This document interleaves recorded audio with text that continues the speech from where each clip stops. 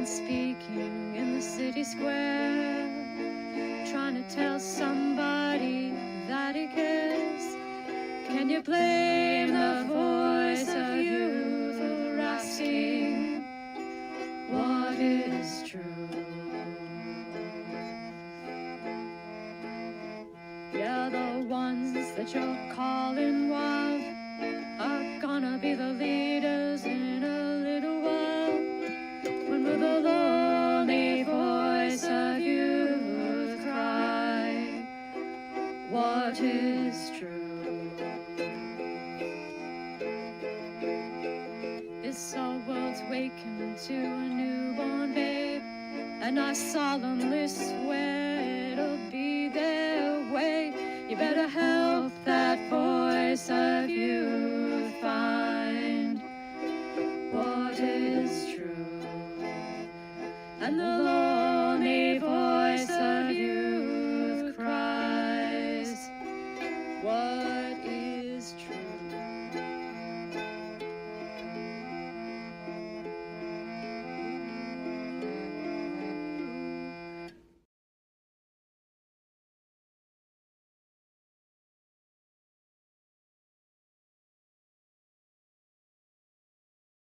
All right. Whoops. Just rushing around here today. We're running a little late, but we're here now and we're pirating. We're talking about the Enchanted World. But first, uh, before we get to that, uh, we got to talk about what's going on, especially now. Like, the chaos continues. The chaos increases. It's quite the ride. It's quite the ride. Uh, we got our Sam Pell here because we're fighting chaos. We've got our Muppet Cup. Have you considered? You should. And I've got some Table Rock tea. I'm doing a wintergreen because end of summer thing. So, look, it's been absolutely wild. Just every week gets wilder than the last. This is the chaos. No patterns. Don't be looking for patterns. They're not there. Not at the level of day to day, week to week, month to month, right? We're in these transition periods. People are calling them kairos moments. Whatever. Not my favorite word. Also not entirely wrong, right? Not like, oh, don't use that word. My light's set up correctly. There. That's much better. Okay. The world right now is just so crazy. There's so many sort of strange things happening. It's hard to quantify how strange they are and how many strange things are happening, because everything's kind of revealing itself. Things are not breaking down. That's not the right way to think about it. Things are being revealed. That's the better way to think about it. So a lot of people are just paying attention to things they never paid attention to before, like politics. And then they find out what they thought about politics and how it worked is not here.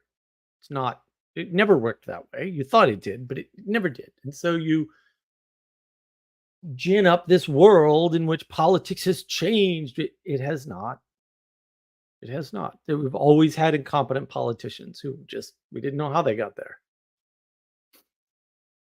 Because we thought politics was, one person getting elected, and that's, as you go up the chain, that becomes increasingly less true. Once you get to the federal level, it's kind of a silly thing to think about. It's a silly way to think about it.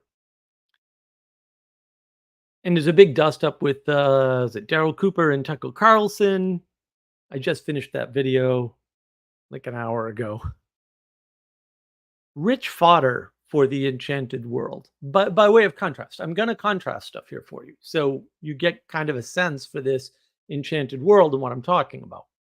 And I did record, but it's not done editing yet. Another enchanted video, um, talking about this subject, this enchanted world subject. So some of this might be a little bit from there. You might kind of see it again in the future if you watch my recorded videos, which of course you should because they're awesome. Um, I have to say that it's my channel. If I don't believe that, what am I doing? A claim was made by Daryl Cooper, who is my least favorite person. Um, that we I read 80 books on this topic, and he brags about that. And look, that's work, and he put in some work, and you should get credit for putting in work when you put in work. Sure. But there's a presumption in our society about what that means, as though books are some neutral agent in the world that tells you something that doesn't have any bias or valence. It's a very age of gnosis way of thinking. It's very objective material reality. Books are material. Books are part of reality. They're part of manifested reality, not created reality. Oops, didn't think about that, did ya? But they're certainly not objective. There's an agent behind those books. You could read 80 books about a subject and get propagandized by all of them, by people with agendas you can't be aware of. Maybe some of them you can, but maybe none of them you can too. Reading contemporary sources would have taken less time and provided a better, cleaner set of data to draw from. So I would argue reading the 80 books is probably not the best use of your time, energy, and attention to understand that.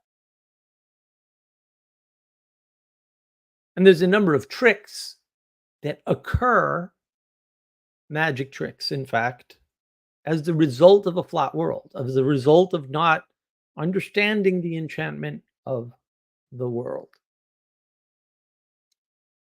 You can make ambiguous claims about speech restrictions in European countries without ever nailing down what they are and why they may be good or bad.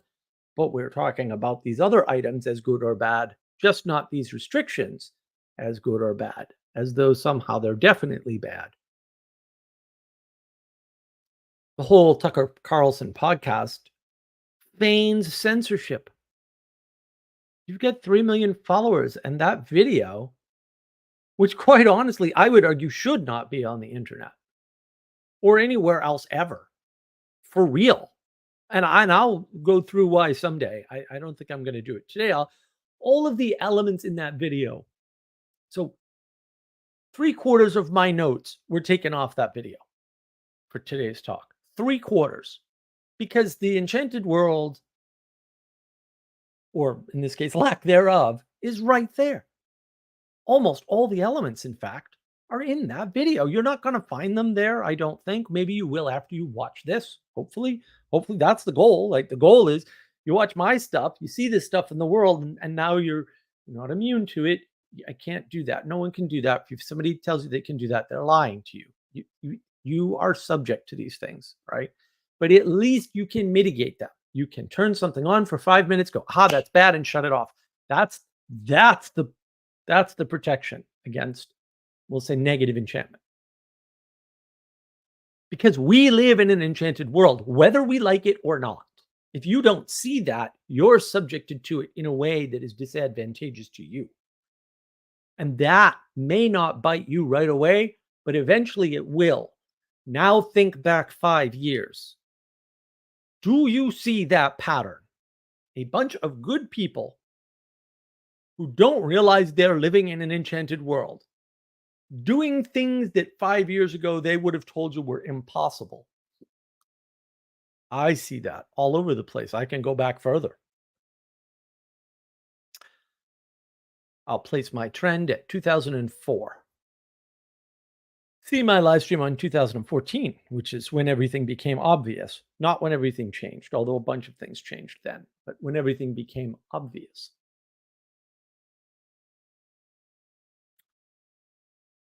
And the thing is, feigning censorship, being a victim, these are the sorts of things that Tucker was doing. I like Tucker Carlson mostly, less so lately, because I think Tucker lives in an enchanted world and he doesn't understand that yet.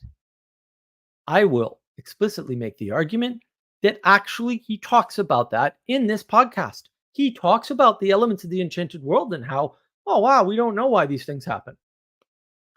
Okay, bro, I do though. Like, I don't, lots of other people do. Like, you don't. I get that. That's a failure on you. That's not a failure on the world. That's not a problem in the world. That's a problem in you. And we fail to identify problems in us.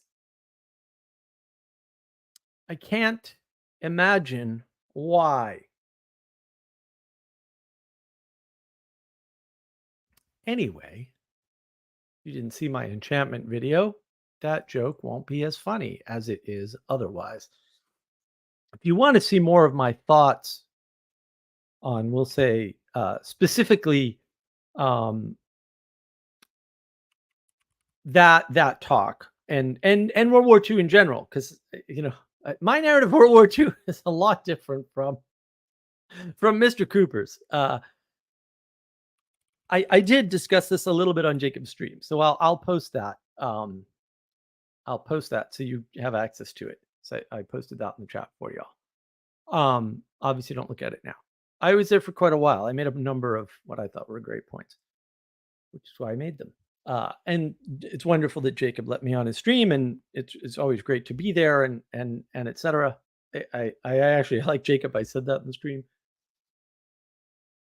But the thing is, again, like, we're living in increasing chaos, and I think we've spent too much time in our society, especially over the past 50 years, wondering about what to do when bad things happen to good people. Okay? And we haven't spent near enough time wondering what happens when bad people happen to good things. And the reason why is because we don't believe in bad people anymore. Everyone's got a good quality. I don't care. I literally don't care. If your good quality doesn't manifest, it ain't a good quality. I'm a pragmatist. Piss off. Results, please. If your good quality doesn't do good in the world, I don't care. You're still a bad person. And the thing is, because we're not saying what happens when bad people happen to good things, we begin a nightmare for us, for ourselves, and we stay in that nightmare because we refuse to understand that there are bad people. And when you don't understand there are bad people, you don't look for them. And when you don't look for them, you won't find them. Or except maybe in history. Is it Hitler? Is it Churchill? Is it Stalin? I don't know. And it's the reverse trick, right? Oh, that person didn't mean it. They're a good person. All you're doing is saying, oh, Churchill's bad because he did a bad thing or several bad things or whatever. You're ascribing a bunch of motives to him that are just flat out wrong, by the way. But again, we'll go over that maybe in a live stream at a later time. These are the things we're seeing in the world. I haven't even gotten to Enchanted World yet, guys. We're still recapping the week.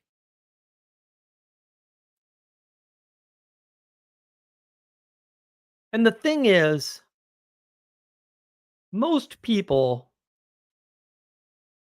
don't have the ability to separate what they like from how the world should be. I don't like laws restricting your speech about the Holocaust. I actually don't. But maybe that's best for the world. And maybe I just have to suck it up for the betterment of everybody else. And maybe it's a cost to me. I'm okay with that. I make those decisions all the time in all kinds of contexts. And some of it's not the restriction, but the way the restriction is implemented. Suck it up, buttercup, or get involved in implementing it. And if you can't, suck it up.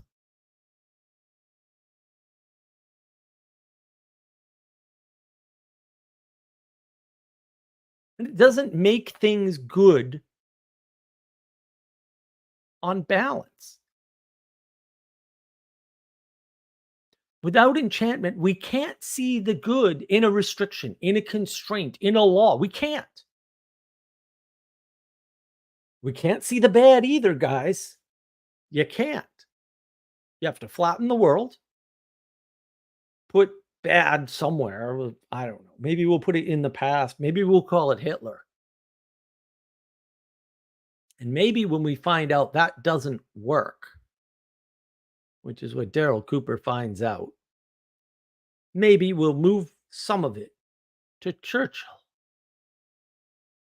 Because that's what's happening. Meantime, obviously, you can't be stupid and get to high office in the federal government. What? We have so many stupid people in the federal government who are elected. I don't even know why you would think that. Maybe you put too much hope in the sacredness and sanctity of a particular federal office. That's your flaw, by the way. So let's give an example of the enchanted world, shall we? Because all the chaos you're seeing, and it will increase, don't worry. Buckle up, Buttercup. You think this is wild? Wait for next week and the week after that. It won't stop with the election, by the way. Oh, wait till after the election. Oh boy, are you guys in for a fun ride. That may not manifest. So I'm not going to go into the prediction, but patterns.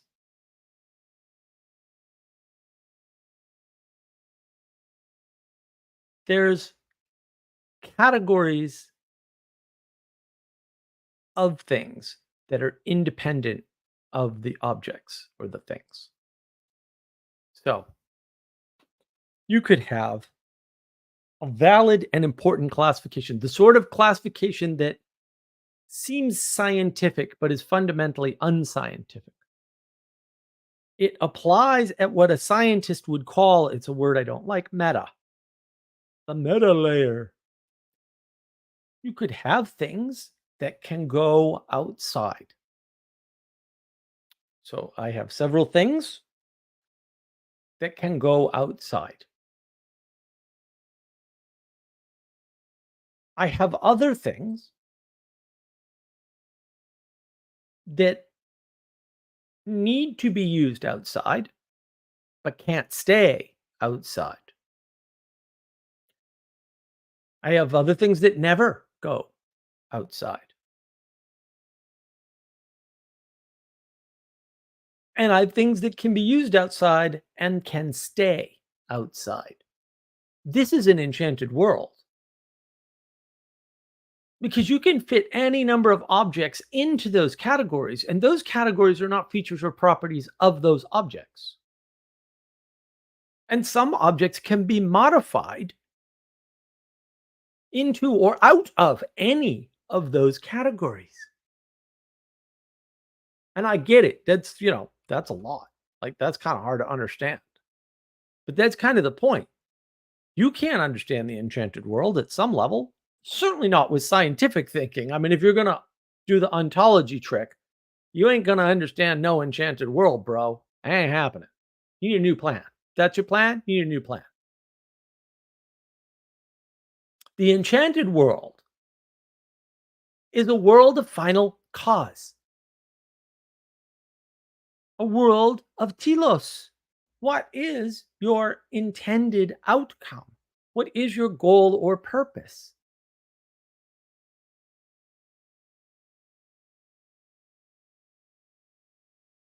And the flat world is the paper world. It's a flat, two-dimensional XY world. XY can be this way or this way or this way or this way or this way. It doesn't matter. You're still stuck on a piece of paper, on a plane, on a flat, two-dimensional world. If you want the enchanted world, if you want to get rid of the conflicts, contradictions, and parasitic behaviors that are inevitable in a flat world, they may take a while to manifest, or at least for you to see, but they're always there. You need to move up towards the good, the true, and the beautiful. Otherwise, you'll stay flat until you go down. You can stay flat a long time. I get that. Don't get fooled. But that means that there is a danger in trying to re-enchant the world without realizing the enchantment up or for the good. The rest is just Gnosticism. That's the definition of Gnosticism. Trying to enchant the world without looking towards the true, the good, and the beautiful, you're going to be Gnostic. That's what's going to happen. That's an observation. It's not an arbitrary definition of Gnosticism. That's what will happen, what has to happen. It's a natural law of the universe, if you will. You will be Gnostic. And it's what rebellion, which is fundamentally parasitic and cannot be anything else, always leads to. It always leads to a reciprocal narrowing. When you reject, instead of trying to find a way to cooperate, you reciprocally narrow, you parasitize everything. Don't do that. So why did we flatten the world? Well, flat worlds are comfort. They're simple, they're easy to understand. When something is convenient, it is flat to you. I want a pizza, I make a phone call, they bring me a pizza. I don't have to make the dough, flatten the dough, put stuff on the dough, put the dough in the oven, wait for it to cook. It's a flat pizza. There's no depth to the pizza. The time that was taken to build the pizza was not mine.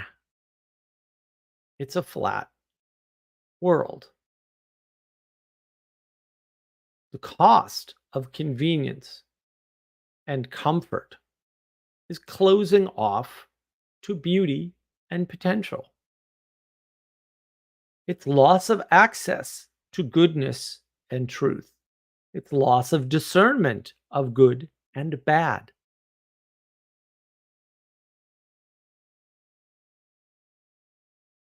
It also avoids evil.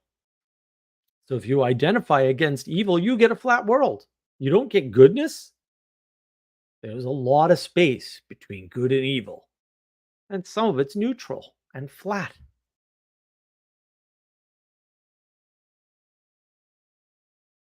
In the enchanted world, you can be judged. In the flat world, no one can judge you. Do you ever hear anybody talk about judgment and maybe say you shouldn't judge? They don't want you to live in an enchanted world. I wonder why. I wonder why. Oh, no, I don't. I know why. You get rid of the judge. You get rid of the ideal. There's nothing above you that's able to hold you accountable, to make you responsible. to keep you engaged. You don't have to strive for anything. The cost is a flat world.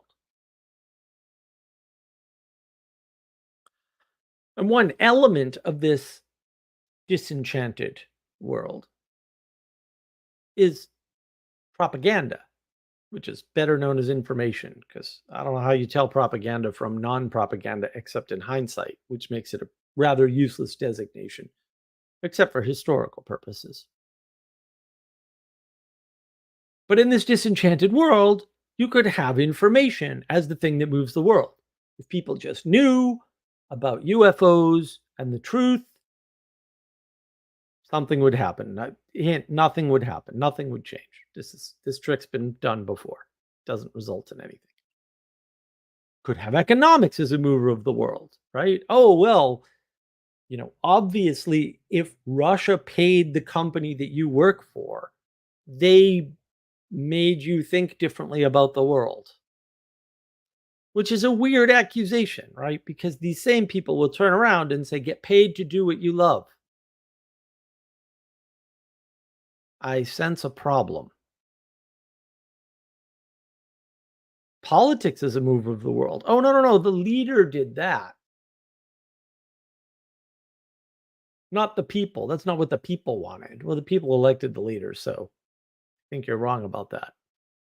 Psychology is a mover of the world, whether it be your trauma or some condition you have, right?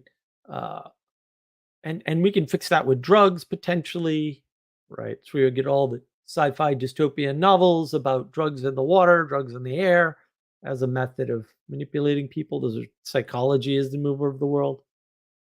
Genetics is the mover of the world, right? We just cure these genetic diseases, whatever. Notice where all the agency is in a flat world. It's here with you. It's around you, but not you. It's never you. Did you ever notice that? In a flat world, it's economics. You're not part of the economic system. You're a slave to it. It's politics. You're not a voter. The leader often did that without your vote. It's information. I don't know. You were fed that information. You had no choice. You couldn't click the TV off or watch a different YouTube channel. You had no choice. It's psychology. He couldn't help it. He grew up that way. There's no agency in you in a flat world. That's weird. Isn't that weird? I think that's weird. Do you think that's weird? It's a little strange. And maybe you can control it, or maybe not. It sort of depends on who's spinning you this tall tale. It seems to be bigger than you, but it's not, quote, outside of you so much. You don't need to relate to it with any kind of a quality relationship, with an intimacy. You just use it as a tool. You use it procedurally. That's why I can describe it to you in propositions and tell you exactly how politics works. Propositionally. The flat world indeed. Enchantment is relating to the world by participating in it, not reading a book about it, not talking about it with your friends or smart people or people you've never met or in a theological frame. That's not enchantment. It might be enchanting because you're stuck in the flat world and something's now moving you because you don't have any agency all of a sudden. Beware people who tell you you don't have agency. You want justice. You want love. You want relationship. You want trust.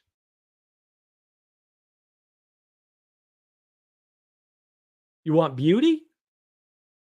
You need enchantment. Is it a coincidence that those who are living in a flat world, who reduced trust to legalism or treaties or contracts, are trying to figure out how to fix trust and somehow don't have an answer, isn't that telling?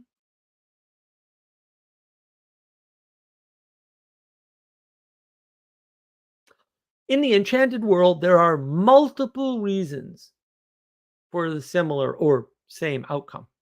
Multiple reasons.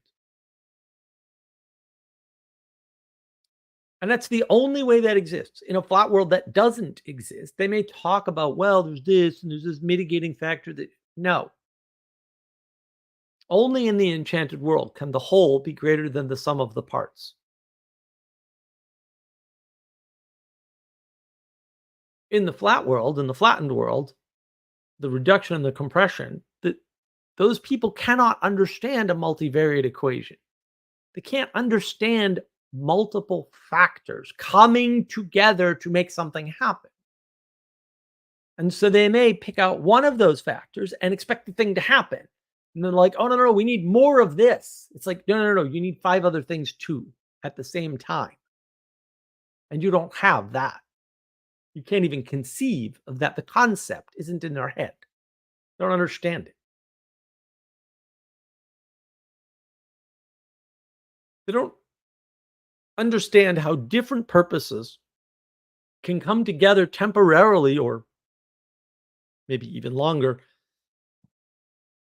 to seem like a conspiracy.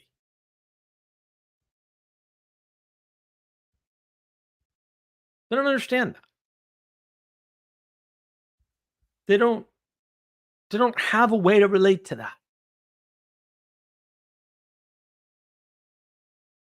They just say it's a conspiracy. And they gin up some, 9 guys with cigars in a dark room bullshit.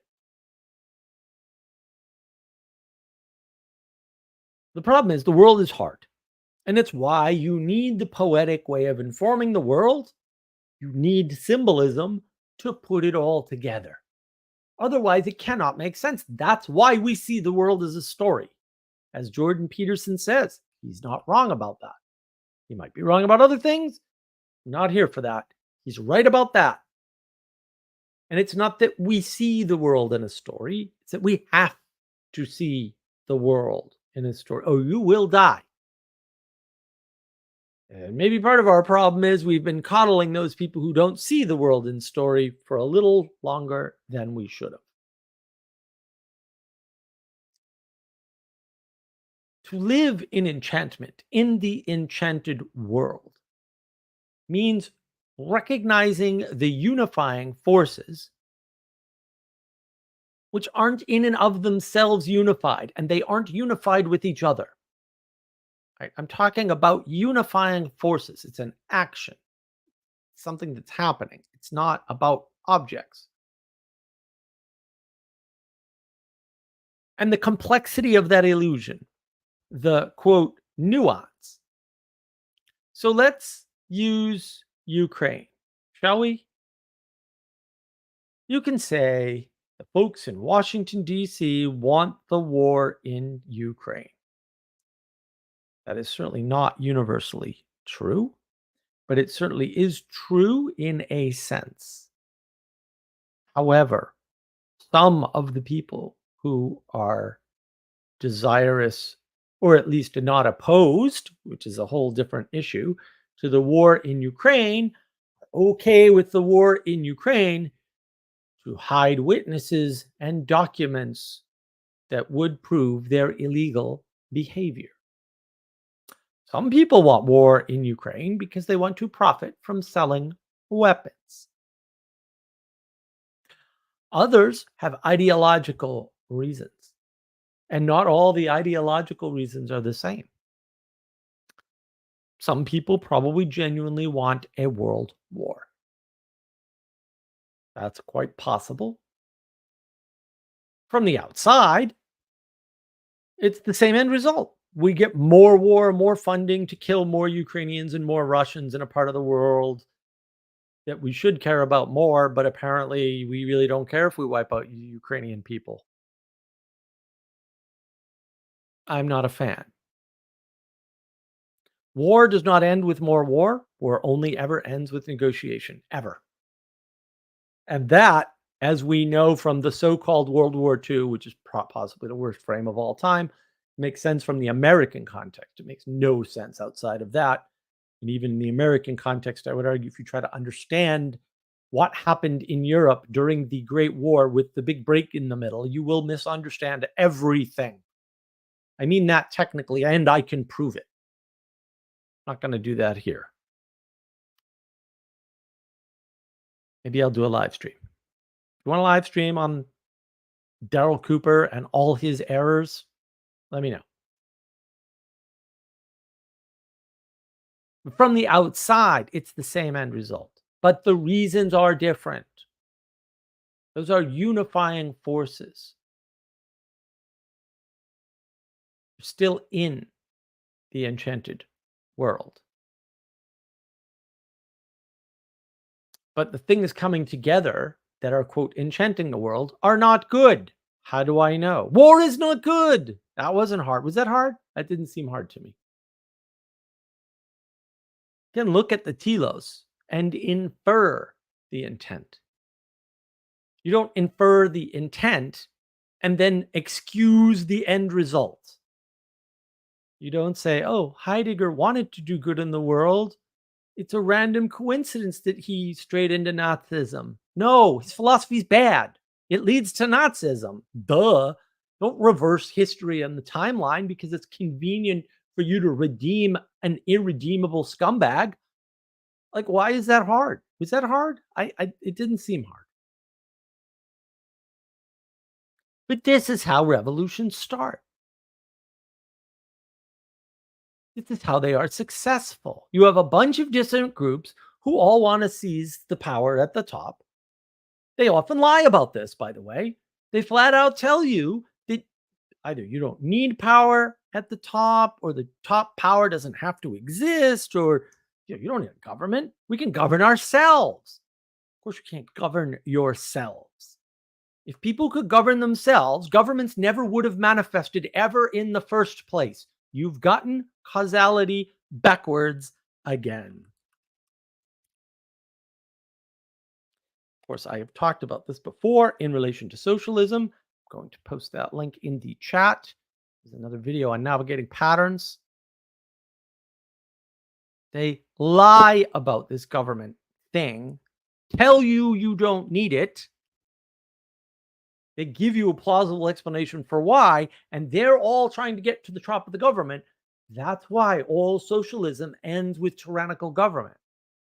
Also, Plato went over this in the Republic. Why we're falling for this, I have no idea.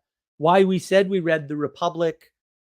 Maybe you did, and you have low reading comprehension, and you shouldn't have been allowed to. I don't know, but I got my suspicions at this point, guys. I'm just saying. I'm going to do book 10 at some point, because I talked about that, I think, on Jacob's stream. And I don't even know if I can do that video. I'm so angry just thinking about it still. Texas Wisdom Community YouTube channel. You can see the Republic Book Club that we did. The whole thing is great, by the way, but don't read that book by yourself. Foolish mistake. I never made that mistake. I feel grateful. So these revolutionaries, these socialists, these decentralizers, because they're all the same, by the way, they all want the top power gone. Whatever lie they're going to tell you about it. And again, usually it's we don't need anything on top, right? This is a disenchantment. Taking away the top, you're flattening the world. It's a disenchantment. You do not live and cannot live in a disenchanted world. You can't live in a simple world where the way you discuss things with your neighbor is the same as how you can discuss things with a stranger. Like, that world is never going to manifest for you ever. Don't worry about it. Deal with the here and now. It's an impossibility, and it's a lie. As things scale up, the rules have to change. Mistakes are larger and more impactful across dimensions that you don't understand because you're not accounting for the enchanted world. They want the top spot for your own good. They'll tell you that. Or is it for their good? Hmm, that's something to think about. And no matter how you implement this dream of socialism or whatever other kind of utopic idealism, or no matter who implements it, in other words, you could have a good person with good intent who's very smart, like Jim Jones. I mean, Daryl Cooper talks about Jim Jones. It always ends in chaos. That fact, that historical reality is a pointer towards reality, by the way. It's a hint, it's a clear signal. Don't ignore it. Look at the socialism memes, they're all over the place. Socialism has never resulted in anything except millions of deaths. That's a hint. In case it's unclear, millions of deaths are bad. Don't do that. Don't do things that do that. They're bad things. Why? Because they result in, I don't know why this isn't obvious. We are living in a world where that is not obvious. Over and over again to large numbers of people, not as large as you think. The Democrats are not 50% of the United States. They never were. They never will have been. Sorry. Uh, Maybe 20% of the population? Still way too high. Don't care. But it's something like that. But it ain't no 50, guys. Like just stop. Stop with the equality doctrine bullshit. Always been more Republicans. Always. When you stop recognizing the enchanted world, the nature of magic changes. It flips. It turns against you. Now, the wonder of detail, the uniqueness of every dragonfly's wings, for example, turns into a trick of manipulation. Adding detail to somebody in a flat world, and you could be in the flat world adding detail, there's no prohibition against that, seems like magic, which it seems like goodness because it's new, it's novel, it's exciting, it's interesting. This is one form of emergence is good. Learning more and more about history is not magic. While it may be new to you, it's not likely to bring you new information that is useful, except to highlight an existing pattern, which lots of other information could do better.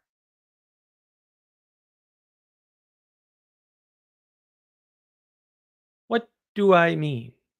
You could find out, for example, that some highly lauded, brave, and wonderful person, like Winston Churchill, by the way,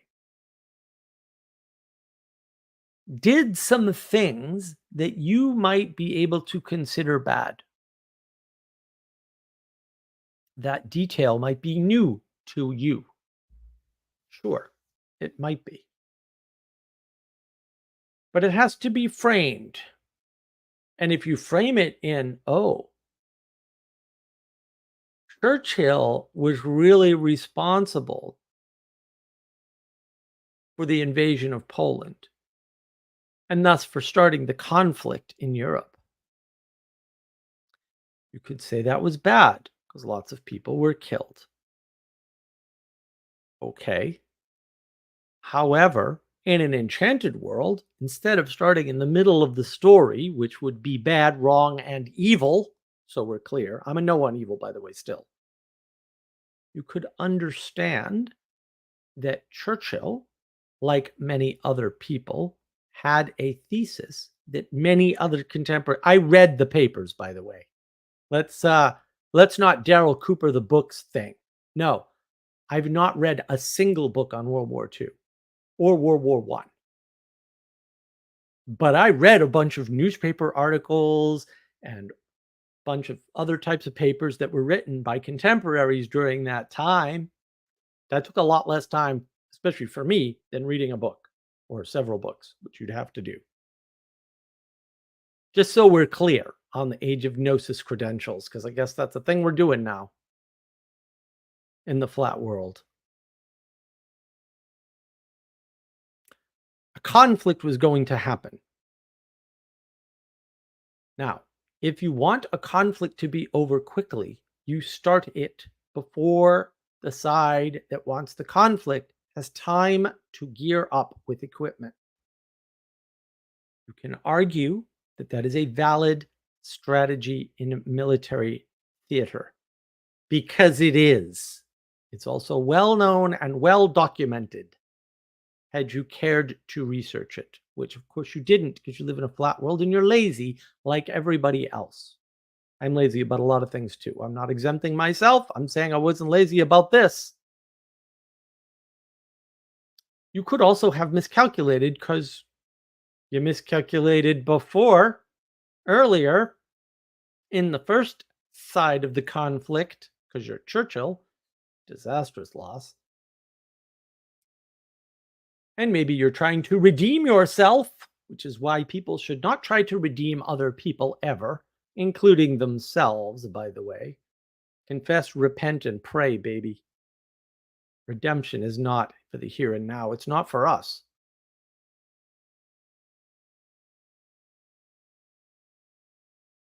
Then you would misunderstand the badness of trying to kick off a conflict early. Maybe kicking off a conflict early is a good idea. And maybe that idea fails in implementation because that happens all the time because we live in an enchanted world. I'm going to break that out a little bit further later. But there's always more detail. Now, this isn't to say that zero detail is what you want or need. It's to say that the detail trick is a good trick to use sometimes, but most of the time it's not. People get complacent or arrogant, but the more detailed trick is cheap. It's banal. It's a basic trick. Being enchanted by, quote, more detail is foolish because there's always more detail. I don't know if you realize this, but the life of one person has more detail than your life. Plus, guys, you have to track the detail in your life. And there's not only one other person. There's always more detail than you can hope to think about or imagine in your tiny little Muppet mind. Always. It might as well be infinite. I don't know that it is infinite. Physics would argue it is, by the way, or at least most of physics, last I checked. But it doesn't matter. From your perspective, it's infinite.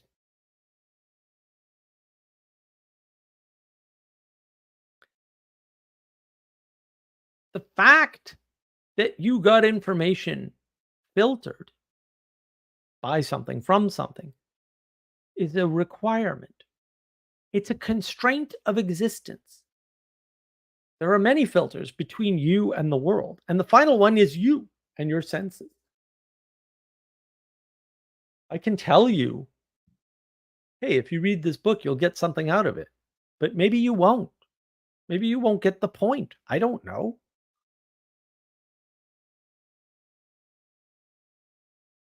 Just because you read the book doesn't mean you understood what the author was saying, and maybe you got what you wanted to out of it. And maybe that was a fantasy.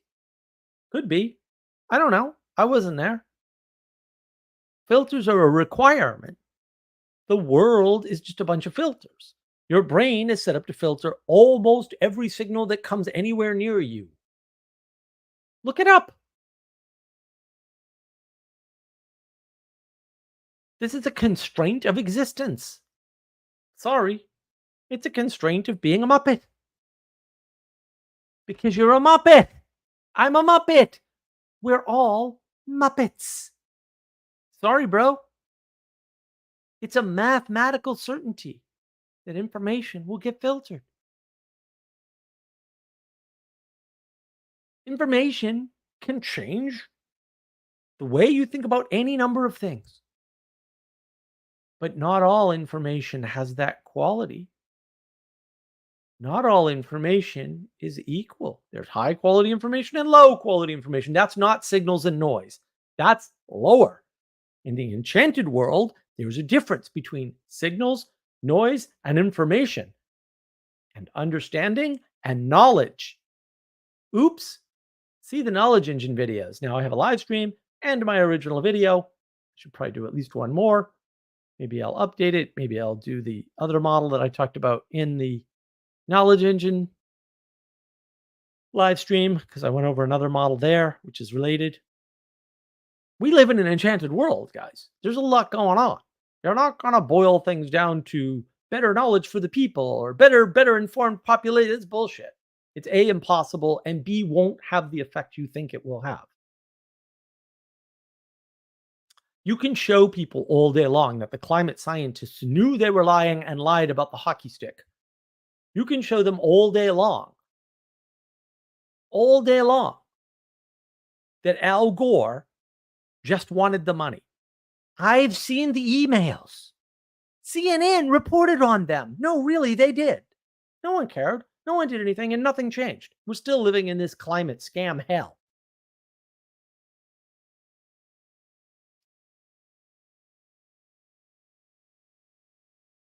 Did that information change? It didn't change anything. The actual emails from the actual people, and they were the real emails. And those people never denied that they were the real emails. Nothing changed. Nothing. This age of gnosis thesis that information is somehow going to re-enchant the world is garbage. It's completely false, and we know it's false. It's been tried. It doesn't work. It's that simple. Filters. People want to call a video of election fraud in progress that's 8.5 hours long a fraud and say it's been debunked 3 hours after it was released, which means it's impossible to debunk it. You can't debunk something in 3 hours. What are you, high? You can't stop that. All the 8.5 hour videos in the world won't fix that problem. They've filtered out the good information and replaced it with debunked. That happened. You live in the world where that happened. Sorry, bro. Sucks. Not all information is equal. More information is not better. I do need to do the more information will not help video, but I just have not found a way to make it clear yet.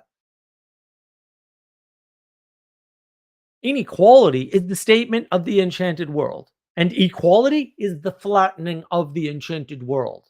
I know. I've got it. What? New thought. Don't do that. We're not equal. I don't want to be equal. I reject equality. Equal treatment? Absolutely. Equal? Absolutely not. If somebody wants equality, they are an evolution denier. Nothing about evolution. Zero things actually work in evolution land with equality. I know this because you can model it on a computer, and I have done that. And these other idiots have not. To the extent they may have actually, like Dawkins, who did, to be fair, run an evolutionary program, I bet he never put equalities in it because it wouldn't do anything. Oops. Still want your equality? Are you willing to sacrifice your evolution? I don't think so. If you manifested equality tomorrow, evolution would end. Are you sure you just didn't read Revelation one too many times? End times indeed. The quickest, most complete, and best way to learn about the enchanted world that you are in and have been in and everybody else is in is to experience it, to experience the things in the world. You know what's not a good way? You know what won't work? A book. Don't read a book. What are you reading a book for? Burn all the books. Sorry. I'm there. I'm still there. Books flatten the world. You're not there. That didn't happen to you. You don't have the perspective of the author. Maybe you can't have the perspective of the author. I have no idea. It's quite possible. A number of people seem to have read Plato's Republic and absolutely missed the point. Some people have read that book and missed every single point Plato made and are actually contradicting what Plato said and claiming that he said the opposite. All kinds of people. You could flatten the parable of the cave. Look at my Lies of Plato's Cave video. I'll show you that happened. I've got the goods. I went through and did all the references. Can't get out of the cave. Plato doesn't think that's possible. He has to drag you out of the cave, kicking and screaming. You hate every single minute of it. And you come back to help your fellow people that you grew up with in your education, because that's what the parable is about, education and the want of it. Not about anything else, by the way. Not about anything else. And what do? They kill you. That's what they do. They kill you. Is that the world you want to live in, you idiot? No. No, it's not. That's war. You want to know how to get war? That's how you get war. You misread the parable of the cave. That'll do it all by itself. It'll take years, but we're there. We've been misreading that for years.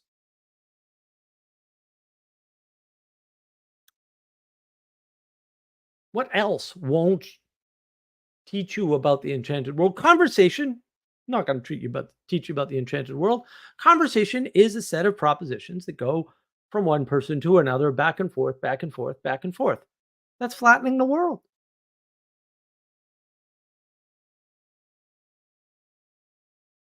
I can't explain to you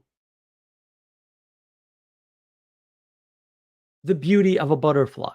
It's not possible to put that in propositions and do it any sort of justice. There's a proposition for an enchanted world that doesn't work in the flat world. That's why all these science idiots can't explain how to revivify trust or justice. They don't understand politics.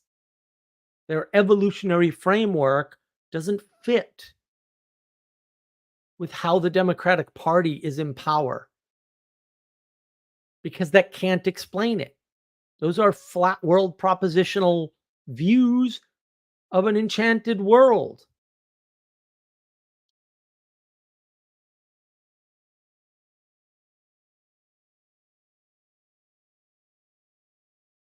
Now, experience is not universally a solution. It won't fix you necessarily or people in general. And that's because it won't prevent you from denying the reality around you. If you don't watch the 8.5-hour video, if you don't read the leaked emails, if you don't believe the CNN report that the emails are genuine, it won't have an impact on you. But that's on you. It's not anybody else's responsibility. Anyone else's fault. No one did that to you. You did that to yourself. I know. Don't do that. It's hard. I don't disagree. Also, if what you're doing is easy, you're doing it wrong. How's that? You want a flat, quick and dirty, single. There you go. Did you struggle? No. Worthless. Waste of your time. I guess I have to do that. I can't tell you about the enchanted world. I can tell you about the flat world. That's easy. It's all propositional. If you don't submit to new experiences, you won't have them. You won't learn from them. You won't experience them properly. They won't change you. They won't improve you. They won't open you up, because external things can't do that alone. Yes, you need them. They're one component. Also need the humility. If you instead submit to the newness or the emergence, then the experience will feel good. Nothing will change in you or outside of you for that matter, but you'll have wasted time, energy, and attention that could have been better spent elsewhere. Enchantment takes work, struggle, thought, careful navigation, attention to orientation, and constant course correction. Navigating patterns indeed.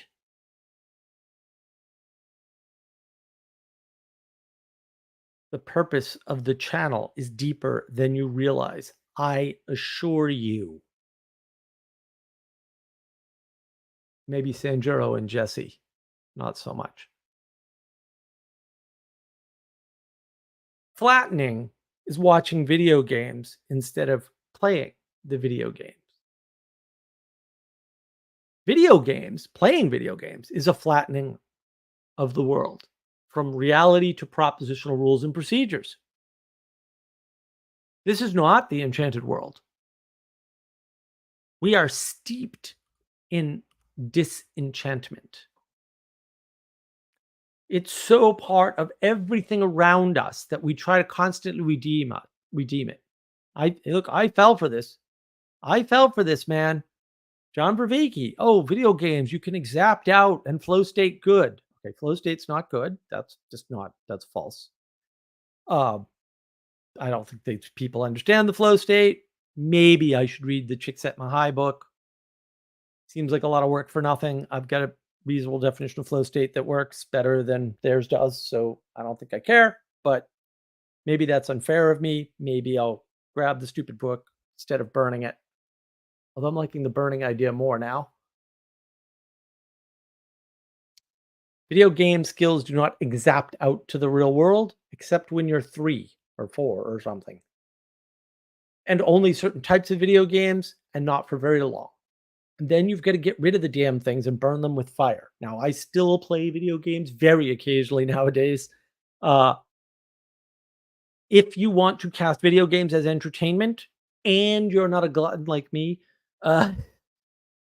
which is why I avoid going down that rabbit hole, because I'll play for 8 hours. I'll do a live stream for 8 hours. I've done it before. Then entertainment is fine. You want to play 3 hours of video games a week? Probably not a problem. You want to blow 4 hours a day after work every day? Because I did that.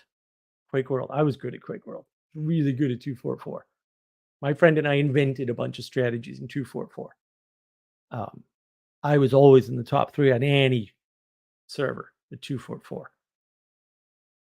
Yeah, I was very good at Quake World, but I put in a lot of time. I don't regret any of it. I was having fun, and I was super productive back then. So for me, blowing 4 hours in a day wasn't a real big deal because I had 20 of them, and 20 hours of my time back then was like 200 of a normal human. So I didn't care.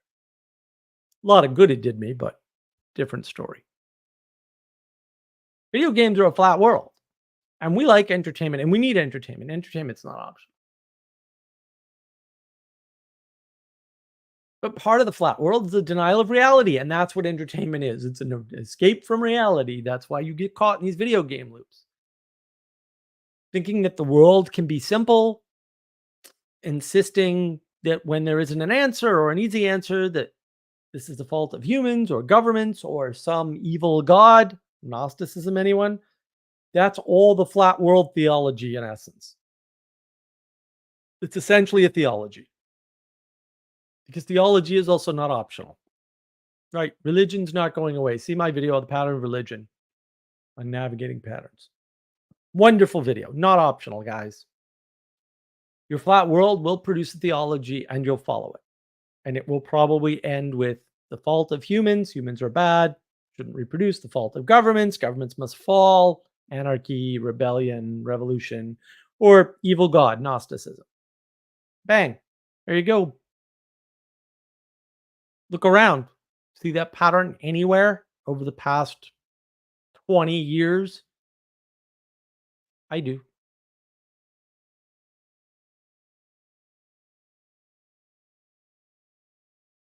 In the flat world, you confuse some of these higher ideas. You confuse intelligence for goodness, or maybe meritocracy for goodness. You just collapse those two words into one.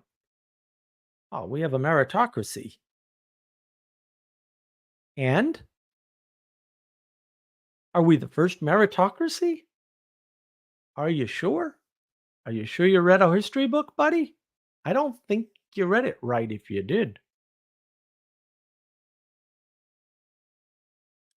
Oh, well, he's pretty smart, so he wouldn't do anything bad. Intelligence, for goodness. And you're not seeing how those things, meritocracy, intelligence, whatever, are resulting in the problems that you're complaining about. Casting them as solutions for the things they caused. You have causation and correlation mixed up. And one of the tricks, and I'm not saying he's doing this deliberately, he seems like a nice enough guy, Daryl Cooper uses is he goes backwards in the historical timeline to make a point. Dude, you can't go from 1941 to 1940. That's out of order. Sequence is important. It matters what came first.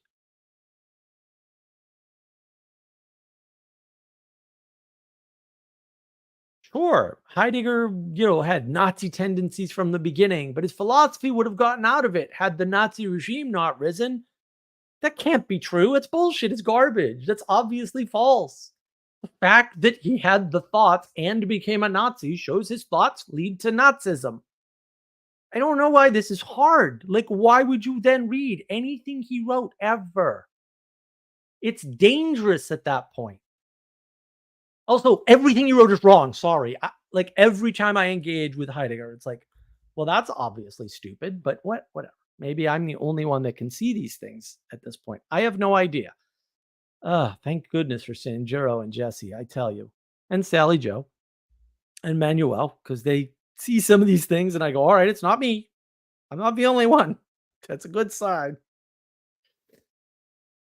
Ugh.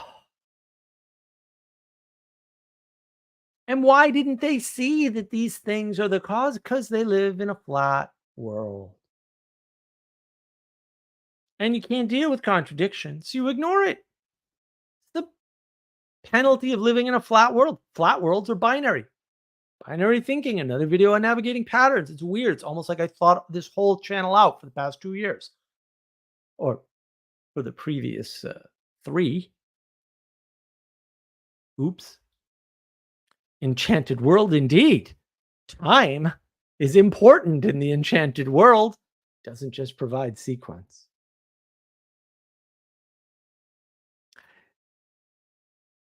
Denying creation creates a flat world. Also, a flat world will cause you to deny creation. Oops.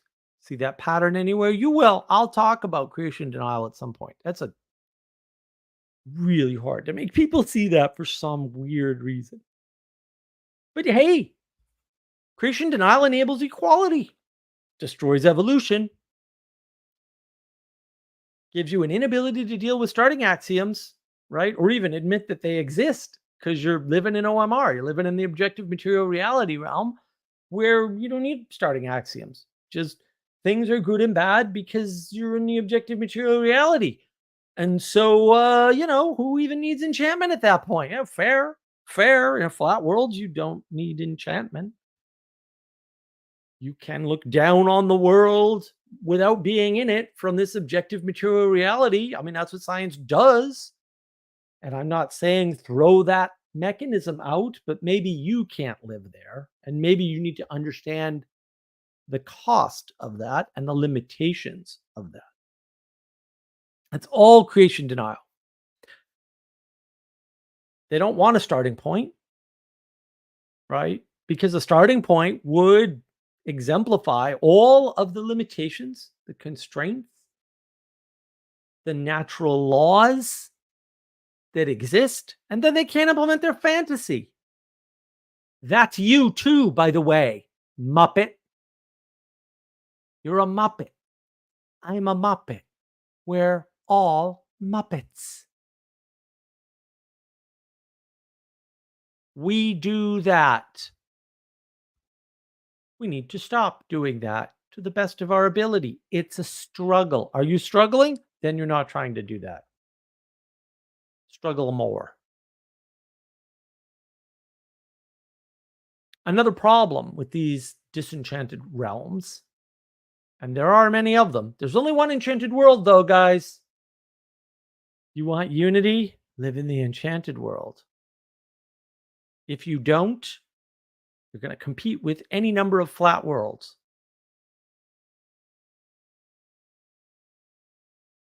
When you live in a flat world, you look at the world as if intent gets executed with perfect implementation based on a plan that will reliably produce the intended results. That's living in a disenchanted world. You have to have an idea. It has to be correct. You need to know where you're starting. You have to be right about that. You have to make a plan that is correct, accurate, and precise, and accounts for all of the factors that aren't directly related to your problem. And then you have to implement, likely not alone, by the way. And even if you're frickin' perfect, other people aren't. And all of that has to go off without any unforeseen events happening, or go off without a hitch, as they say. Of course, only then do you see the viability of what you tried to implement. Now, the problem is when whatever your intent was isn't perfect, it doesn't manifest what you thought it would manifest. The question is why? Was the implementation bad? Was the initial idea bad? Or was the problem formulation wrong? Did you have bad assumptions? Or were you starting from bad axioms? See, it's not so easy, is it? Living in the enchanted world is hard. It's complex. It's impossible. And yet, impossible things happen every day in the enchanted world. You want miracles? Better get in the enchanted world, pal. They don't exist outside of that. You don't exist outside of that either, by the way, but you just can't see it. But that's you. No wonder why everyone likes the flat world better. You can just implement an idea in your head and it works perfectly every time. I know this for a fact. I am still waiting for any one of you to at least be polite to my purple talking unicorn. No, no one, not one. Not one has even addressed the purple talking unicorn in my fantasy world. Don't know why. Guys got to get on the stick. I think you're all rude. Purple talking unicorn introduces itself all the time. It's almost like you can't hear her, him, it. Not even using its proper pronouns now. Good job.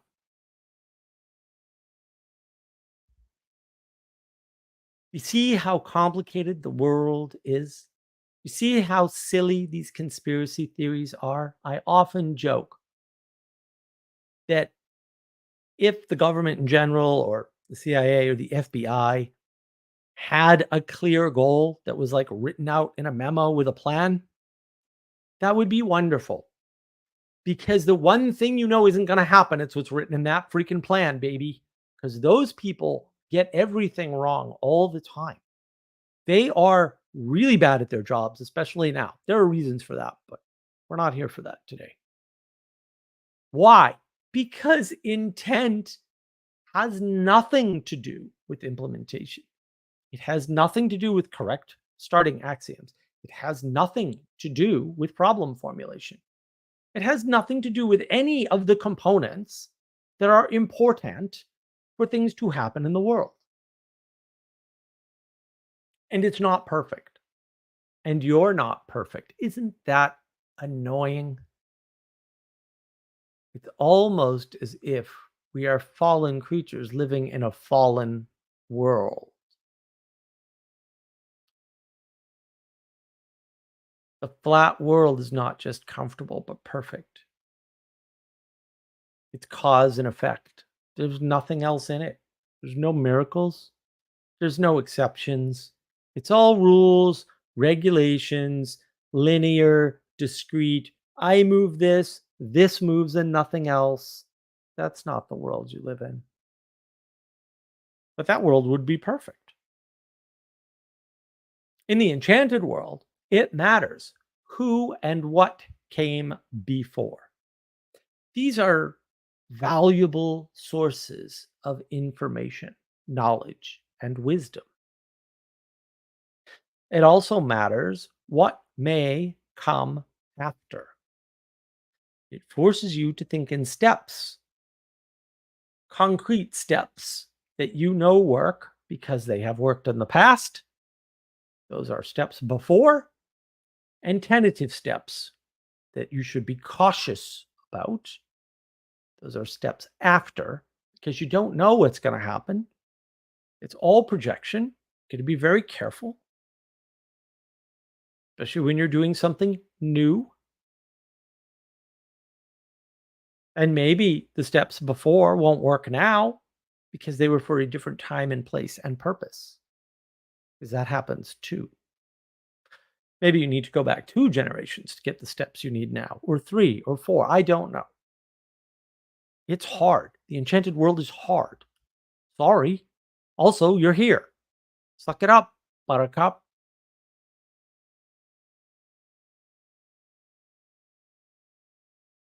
But just thinking about the past and the future gets us out of our middle out thinking. It takes us out of the binary thinking mode.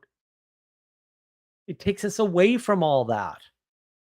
If we say, oh, we're here now and we have to move forward, that's middle out thinking. Yeah, you got here somehow, and some of the things that got you here were probably errors, which is why it ain't working out the way you think it should, pal. So proceeding from here and going forward seems like a stupid idea. No, I mean that literally anybody that says that, you should be extremely suspicious of them immediately. That's why Daryl Cooper's little trick, which he's playing on himself, by the way, works. You should be extremely suspicious of the story that Churchill is a hero. No, Daryl, you shouldn't. You should be extremely suspicious that Churchill was only a hero or only good or only did good things or never made a mistake. Well, yeah, sure. That's a very banal, basic point that's true about any single human being, except maybe the saints, although we're well out of the realm of my expertise. That's the whole point. He's enchanted the flat worlders with a banal, obvious, clearly true thing that everybody should know. The question is, why in this flat world don't they know that? Why have they proceeded as though Churchill was a perfect creature that never did any stupid, bad things, never made any mistakes, where some of his, quote, bad things were just misinterpretations or errors on his part, but their actions themselves were actually quite clever. Those aren't possibilities in your world? All binary thinking, huh? It's all middle out. I have videos on all this. See, navigating patterns. The cost for living in the enchanted world is determining proper starting points and desirable endpoints and costs from side effects as the result of that motion. And all of that is hard to do, which is why Maybe we need to distribute the cognition and outsource some of the responsibility for these things to others. Maybe you can't even do that. You probably can't, especially if you've been used to living in a flat world.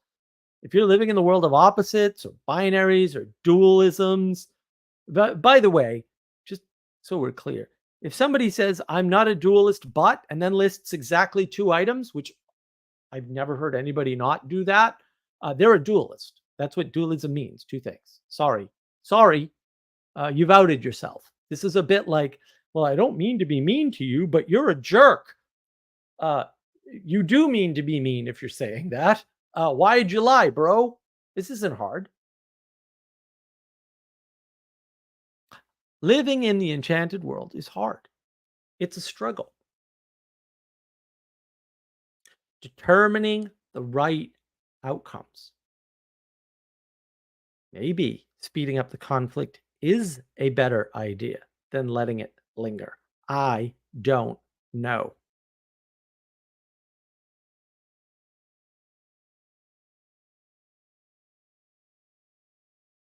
Figuring out what the starting point is. Do we start at World War II because we live in the United States and to us it was two wars? Doesn't even explain the US behavior. What happened to Woodrow Wilson?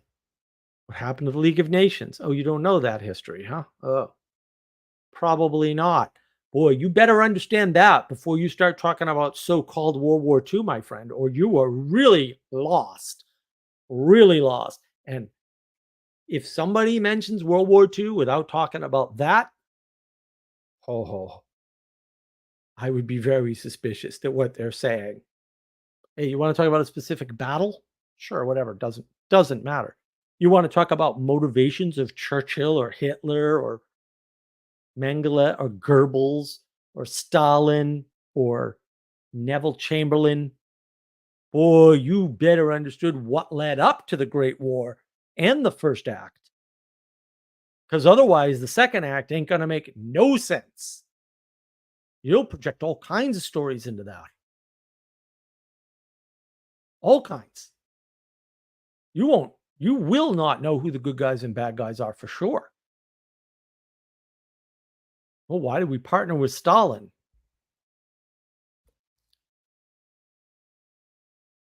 Oddly, and I honestly can't tell.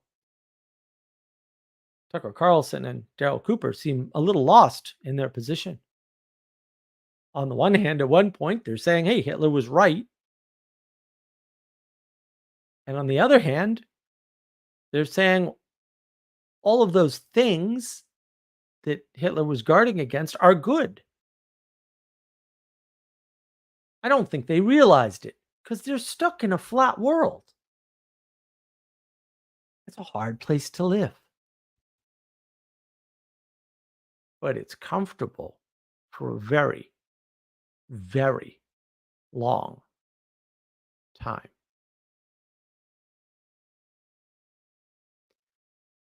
Well, how long was that? Too long. Excellent. Uh, like two-thirds of that, maybe three-quarters of that was all based on the Tucker Cooper conversation. All insights from there, for better or for worse. I thought it was fascinating to watch. So many components of the flat world show up in a single conversation about Jim Jones, World War II, if that's even a thing, and they touched on a bunch of other little things, the telling of history, things like that. Sanjuro, college girl looks at socialism. I can fix him. Oh, dude, I've seen that meme. Fantastic. Yes. All the socialism memes are wonderful. Ixnaan, good to see you. Mark, quote, there are too many good books for me to have a favorite. Well, that's not entirely true, but yes, I did say that. And we should burn all of them. Lefevre. Yes, that is me. Absolutely. Um, look, I say read Taleb. His books are great. I didn't really get a lot out of Taleb, to be honest. The thing that I got out of Taleb, and the thing that I got out of Peterson, too. I mean, not that I got zero out of them, but the things that I got out of them were, hey, I'm not alone. I see some of this. Lab was like just like, oh my goodness. Oh, somebody else sees these things. I thought I was the only one. There's Taleb writing whole books. Fooled by Randomness is wonderful. I mean, Black Swan's wonderful. All his books are great. They're all I couldn't pick one. That was the problem, right? The question that I was asked was, "Give me your top 3 favorite books." And I'm like, "Well, A, no. Books are evil. Burn them. B, favorite for what?" My favorite fiction is H.P. Lovecraft. My favorite poetry, poetic author, we'll say, is probably Thoreau. Um, my favorite technical book, oh, I really like Alan Holub's Compiler Design in C. I think it's quite enlightening. And, of course, um oh, no, I can't remember his name. Anyway, there's a few Stevens, the Stevens networking books, quite good. No one cares about that. I get it. You're not a techie. You don't want to deep dive into stupid computer stuff. Fair. There are days when I'm like, why did I do this again? But I still love my computers. I bought a brand new Chromebook the other day. It's freaking awesome. A Chromebook Plus, whatever that means. It's fantastic. It's awesome. I love it. I haven't even started to play with it, but what little interaction I've had has been joyful for me. That's a mental illness. Don't follow me there. All right, what else? What else we got? Sanjuro, I like my flat world shaken, not stirred. Well, you're gonna live in the enchanted world to shake them or stir them, sir. So I think you're okay. Sanjuro, talking purple unicorn. Did you just enchant my pronouns? You are killing me, sir. I might die on the stream. It's gonna be glorious. That's hysterical. That is hysterical. I love it. I absolutely love it. Yes, I just enchanted my purple talking unicorns pronouns. Yeah, look, I mean, I have a fraught relationship with books. That is true. I'm not well read. Everybody thinks I'm well read. I'm not. Most of what I've read has been short papers because I am extremely dyslexic, and I reading is a slog for me, and I just don't actually like it. So I got to be super motivated. I am in 2 book clubs. I am reading the venerable Moby Dick and enjoying every minute of it, by the way. It's a fantastic book. I did, in fact, read Plato's Republic. That took a long time, too. Texas Wisdom Community. There's a playlist there. I've linked it before. I'm too lazy to find it again. And, of course, I'm reading The Language of Creation, which is actually not a book. If you think this is a book, you're mistaken. The Language of Creation is mostly pictures.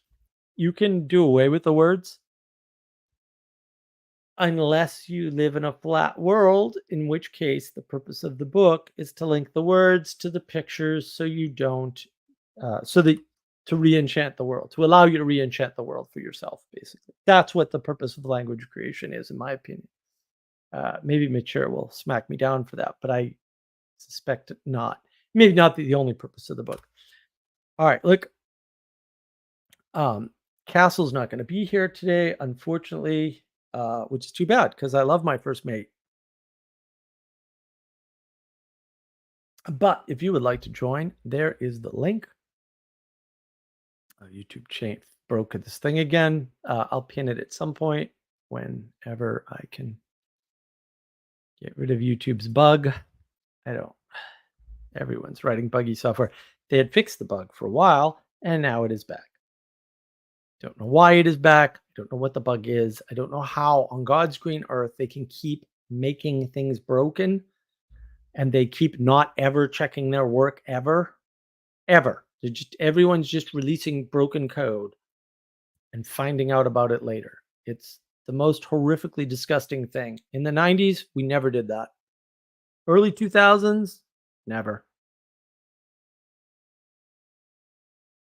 But now that anyone can learn to code, anyone can learn to send broken software out to the wider internet and piss off the world and destroy it. But most people can't ever learn to code, no matter what you do.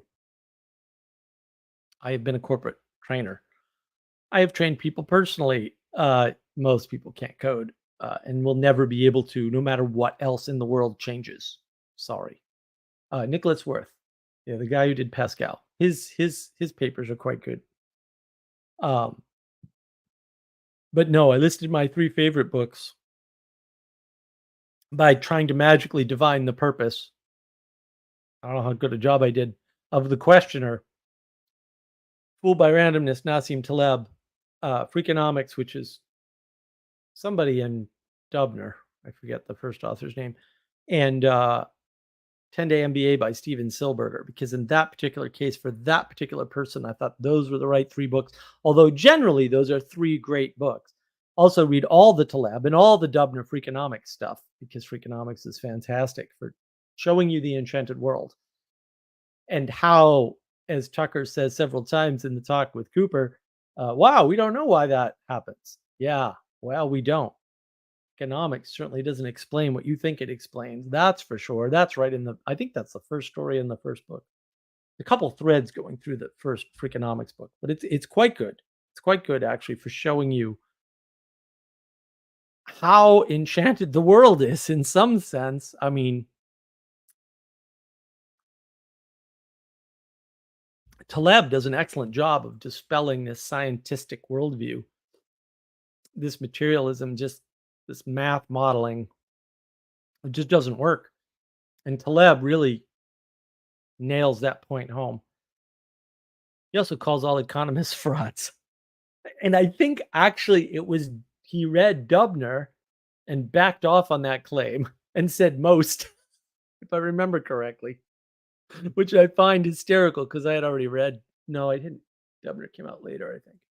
But I had read Dubner before Taleb, that's for sure. So I already knew Dubner was cool. He knew what he was talking about. 10-Day MBA is good, just so you can see how institution works, how complex something more than one person will say a body with more than one person is, right? How many components go into that? That's why 10-Day MBA is good. Steven Silberger, good stuff. Good stuff. Uh, you know, Ixnon, I thought you might mention Lovecraft. Look, obviously, for anyone who's not completely stupid, Lovecraft is the greatest author ever to have put pen to paper. That, however, was not going to be helpful. Not for that particular audience. Paranoid people do not need more paranoia, right? You do not put people in the frame of gothic horror, simple assassination, UFOs, uh, genetic resurrection of dinosaurs when they're already paranoid, or conspiratorial, which is very closely related, but not the same thing. Don't introduce them to those things. I first read The Cats of Ulthar, and that just changed my tiny 15-year-old life for sure. And in fact, I have this beautiful copy. I don't know if you've seen it. I think I've showed it a couple times. Unabridged Lovecraft that came out a few years ago, hardcover. And it's just all his stuff. And I can't wait to reread all his stuff. Yeah, you want enchantment?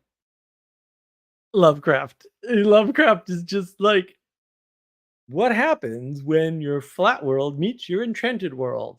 Monsters! He's so Gnostic. I do. This happened the other day because we were talking about Lovecraft a bit. I do try to avoid putting guys like Lovecraft in this framework that I talk about here because this doesn't look good for Lovecraft. um, on the other hand, he had a much better understanding of it than we'll say any people born after him. That's for sure, or even during his time. I mean, it was a very materialistic time. So Poe, who obviously Lovecraft admired, um, and Lovecraft really capture early that enchanted world. They really capture it. I mean, they're really on top of it.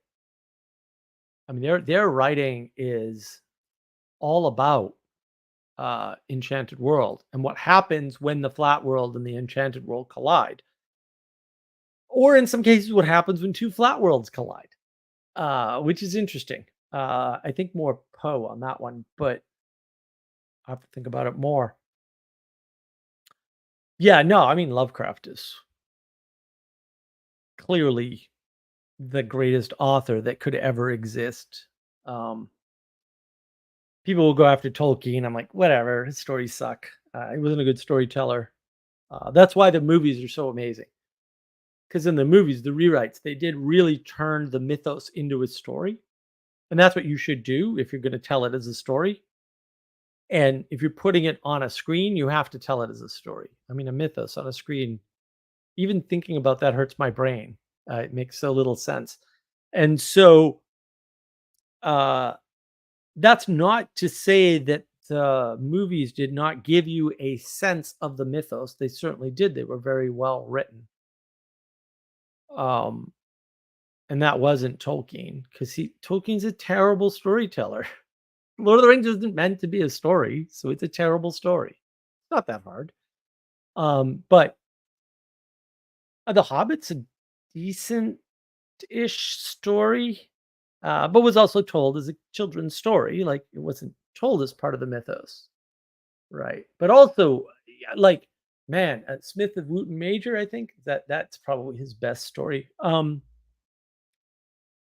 Maybe not. I haven't read all Tolkien stuff or anything crazy because I'm only slightly insane, not that crazy. Also books. Reading is terrible. If you look at the progression, you can see the inflation of a story to a mythos by reading The Hobbit and then reading Lord of the Rings. You can see the difference between story and mythos by reading The Hobbit and reading Lord of the Rings. The Hobbit is a story, right? The Lord of the Rings is a mythos that surrounds the story, and I haven't read the Silmarillion, and I'm probably never going to. But the Silmarillion is the framework that justifies the mythos, right? Because the mythos is infinitely reciprocally opening or widening, right? And so, you know, it's up all the way forever. Hopefully, down.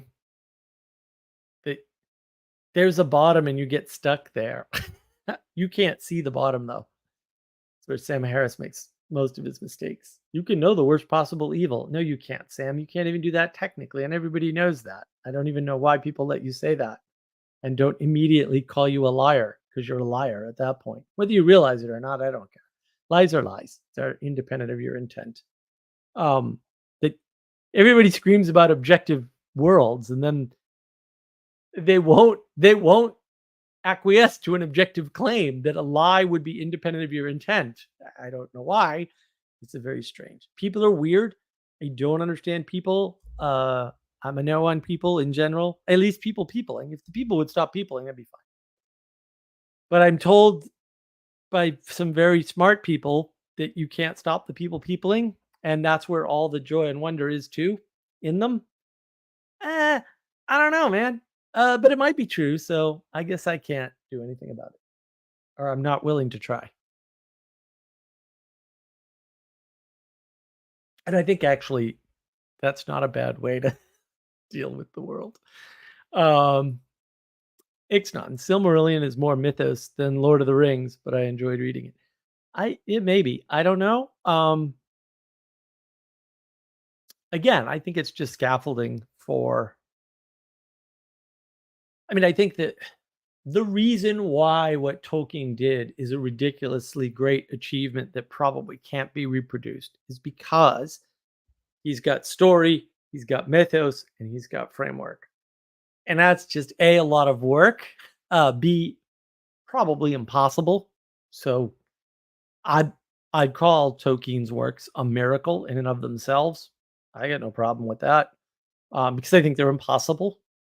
I don't think humans can do that. like technically. So I'm cool with all that.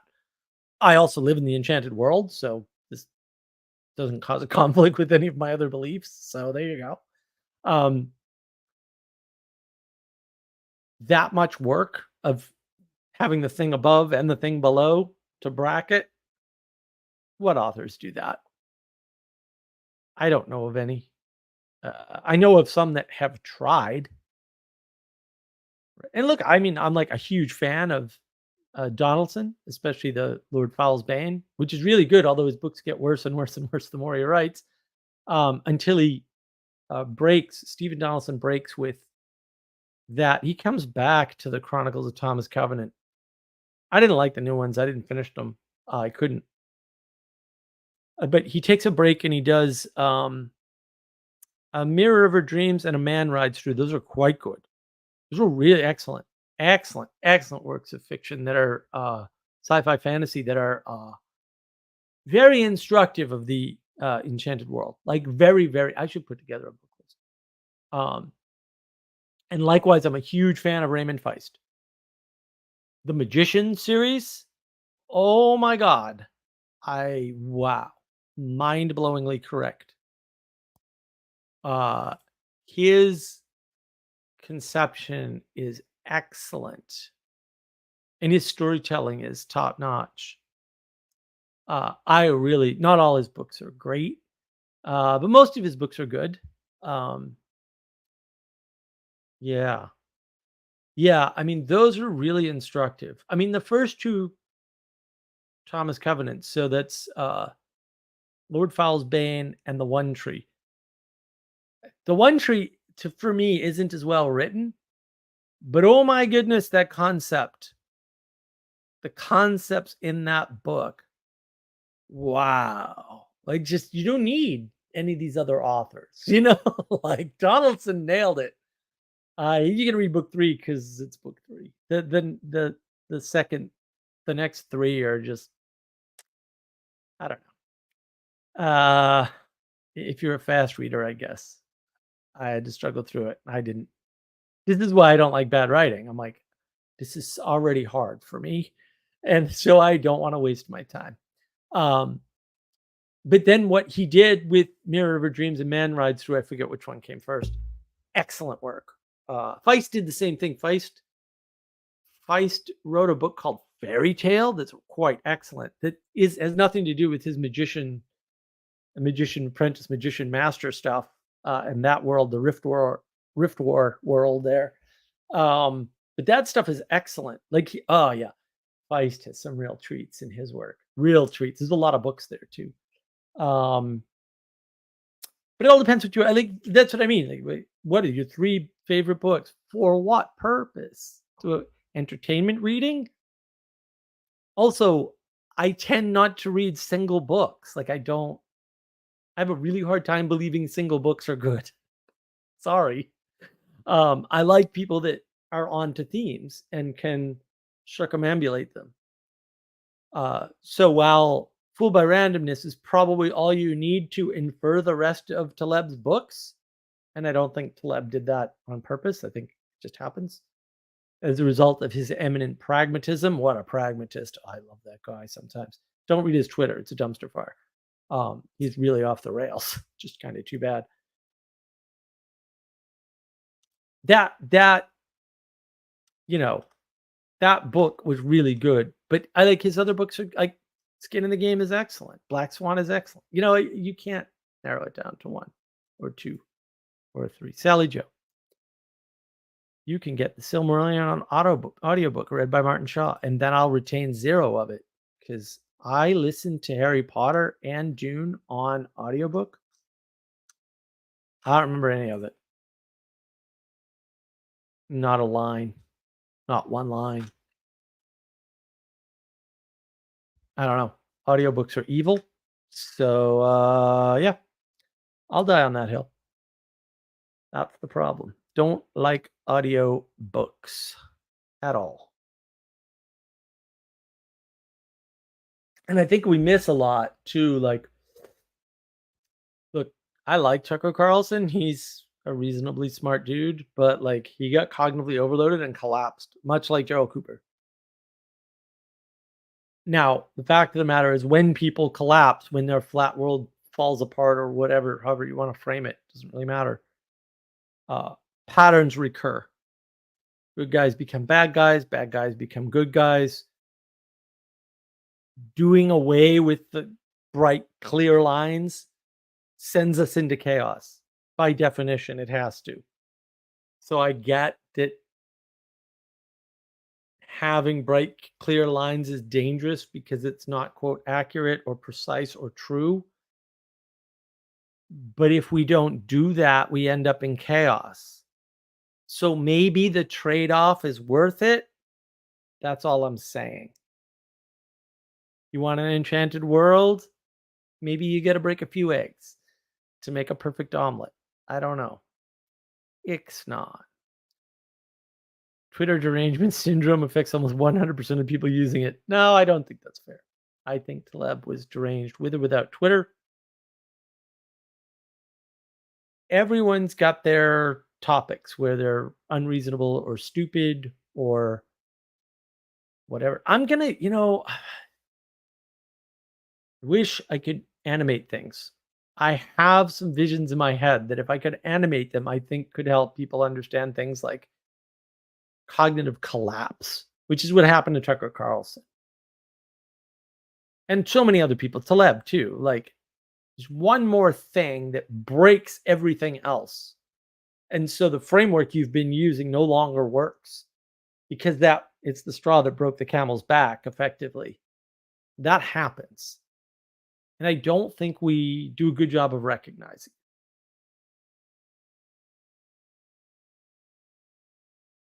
And fair enough, it's hard to recognize, but also we don't think that's the thing. We're living in the equal world, and if you're in the equal world, that means you are as smart as the smartest person you've ever seen. Now, that may not be explicit, but unconsciously it's true. Possibly the biggest disservice that's being done to everybody right now is the psychologists and psychiatrists and whatnot, the people in that field, routinely somehow fail to talk about the unconscious and its role and importance in your psychology. Now, I'm sorry, Ethan. Ethan's probably going to have a stroke. Psychology is probably a stupid, bad, flat world way to think about the world. Sure, I don't disagree. Psychology and evil might be the same thing. I'm sure. I wouldn't push back on that. But if you understand what they talk about, what Freud talked about and Jung with the unconscious, that re-enchants psychology significantly and can really open you up to the humility you need to understand the enchanted world in which you live. I don't think that's the best path. Obviously, I'm still a no on psychology. I find it banal and stupid. But if that is the tool and framework that people understand, maybe you need to condescend into that tool and make it the best tool for getting them out of that trap that it can be. A lot of people don't want to condescend, they want to criticize. Let me say that again. A lot of people will criticize rather than condescend. And perhaps they should give up their own ego and their own want to be correct and shove it up the backside of somebody else by criticizing them. And instead come to the level of those other people and bring them up. Now, having said that, I suspect most critics are completely incapable of doing that because they're scumbags and they're retarded. I mean that technically they're slow. And that's why they're angry and criticize things. However, some people are perfectly capable of correctly criticizing, will say, when they could be condescending to somebody else's view and help them up. This is why empathy is evil. Don't jump in the hole with the depressed person. Sympathize with them. Give them a hand out of the hole. Right? It's the same concept. You don't have to lower yourself by criticizing. Right? You can raise others up by condescending and helping them up, giving them a hand. And I think that's part of being in the enchanted world. There's an up and a down. And if you recognize that you're on top or up, you should reach down and look low enough to help people come where you are instead of lording it over them. And I think, yeah, everybody doesn't see this every day. I'm sorry. I can't. I really struggle with how have you people been surviving? I don't get it.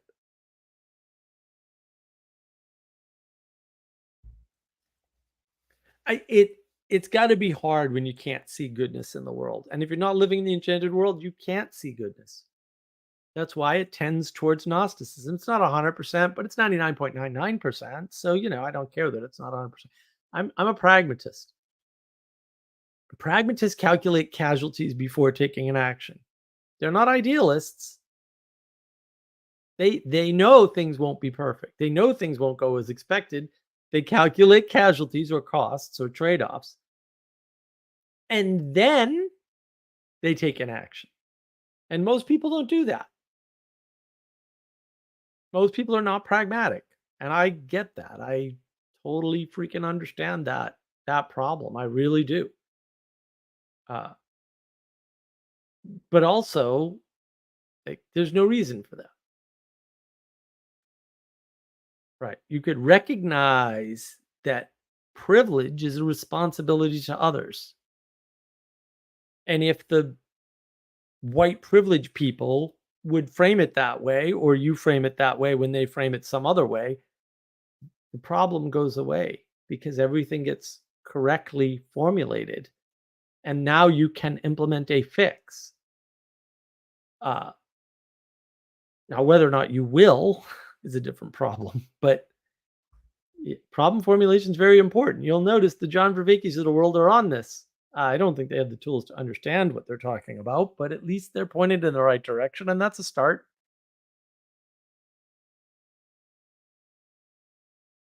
I got no takers on coming to join me, huh? Very depressing that Castle is not here to help me steer this pirate ship. I got to get better props. One of these days, I'll remember. I'll go out somewhere important and get some props, better props. The world needs better props and more of them. I do not agree, Sally. Sally Joe. Twitter is like keyboard gladiator games. Not for me. I mean, most of my Twitter is just pretty pictures. Every once in a while, I get some wackadoo thing. I like following James Lindsay just because he's funny as hell. Communists just lie. Yes, thank you, James. Finally, like somebody's willing to just say, no, bro, I'm not going to engage with this. Isn't a serious discussion. This is just bad information. It's a lie. It's anti-factual. A lot of people get caught because of the age of gnosis, because knowledge is propositions and as the highest value. Well, what they said must be important because it's knowledge. And it's like, well, A, it's almost certainly not knowledge. And B, who cares? Like there's lots of statements in the world and almost all of them are wrong. So the fact that someone said something doesn't mean anything. The fact that you can find meaning in it just means you are good at projecting psychologically. It doesn't mean anything.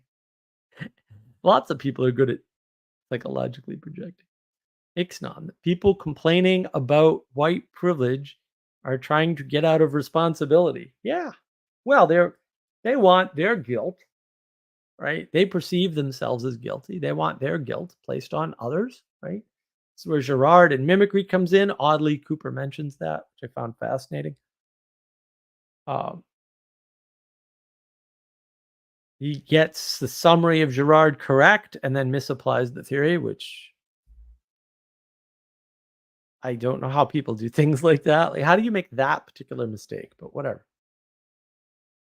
Uh, they want a scapegoat for their guilt because they feel guilty because they have something that other people don't. This is all unconscious, though. This is why the unconscious is like once you understand the unconscious, psychology actually is a brilliant tool to explain a bunch of behaviors, right? But it's it's perfectly descriptive. It's an excellent explanation, but it doesn't help. And that's like explanations don't help. That's the thing that people are confused about. And I have a video on description, explanation, prescription, and prediction on navigating patterns. And you should check that out because there's a big difference between those things. And explanations don't help, even if they're correct.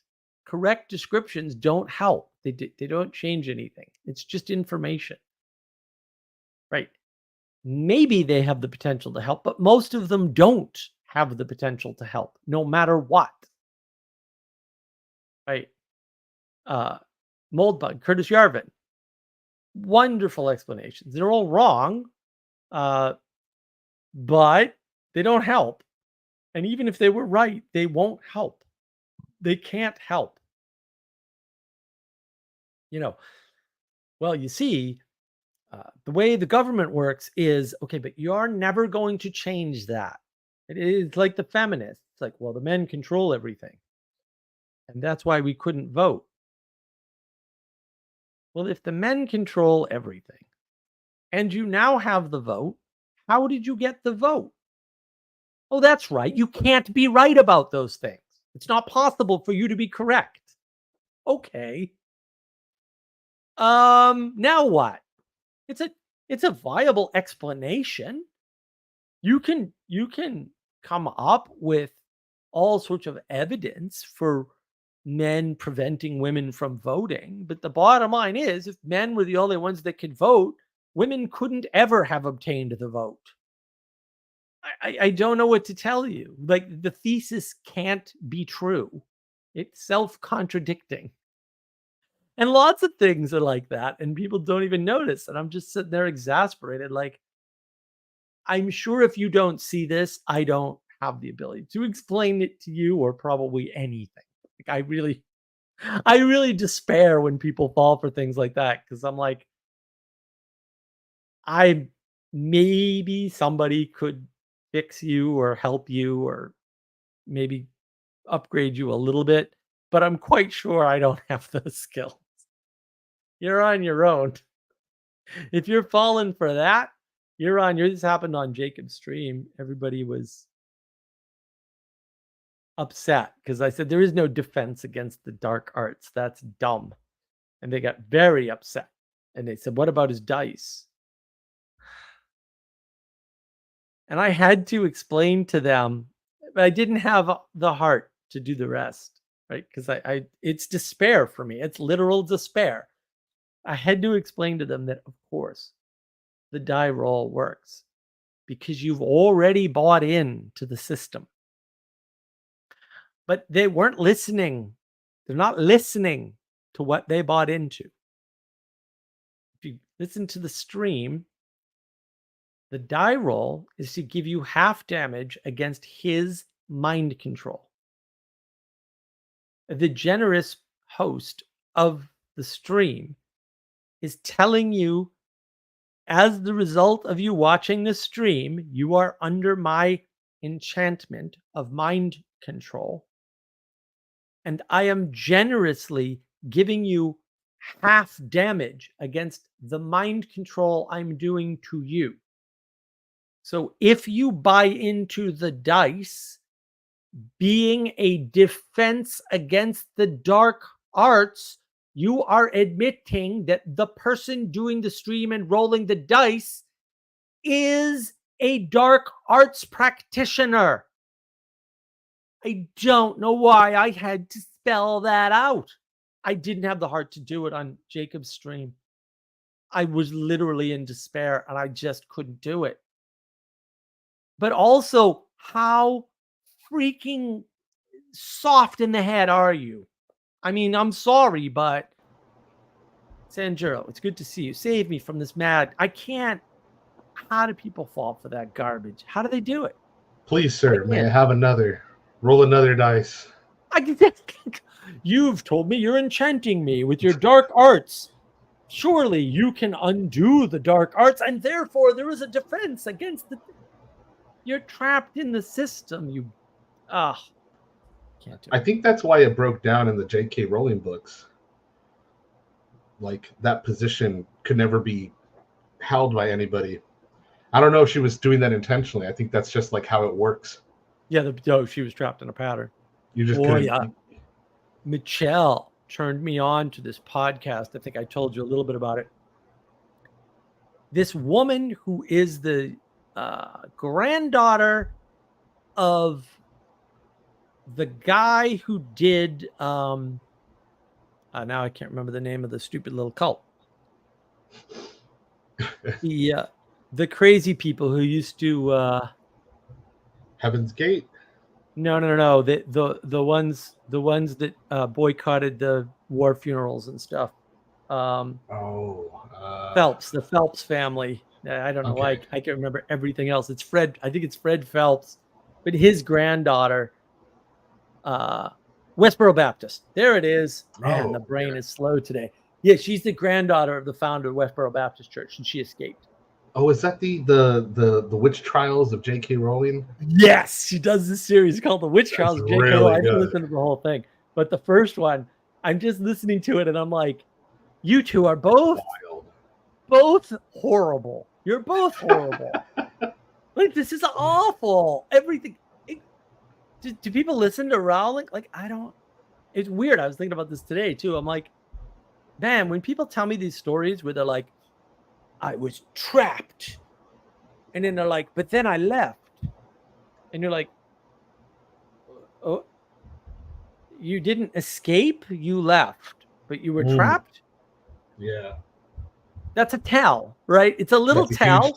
That's a huge it's not 100%. I'm not like, you can't go on one piece of data. I get that, but then they start saying, oh no, you know, my captors told me I could leave anytime I wanted. Okay, so you were never trapped. That's a lie. But fair, like I get it. You fooled yourself into thinking you were trapped. Or you're still trapped and you don't know it. Right. Also, who trapped you? Was that you? Because it wasn't them. Because you left and they told you could leave and they weren't lying and you did.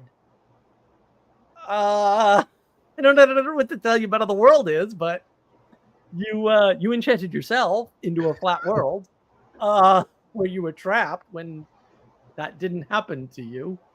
This is why the unconscious is important in psychology. It's like unconsciously, but this is what I was saying about Daryl Cooper. I read 80 books. I think he's talking about Jim Jones or something, but I read 80 books on this subject. Dude, 80 books could be 80 stories that are told from a certain point of view that you're not even aware of. Why is that a good thing again? Just like, I'm not saying you're wrong. I'm saying like 80 books is not, it does not give you the gravitas with me that you think it should. I'm just, I got lots of questions. Which books? Whose books? What did the book say? What were the authors trying to say in those books? Like, what were you propagandized by, dude? Like, I don't know. Right? Did you read 80 books by the guy who wrote the what is it, the 1619 project or whatever garbage that was? Because that's a history book. I mean, it's full of ridiculous, absurd lies that are easily debunked, but it's a book.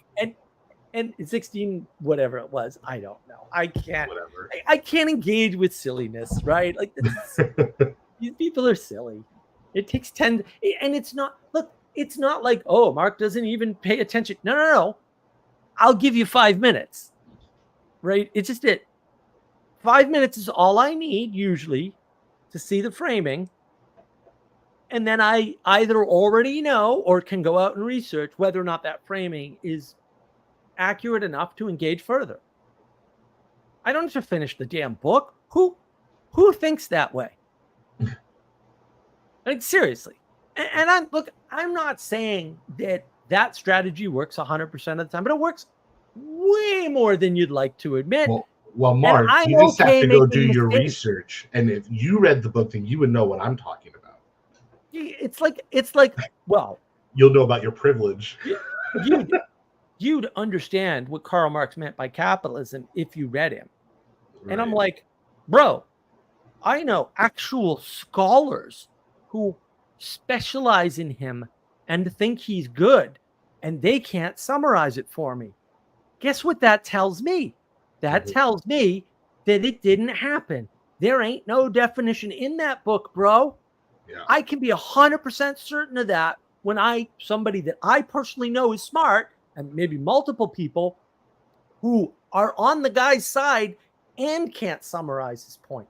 Like, dude, if you can't, I have a definition of capitalism, by the way, but if you can't define capitalism fair, Marx cannot define capitalism. That should tell you it's a type of enchantment that he's using on you. And you're projecting definitions into it, probably all bad things, whatever they are for you. And some of those are going to overlap with what they are for others, and you're all going to get together in a common cause. And that didn't happen. Intersecting flat worlds. Right. Intersecting flat worlds that will eventually conflict. Yeah. And either split apart or come together into a new flat world. Like Queers for Palestine. Right. There's some very easy examples. Ixnon, 80 books. Quantity versus quality. Yes, sir. Well, and the thing is, in a flat world, you only have quantity. You can't make a quality claim in a flat world. How are you going to do that? You're stuck on the flat piece of paper with everybody else. Read Flatland. There's a book. I should have recommended Flatland. I went back and forth on that. Do I recommend Flatland or do I recommend 10-Day MBA? And in that case, it was 10-Day MBA. I'm going to stick by that. I think that was the right call for that person. That's the other thing. Like, right. You got to there's no generic 3 best books. This is flat world thinking. Like, that's why I was thrown off by the question. See, this is easy, right? People ask me flat world questions and I don't understand the question. It's just not enough context. That's how you know they're in a flat world. It's not that hard.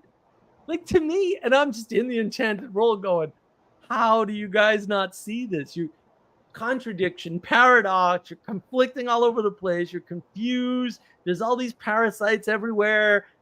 You're in a flat world. You need to get out of that. Mm-hmm. It's going to eat you eventually. And I don't know. I can't help you. I'm trying. Watch the channel. Maybe it'll help. That's the best I can do. Maybe it's not good enough. Maybe I suck. I don't know. But it's what I'm doing. It's you need more dice rolls is what it is. What was that? You need more dice rolls. That's what it is. I'll go get my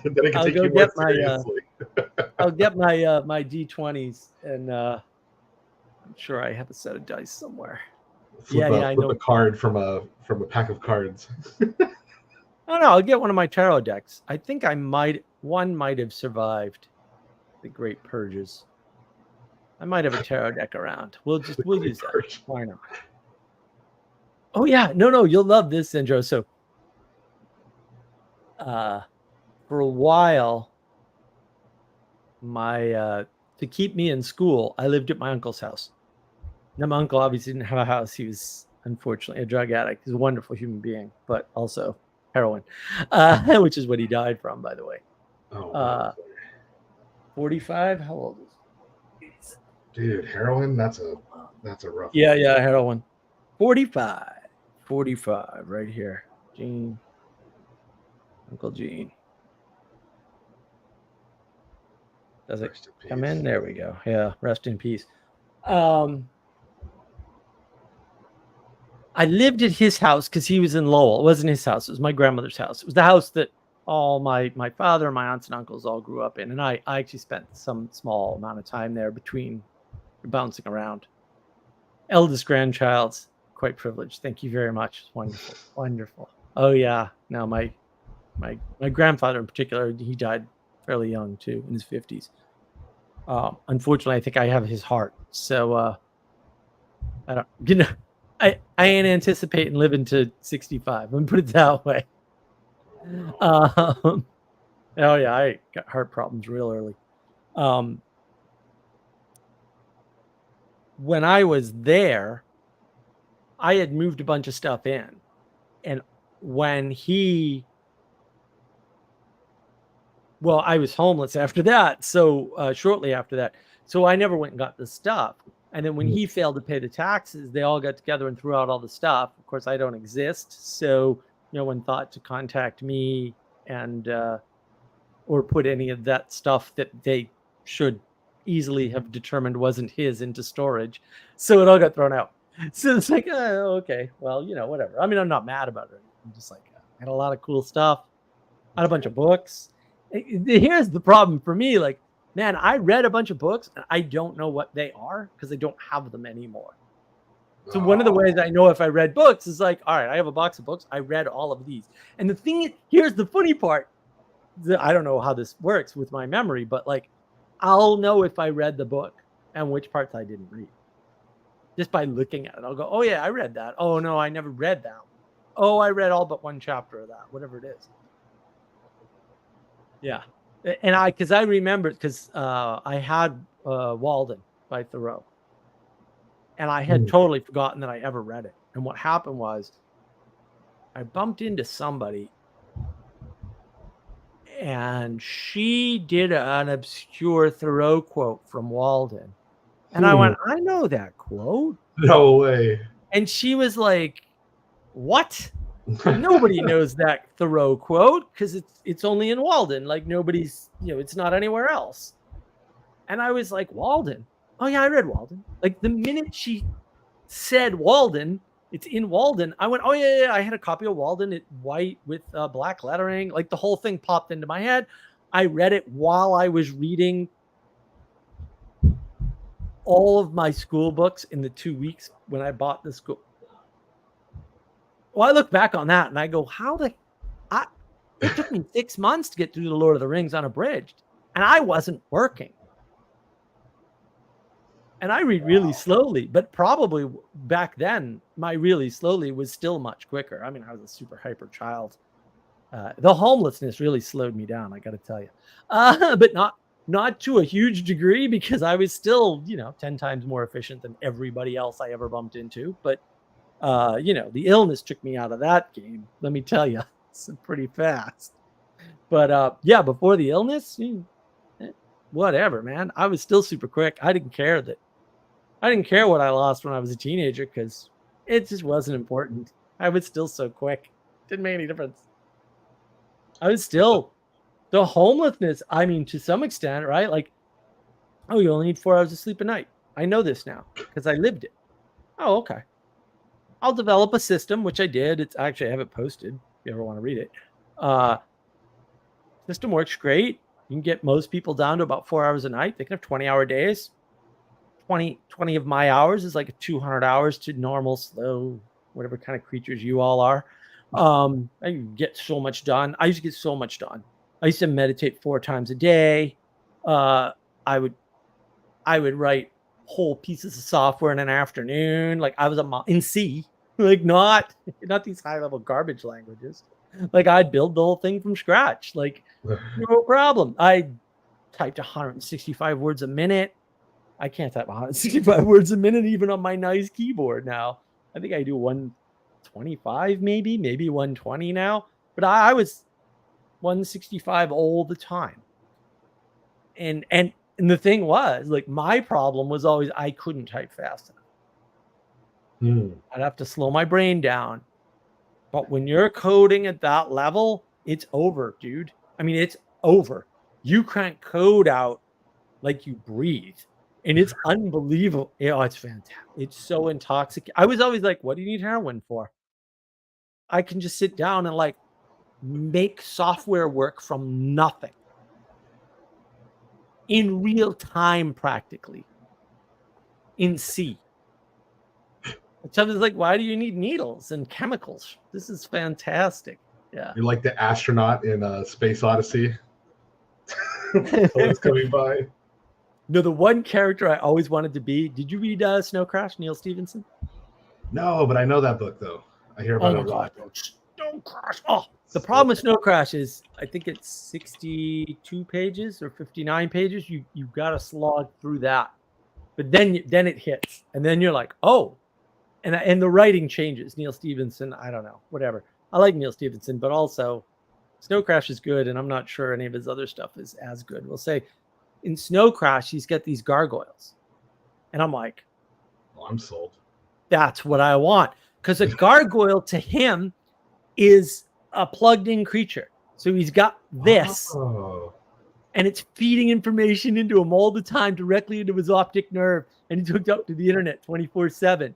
And they talk like mystics because they're constantly getting information in, and it's interrupting their speech. And I'm like, that's me. I want to do that. So retarded. I was so retarded. And I almost got there. And then I was like, wait a minute. What the hell am I doing? I used to watch CNN, Fox, and MSNBC all at the same time. I just flip between them and watch the same story develop. I had a whole tactic. It doesn't work anymore. It hasn't worked for years. If you want the real political news, you watch like Bloomberg or CNBC or something. The financial stations. Because they didn't take a position back then on politics. Right. Or you know what else you could watch for a short time? It didn't last very long. Sports Center. That's right. And I only used to watch Sports Center because I could turn it on in the morning because I had a TV in the bedroom. I'd turn it on in the morning, and they had this 30-minute show. And they'd roll up all of the interesting sports news. And now I could talk to anybody about sports. Just enough. Well, also, you don't want to be the guy. You're right. You don't want to be the guy. You want to know enough to be interested. I mean, it's a fair trick, right? Like I'm interested in the summaries. I'm just not going to watch that many games of anything ever, right? Like, not that I didn't have years where I watched all the New England Patriots games. That happened a couple times, right? Not that I wouldn't go to a game. Going to a game of any kind, baseball, football, basketball, hockey, whatever. I've been to all of them. They're fantastic. I love going to games. Minor league, major league, don't care. Like college, whatever, dude. Great stuff. But like, I'm not going to go to enough of the games to be the expert. But that's to your advantage, right? Because the other person wants to tell you what they know. Right. And now you get free learning. That's true. You make a friend all at the same time. And I'm like, oh, I make a friend and learn something. And you get to participate. Great hack. It was a great hack. And it worked for a few years, but eventually broke down. I was going to say too, earlier when you guys were talking about, Lord of the Rings, I have to admit, I never could finish Lord of the Rings. I finished The Hobbit. Really? Every time I fall asleep every single time. But strangely though, I breezed through the Silmarillion. Oh wow, that's weird. Like it's something about the Silmarillion just being written like a true history book, or like it's very similar to the Bible. That was way easier for me. Like, and this happened, and this happened, and this happened, and I thought the Silmarillion was really cool. But the second I go into the Lord of the Rings, I'm like, yeah, but it's slow. It's so slow. It's horrifically slow. It's so slow. It's like in the Shire with the ring for like a year. Yeah. Like, really? Yeah. Like people don't realize in the book they go to the elves, to Rivendell, and they're there for months. And I'm like, bro, you get a ring and you're gonna get it did, and the enemy's forces are growing. What are you hanging out for, bro? Let's get this party started. You know, it's all stuff. Everything takes months, and I'm like, Yeah, literally everything takes months. what's going on? And then you watch the movie that's bum bum bum ba-da-da. They're running. Yeah, They're running across. It's like, yeah, ding, awesome. ding, ding, ding, ding. Right. Well, that's why it's so good. Peter Jackson's wife did a wonderful job adapting did a great job. A wonderful job. And Viggo Mortensen lost a tooth to some arrogant New Zealander, but that's okay. Yeah, they knocked his tooth. You can see it on the film too, like it's all red and like, oh, he's some faggot actor. Mortensen's not. He's kind of tough and down to earth. So, and he forgave the guy and everything. I was like, oh, where I'm from, your family's gonna pay. But hey, tooth for a tooth. Yeah, tooth for it, exactly. You take my tooth, I take 2 of your tooths. Yeah, Mortensen really does make that movie, man. Oh, his dedication, it just comes through. They all do. Christopher Lee, like, are you kidding me, dude? Christopher Lee, dude. It's are you nuts? Yeah, I guess he's one of these guys. He's part of this club where they read it every year, and I'm like, he's hardcore. He's not even hardcore. Like, he's not even a real thing. It's magic. Like, he's a magical being. Like, I'm sorry. These are not humans. Like, we're not worthy. You hear all the behind the scenes stuff and how much passion all those people. Oh, I know. Like, everybody that brought to that. It's not. It shows. It's like, that's why that, like, well, I love the trilogy, but that first movie, I just love Fellowship so much. The opening ritual. Which was that? So they like go to New Zealand, and they need some Maori and stuff, you know, for the film. Like, they need a bunch of actors to play orcs and stuff. So they do like this whole opening ritual after they hire everybody. Oh, I didn't know about that. Yeah. If you watch the extended edition, the backroom stuff. Yeah, I did, but I think I forgot that. Yeah. So what happened? No, I mean, it's all religious. The whole thing follows the religious pattern. It's fantastic. I mean, that's part of why it went well. Like, you're telling a mythos. You know, like, I want to welcome you to this adventure. We're all here. We're all passionate. We're all going to do this thing. I really appreciate it. Blah, blah, blah. Yeah, absolutely. It was like, because they lived there for like 3 years or something. Yeah. No, they were there. Yeah, it was a long time. Well, they filmed. It's just wacky thing. So, I think it's Lions Gate, right? So, no, New Line. New Line. Sorry, yeah, it's New Line. So New Line was bankrupt, and they somehow got the funding for this crazy movie. And he filmed all 3 films at the same time, like a psychopath. And then they edited everything, and then the editing took the 3 years anyway. Like, I don't think they could have released the movies any quicker. In fact, I think they were running behind the release schedule for the movies, because even though they had shot the whole thing, Weta took, Weta is just amazing. I was actually using their software because it was all open source. The one where you can make a bunch of, what was it called? Massive or something like that? Or I forgot. Well, they had other software before that didn't actually do the animation, but did some of the data handling for the animation. So there was a bunch of free software that came out of that project back in the bad old days when free software was good, and now it's all corrupted by evil, but different problem. I mean, they had a bunch of stuff that they put out, but it took them so long to put the CGI pieces in with the film. So even though all the actors had gone home and it was done, it just took them forever to get the movies into movie form. Right? And I was like, what is going on here? Like, it was crazy. It was crazy. And The Hobbit, of course, wasn't as good, which is too bad. But yeah, I liked the Hobbit films. I thought they were rushed. Fine, yeah, they just weren't. They weren't the Lord of the Rings, but also the story's not the Lord of the Rings, so it's hard. Yeah, it's a very different story. And then There they was wanted no to stretch it rewriting. out. There was no rewriting to speak of. Mm. There was nothing to rewrite. Like the Lord of the Rings is you have to write it because there's no story there. The Hobbit is a story. It's not a. Yeah, The Hobbit is a story. But it's a story. That's probably why I was able to read The Hobbit, and it was really difficult to read The Lord of the Rings. I still try, but I fall My asleep. father read it to me when I was young, and then I saw the movies. And when after the third movie came out, I thought about it, and I said, "Wait a minute, I don't remember that.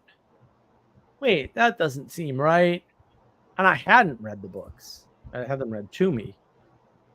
So I grabbed an unabridged copy, and it took me 6 months, and I wasn't working. I read it, and I went over to my mom's house right after I finished reading it, and I spent 4 hours. This is so me. And in front of my mom and my stepfather, and I just laid out everything that was wrong with the book. And my mother looked at my stepfather. My stepfather had an unrecorded IQ. Okay, so you talk about smart people, they're all moron, drooling more. Eric Weinstein, drooling moron next to my stepfather. Completely, not even an ounce of intelligence. You're sure about Eric Weinstein? So yeah, these are the people I grew up with. A bunch of people with unrecorded. It seems IQ. to me that it's very obvious that Eric Weinstein has. So my mother looks at him and she says, "Do you have a guitar? Did he miss anything?" And my stepfather goes, "No, I don't think so."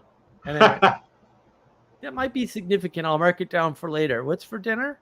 And I put it away. I just put it away because I could never process those things ever. There was never a time, because a lot of it was, I grew up being told, like, you're the same as everybody else.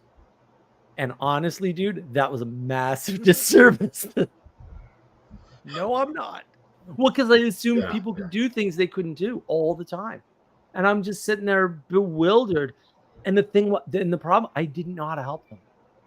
Because I didn't know what was wrong. Like, well, I can do that, therefore you can do that, therefore. Right. And then when they can't, it's like, I'm just do it, dude. Look, it's just so easy. You just try to explain it. I don't understand why they can't do it. Yeah. I just don't get it. Yeah. Right. And if I don't understand why you can't do something, I can't help you. And that, to some extent, if you want to put it in these terms, which not entirely unfair terms, I mean, my YouTube channel is all about trying to fix that problem from my youth. Like, I didn't know how to help people at all. I had no idea. And the YouTube channel's navigating patterns. That's trying to help people. Now I'm like, you guys must be missing a bunch of stuff. Let me see if this works. Like, I don't know. You should live where I live. You should live in the Enchanted World with me.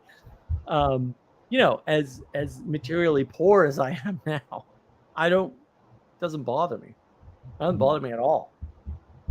I just go outside. I got flowers and dragonflies all over the place. It's I'm okay. Good old dragonflies.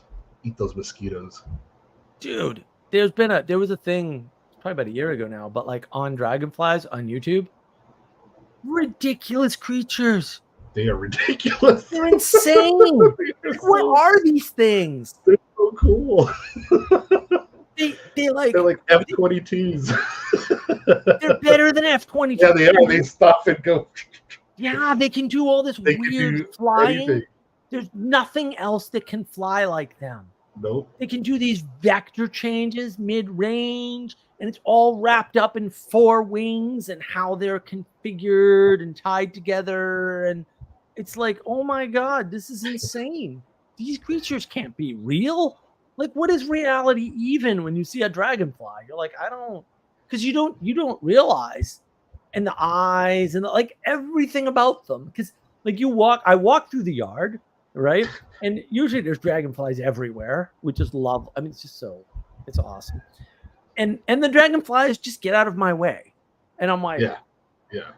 And the flies bump into you, and the moths are all over the place. The butterflies are like, whatever. But the dragonflies, they're like, dude, I see you, bro. I know what you're up to. And they're like right out of your way. It's amazing. Yeah, they keep everything clean. They eat all the annoying bugs. Oh, I know. I They're got to so get them to cool. eat more of the mosquitoes by the pole shed. That's been the. I forgot what plant it is, but there's a plant that you can plant that attracts dragonflies, and then Oh yeah. if you put strings on little sticks and create little perches for them, they will all come and hang out, and they'll just decimate mosquito populations. Yeah, I gotta work on the pole shed on putting landing pads for dragonflies around the pole shed. But I gotta find out too. I got so many wild plants. South Carolina, if you planted like an SD card in the ground, there'd be 10 SD cards in a week. This place is wild. Anything grows. It's ridiculous.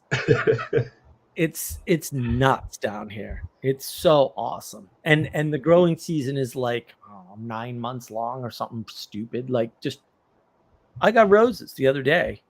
I mean, they're still there. There's only 2 blooms, oddly, but I bet next month or in the next 30 days there's going to be more roses. We'll see. They usually come up at least twice a year.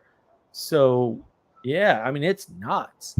But like you just leave my land alone for a bit and mowers don't work anymore. Like you need heavy equipment to. It took us weeks to clear the pole shed of vines. The vines are out of control. I've got vines that are an inch thick. Whoa, whoa! Oh yeah, that's some Lovecraft shit right there. and they're everywhere. Oh yeah, no. The southern moss and vines, Color out of space. just like the color out of space. Yep. And I've been to Old Town, Rhode Island, so like I know and all the old places in Massachusetts, southern Massachusetts, the extreme southern Massachusetts, New Bedford, and all that is Rhode Island, right? Especially geographically, like the land is the same, but like he was in those areas, right? Like, and those areas haven't. New Bedford's gorgeous. Like when I went to the Whaling Museum, oh my goodness, because they've got buildings from the 1800s and 1700s still standing, cobblestone streets. It's like, whoa, Dunwich Horror, hello, it's still there. You can see pieces of it.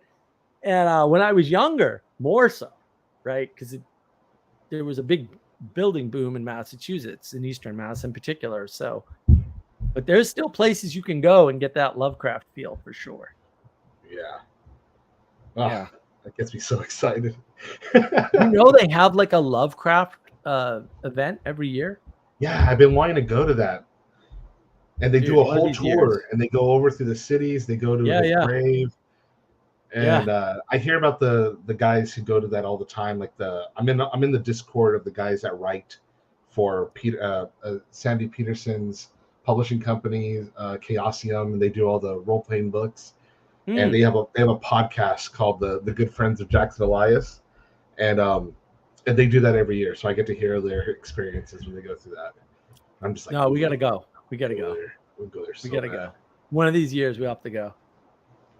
Yeah, I've been meaning to go out there just for Lovecraft, and then the added bonus of all the other crazy cool history in that area. Oh, I know. No, the history over there is nuts. It's just nuts. Dripping with it. Well, I had never been to the New Bedford Whaling Museum. I've been to New Bedford a bunch of times. My buddy's boat was there while he was building it and stuff. And the New Bedford Whaling Museum was, not too far away. And I always told myself, well, one of these days, it's a long trip down there.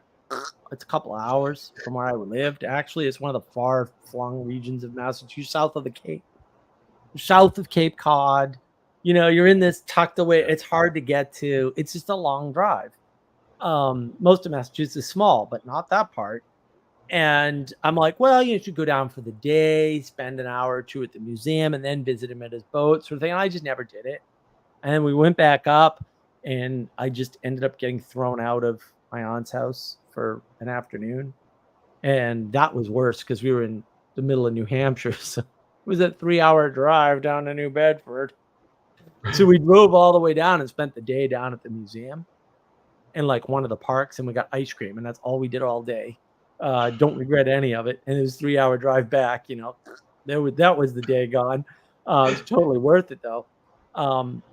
Unbelievable museum. Just that one. I was a whole piece of history I knew nothing about. I'm like, how is this possible? I'm a huge history fan, and I knew nothing about the whaling history. New Bedford was the city that lit the world. Ooh, That's how it was known. lit the world. I was like, what? And that's because they invented all this new whaling technology. And Oh. right. And it's the Quakers that run the place, which is even more interesting because almost all of them got thrown out of Massachusetts because they're all bastards and they refuse to cooperate. Quakers like, we don't want to pay taxes. We're not going to be part of your stupid government. They're just a bunch of jerks. And they're separatists, basically. So most of them went to Rhode Island, and then even Roger Williams was like, get out. And so they all went to Pennsylvania, right? And except New Bedford, they stayed there for some reason. So they were there the whole time. Ixnot. Speaking of history, I'm reading the American Nations book. Oh, Colin Woodard. There's an excellent book. Oh, yeah. That is such a good book, man. There were just some pieces of U.S. history I did not understand until I read his book. Just be careful at the end of the book. I'm going to talk about public versus private Protestantism, and that is the last good point he makes. And then I think right after that, everything he writes is a Lovecraftian horror version of reality. No, he literally concludes that Greenland is the way forward. Yeah, that's right. He does. He's like, we got to become like the indigenous people in the North. And I'm like, okay. I'm like, dude, we're done here. Here's my problem. If that's your conclusion, then whatever you're ingesting, smoking, or whatever, you ain't sharing with me. And that's what makes me angry. Is anything that powerful a delusion made chemically should be shared with the world? That's my only complaint, really. Because you're in heavy delusion, like you're in Fantasyland hard. Like Teenage Mutant he starts romanticizing about all of that at the end. Teenage Mutant Ninja Turtles, you would expect to see them in that world. They're just fucking turtles that do ninja. Sure, of course that's real. Just see him walking by in Greenland. He's like, Greenland is the future of all world communities. Yeah, it's about the same claim as talking Ninja Turtles. It's the same. He's got the secret of the ooze. Dude, my purple talking unicorn is screaming at everybody. You idiots, don't listen to Colin Woodard on that. Can't you hear him? Way more reasonable than Greenland is the future. Good Lord. How did you even get there? Did you read the history of Greenland and how no one can live there? Did that not factor into your equation, sir? But all historians, the closer they get to the current times, the worse they are. It's crazy how that almost always happens. Well, it's weird. Why do you think that is? It's almost like I'm going to give a guess. They pick a spot, they shoot out through it, and they start applying all this, trying to figure it all out. But then they get excited, they get there, they see the whole chain of events, and then they come back to their original flat world frame, and it can't correlate. So then they just make this super leap to what they find, and it doesn't integrate with what they think they know. Yeah, no, that's the problem of, I haven't found a good way to talk about it, but like the problem is, if you look at Elliott wave theory, it's garbage, but it's fun. It's actually fun. It's not unrealistic. It's just unhelpful, right? What's Elliott wave theory? Elliott wave theory is basically like, well, there's a wave at this level and there's a wave at this level. So they're different frequencies and they're different wavelengths. And they overlap, and where they overlap, events happen. And so it's the closest thing to talking about the patterned world, the enchanted world, because he's right about that. The problem is it's another one of these hindsight things. You can only map it in hindsight. Right. Right. So right. he used it for the stock market. Other people use it beyond that. I only know about it because of stock market theory stuff, which I did 15 years ago now or something.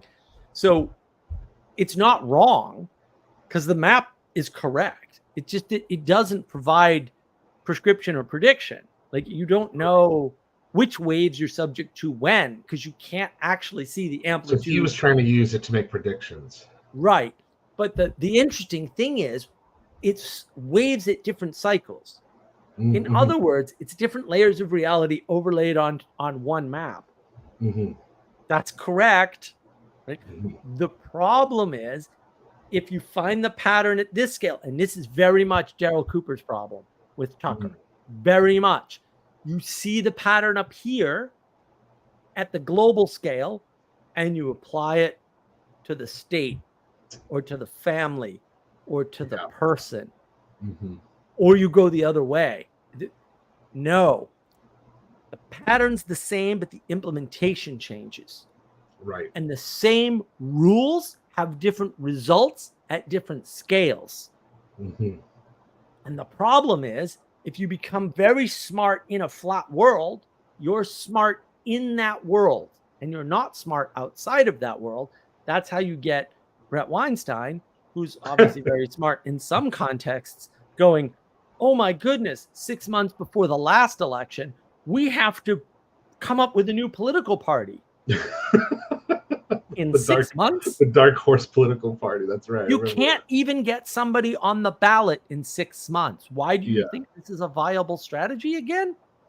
And then what does he do? He doubles down on the mistake and comes to the same conclusion again 4 years later in about the same time frame. And I'm like, dude, didn't you just make this mistake? I don't understand. How did you make the mistake twice in a row? Yeah.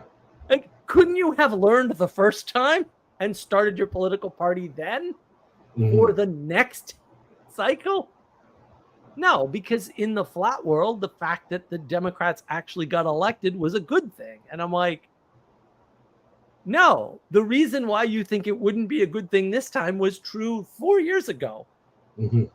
Like, I don't, and he can't see it. And I'm just like, oh my goodness, like, why can't you see this? But he's very smart in other areas, right? Like, I mean, when Daryl Cooper, I actually want to engage with Daryl Cooper's Jonestown stuff, because I'm like, oh, you know, he's talking about the 20-year history these guys had with Jim Jones. Right. And all you hear about is the last year or 6 months or something. And I'm like, oh, yeah, if you thought he did all that in a year or 2 years or even 5 years, that story is a very different story than if you realize those people were with him for 20 years. That changes everything. Oh, plus you find out who they were. And it's like, oh my goodness, the demographic in this case tells you everything you need to know. Yeah, I haven't heard this interview with him on Tucker, but I'm going to do that tonight. I don't know if I can recommend much of it other than the first 17 minutes. Because after I've never even heard of this guy either. This Daryl. I've never heard of him either. He gets into the Churchill thing, and then he does the mortal sin of going from 1941 backwards to 1940 to prove a point. And every time I talk about it, I completely lose my mind, because I'm just like, and I'm very dead serious about this. If you do that, we should throw you in prison for real. We should just lock your ass up. Like that. History happens in an order, and that is fantastic. You cannot understand history if you take it out of order. Yeah. There are other things you can understand from taking, like, I was a big fan of the original show Connections in the 70s. Is it Raymond Burke, I think? Connections was a wonderful show. And that's what he did. And the way he did it was okay, although his later attempts at doing that failed, by the way. Everybody else who tried it failed because they weren't doing the same thing. You can't just pull things out of their historical context willy-nilly that's almost always invalid. Like, you can't do that. You can forward and back reference. You can say, like, this move was made, and that you have to be aware that you're doing that too. You have to be explicit about it. You can say, like, Right. this move was made, and that would come back to haunt you later, sort of thing. Right. Absolutely, yes. That's not what Cooper was doing. Yeah. He was just mixing up events, and he, like, has Churchill all wrong, which is kind of weird. Like, what? All I wanted to do throughout the interview was ask him, like, where are your references? I mean, I'm sure he has them. I'm not questioning whether or not he did the work. He clearly did the work. But I just want to see how he came to the conclusions he came to. And because there's two possibilities. Either the people he read gave him those conclusions and they were, like, inevitable, or he misread them. Like, he just read into it. I don't know which of the, and there might be other possibilities, but, like, I just want to know. Like, I'm just supremely curious. Because one of the things he seems to, like, this is the other thing. I wanted to ask a bunch of really easy questions, like just simple stuff. Like, wait a minute, because at one point he says the following. He says, the Germans were unprepared for the number of to take war prisoners. And I was like, what? I mean, on the one hand, yes, Operation Barbarossa was the largest military offensive in history to this day. It's far larger than anything else. So how could they have been prepared? But then his references are two different prisoner of war camps where they were like, we don't have enough food, we're going to have to shoot these people. And then I realized, oh, wait a minute. That's the Russian campaign. What's Russia famous for doing? Because they did it to Napoleon, by the way, which always bothers me why Hitler attacked Russia. Burn and run. From Napoleon. Russia is the only country in history that I'm aware of that routinely decides to starve their own people as a method of winning a war. To blame Hitler for that seems a little stupid. Actually true. They do it all the time. They brag about it. We showed them we burned our fields before we got here. It's like, that's your war strategy, bro.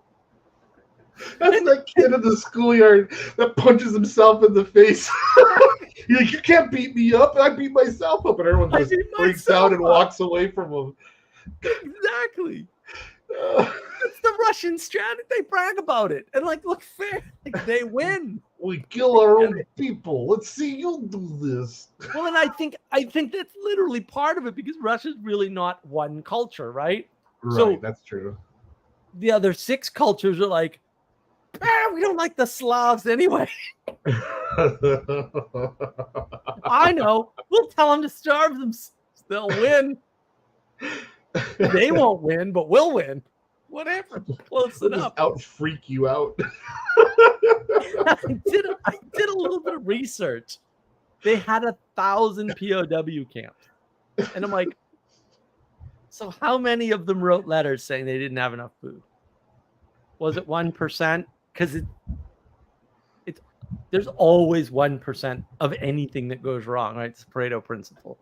Like, yeah. What's your point, Cooper? Like, I don't think you think you're saying something, and I don't think your history is even remotely correct. I think that you just don't understand the Russian strategy. They did it to Napoleon. Napoleon's men are eating their horses while they're walking. They're cutting chunks off of horses and eating it in the winter. Because the Russians have 2 strategies. Burn all the food, and if you take our city, we'll just leave. We'll just leave. Nanny, nanny, boo from the wilderness. That's all their whole strategy. Russia's never been conquered because we starve our people, and if you take our cities, we'll just leave. Wait, what? This is bonkers. The Russians are bonkers. That's why everyone's like, we're going to have a war with Russia. I'm like, good Lord, don't go. Why? No one ever beats Russia. No one's ever beaten Russia. No one's ever gonna beat Russia. These guys are crazy. They just don't care. Only Russia can beat Russia. Yeah. It's nuts. I'm always like, do you guys read history at all? Have you read just read one book once ever? Like, I don't.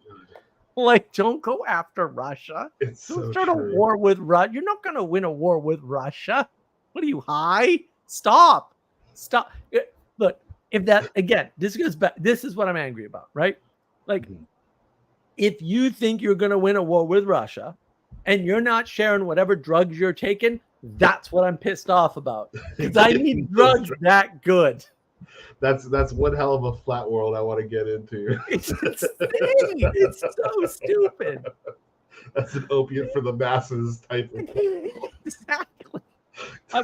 We're going to win against Russia. You're not going to win against Russia. Russia isn't even a place you can conquer, you idiot. It's that one meme where the puppet's looking to the side and then he like looks at you and then looks forward again. Yeah. When he goes, I have a plan for defeating Russia. And then your friend's just like, not gonna work, dude. But to use that as your example, and his whole misunderstanding, I'd like to ask him, like, you do know that what Churchill did was cause the Poland invasion, right? Because it sounded like he didn't know that. It sounded like he was placing Churchill's crimes after that.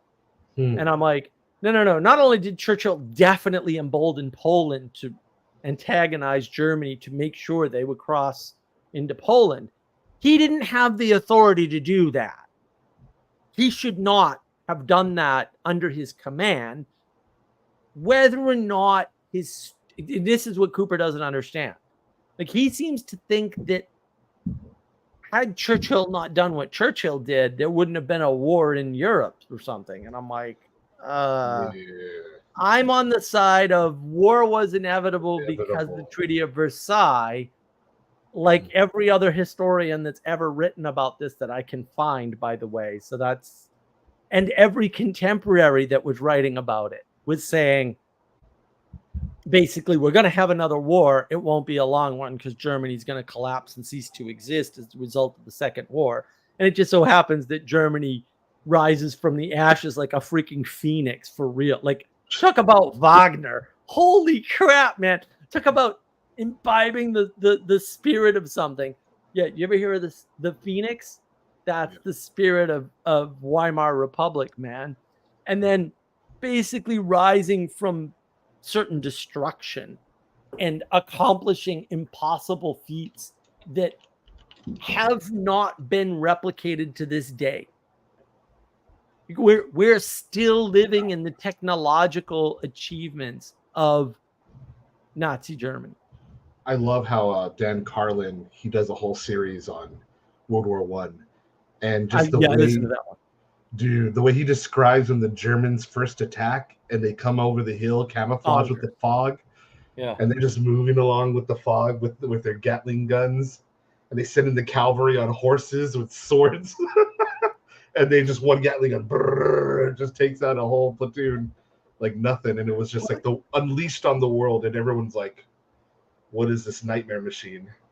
Well, it's weird too because, like at one point, Cooper and Tucker are talking, and they go into this frame where they're like, well, yeah, the technology wins the war. And I'm like, how are you talking about alleged World War II, which doesn't exist, or World War, like anything in the Great War, and you think that technology wins wars, when clearly Germany had the technology better than everybody else by far, and they lost? There's a clear contradiction in your mode of thought there that can't be fixed. Like, you're broken. You're a broken human. There's something wrong with your logic, reason, and rationality. You've somehow fallen into a trap of your own making. They should have won the war, according to that. They were light years ahead.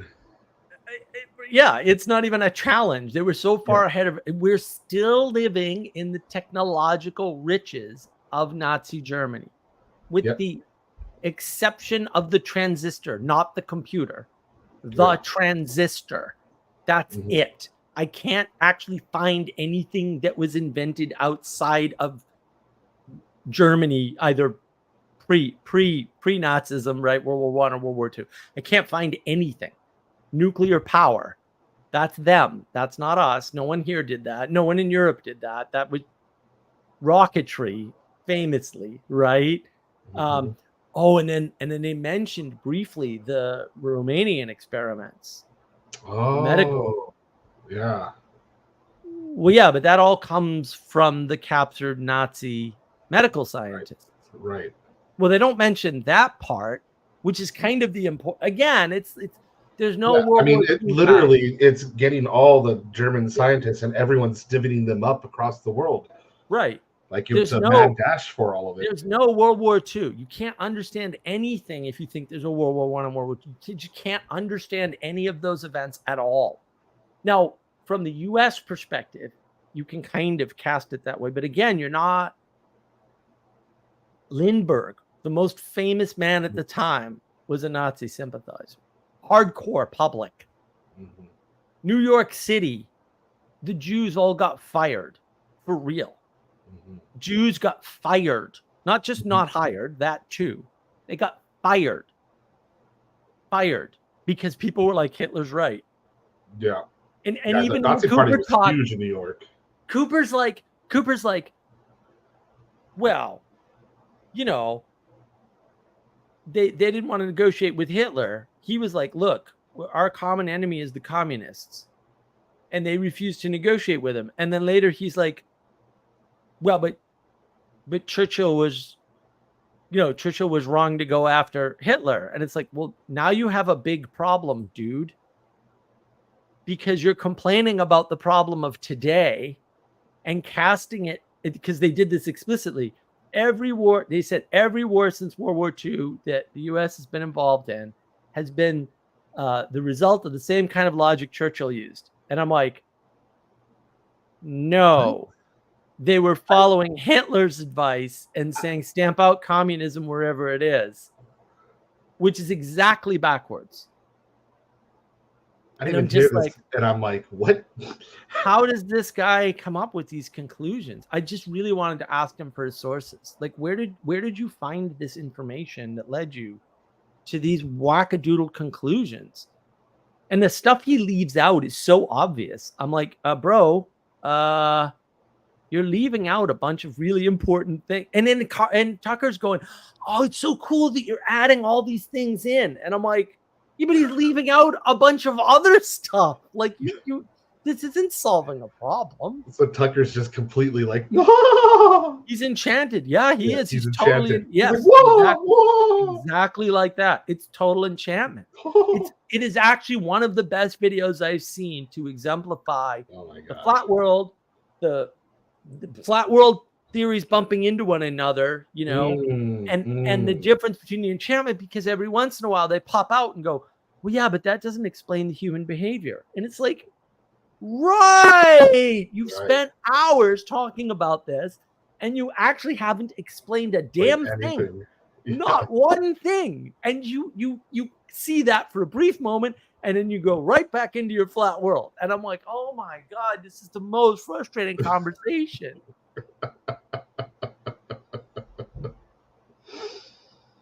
It's horrifying to watch in some cases.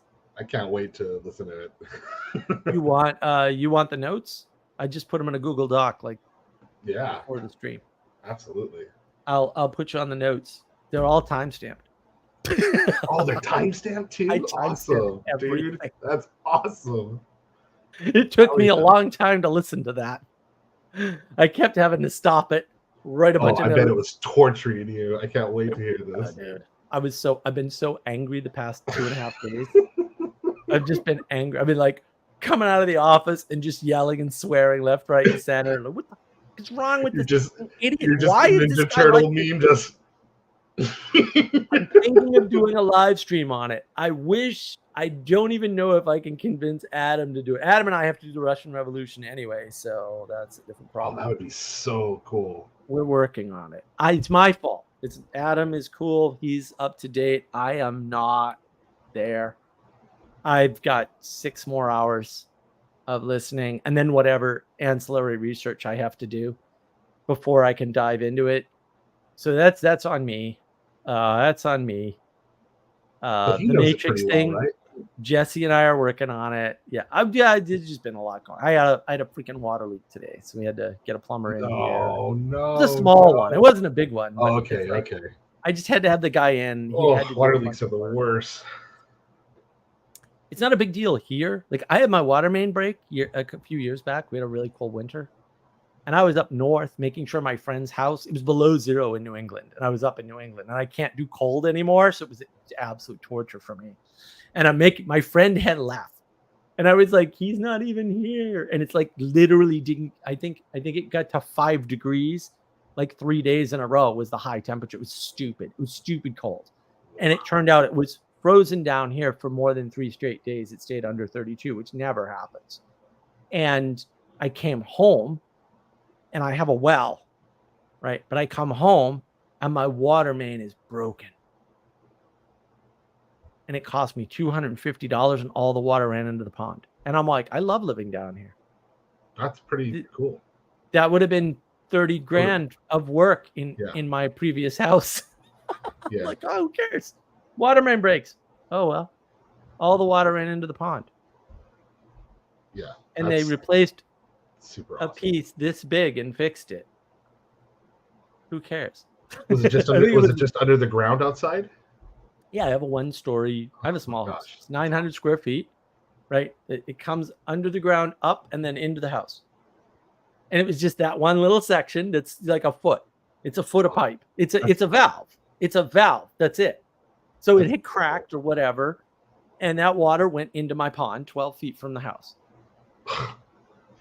And it didn't even gouge the ground or anything. I was like, oh, okay. A water main break in my last house, tens of thousands of dollars. Easily. Tens of thousands. $250. They fixed it in an hour. Why do you want to live down south, Mark? Oh, I don't know. I can't figure it out. It's a total mystery. Nothing costs anything. I have 12 acres of land and a pond. I got my septic system done. I think it was $4,500. That's pretty good. It's 30 grand in Massachusetts to even think. If you think about your septic system, you write a check for 30 grand. Think about doing it the money just automatically gets deducted from your bank account the second the thought It's enters your ridiculous mind. up north. It's insane. And everyone's like, when are you moving back to Massachusetts? And I'm like, are you? That voice. Again, I'm not so mad about that. I'm like, bro, share your drugs. I mean, seriously, you're that disconnected from reality that you think I should move back to Massachusetts. Though you cannot keep those drugs a secret. I have to have them. I want to be able to disconnect so thoroughly from reality that I'm dumb enough to ask such a retarded question. That's because all of Massachusetts is half fish people now. It's all in, bro. Here's a story. You're gonna freaking love this. So, this is 1 billion years ago when I bought my first house. So go to buy my first house, and I was going to look at it, and I was driving from Brookline, Massachusetts. Okay, and I lived in a place called Whiskey Point or Whiskey Row or whatever, right off. Oh man, my first apartment. Oh, I love that place. Anyway, so I'm driving out to Western, it's not Western Mass, it's Central Mass, but the Massachusetts idiots, you drove more than 5 miles. You're like in another universe. Such townies, it's pathetic. So I'm driving out, and that's like the eastern edge of Central Mass, right? You're 25 miles from Boston. It's really not that far. Due west. Marlborough's due west. So I'm driving out to Marlborough, and I have a path to follow. And I make a wrong turn. No way. You have an Innsmouth story, dude. That's so cool. I don't take a right, and I stay to the left. Oh my gosh, I'm getting goosebumps. And I drive another half an hour, right? And I'm like, oh no, it should have been 20 minutes from this particular intersection when I got off of Route 9, just after getting off of Route 9. And I'm not there. And I'm pretty sure I went under 495. but I did it on this road where it wasn't clear. Normally, it's hard to get lost in Eastern Massachusetts because you cross all these highways, so you know exactly where you are, right? So I'm like, oh shoot, that was 495. Like, oh no, I'm in the outer regions, right? I'm in the other lands of Massachusetts, which, to be fair, yeah, you west of 495 back then, farms, right? Not a lot of houses. Beautiful place, or industrial parks. There's a bunch of industrial parks on Route 9. There always were, but like, there's nothing out there. It's a nice, cheap place to live back then. So I start to look around, and to this day, I have no idea what town I was in. But I am not joking, dude. Brand new cars, right? So all like fine. I'm on a road. It's all brand new cars. Fish mouth people, and I'm like, no way. I'm in Innsmouth. No way. I gotta get the hell out of here. And I like turned around, and I was No way. late. A dude, and I can't figure out where I was. Which freaks me out more. I've never been able to retrace my steps. You like, actually like, how the hell did I drive there? But like, it's not like I drove into Innsmouth from the late 1800s or something like Lovecraft, right? Where there, sleepy town, maybe no cars, because there's places like that in central and western Massachusetts for sure. They exist still. Maybe not now, but back then they did, right?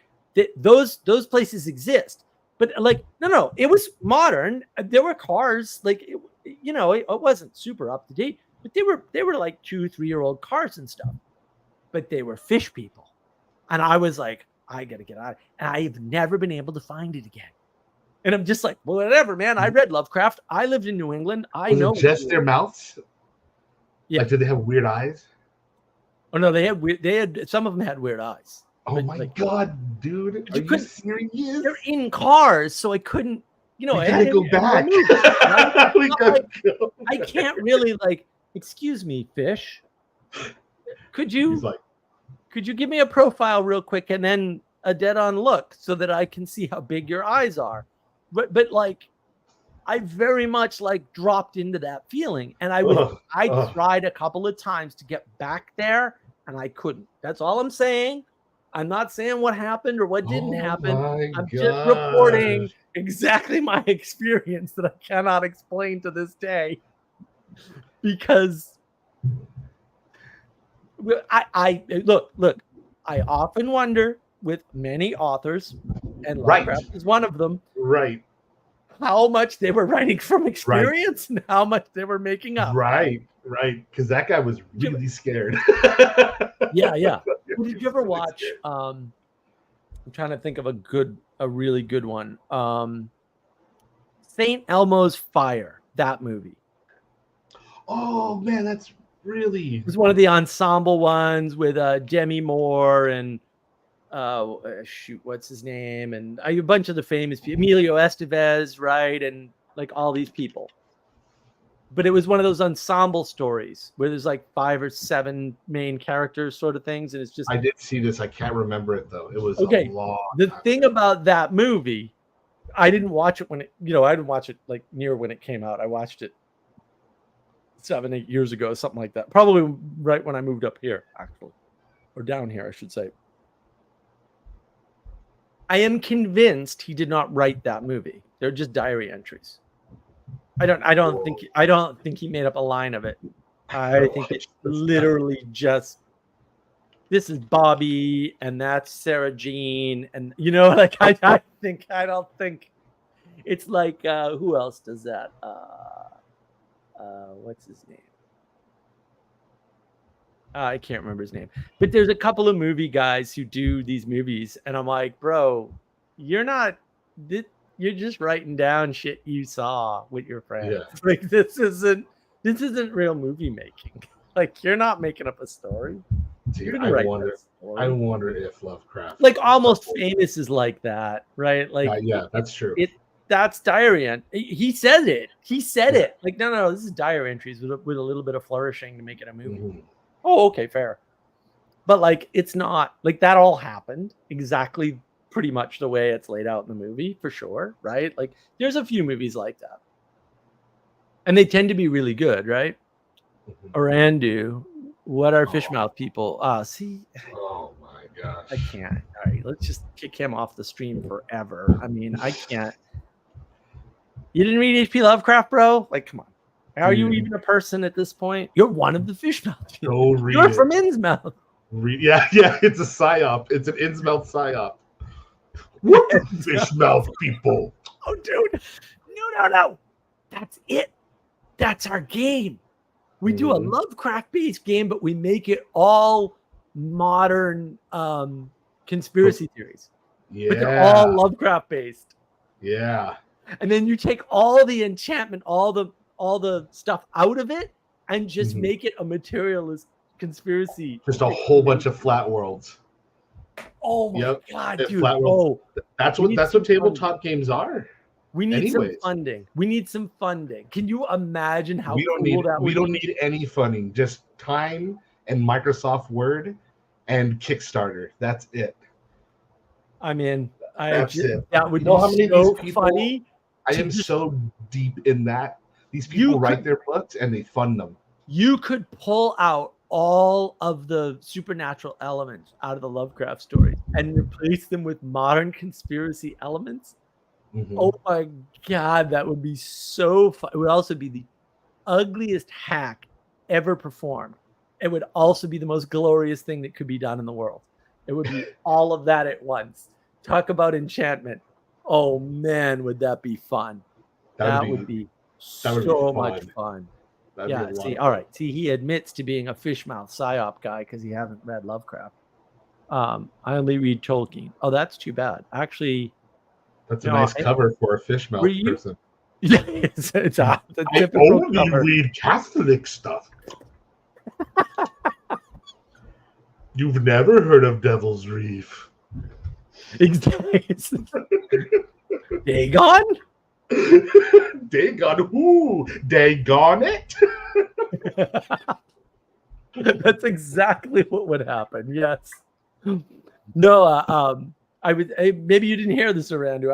I was positing, probably correctly, even that like Lovecraft in particular, and Poe before him. He's a big admirer of Edgar Allan Poe. They were really kind of prescient in terms of seeing the material flattening of the world, and their writing is about the non-material, right, the ethereal side of the register, basically, and less so Poe, I think. But like Lovecraft is, he just talks about, Poe talks more about the conflict between two flat worlds. Although not, that's not his primary thing. Like Telltale Heart isn't about that at all, right? But I mean, in a way it is, right? Because you've got two versions of reality that intersect, and it's weird because the two flat worlds intersect and cause the right thing to happen. It's a very strange story in that way. But like Lovecraft is very like, no, there's a curtain, right? Yeah. And on this side of the curtain is materiality, and on this side of the curtain is there be dragons. Only they're not dragons. They're horrors beyond your imagining. Oh, they're pretty fun. Somehow he's able to convey through this. See, this is the thing. Somehow he's able to convey through propositions horror. Like let me put it this way. He's so I have masterful, been dude. scared exactly twice in my entire existence on this planet. I don't know how he does One it. of them was reading Lovecraft, and nothing I've ever read has had anything like that kind of an impact on me before or since. I Which was story? actually fearful. I don't even story was it? remember. It's too traumatic. There was one where I got so seriously creeped out, and that was Charles Dexter Ward, the case of Charles Dexter Ward. It was I've actually been trying to this whole time trying to figure out how to access my Kindle on my PC because I was going to try to pull up that particular part in the book where he describes the undescribable, and it is hair-raising. It's amazing that he can. I don't know how he does it. That's why I want to reread all his stuff from scratch. Yeah, and kind of figure out how how he manages it. Around so Graham, what are you talking about, dude? Okay, listen, the evil sorcerer, which is what you're mentioning. Not a fan. Also, don't be enchanted by that. That's not. We went over this earlier, right? Defense against the dark arts. No. The die roll is defense against him. So if you think that's defense against the dark arts, then he's a dark artist. I don't know why I'd have to say that's not good. Like, he's giving you half damage against his mind control. Also, if you bought into him giving you mind control, you did that to yourself. He didn't do that to you. I mean, if somebody tells you have no agency and you're part of a virtually not alone thing that they don't define, and they generously gift you half damage against their mind control, look, you can do that if you want, but also, like, please, dragon, eat me. Sure, like, you can make yourself a snack for whatever you want. I'm not a fan, but like, also people that rage quit their own streams just because they have a mental break and think a bunch of things happened that didn't, and then get upset at me for not knowing their fantasy. I don't know. I'm not a fan. That's definitely somebody I wouldn't want to follow. You didn't watch Sanjuro? Did you see that? My second talk with Grim Grizz? No. He rage quit his own stream. Oof. It's freaking I laughed my ass off.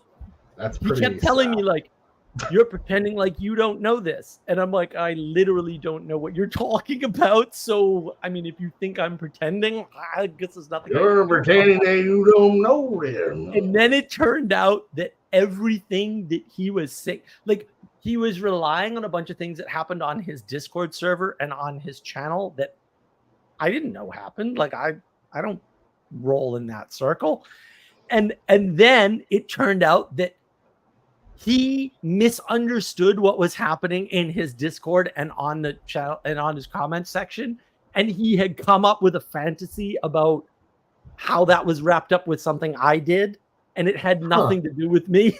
He was trying to get me in the stream to admit that I did all these things that I didn't even know it happened, and that I knew about them. And of course I didn't know they happened because they were a fantasy and they didn't happen. And so I was just really confused. And I was like, what are you saying?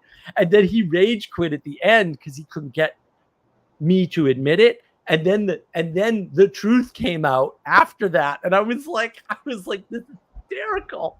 This is so funny. You psyoped yourself. That's awesome.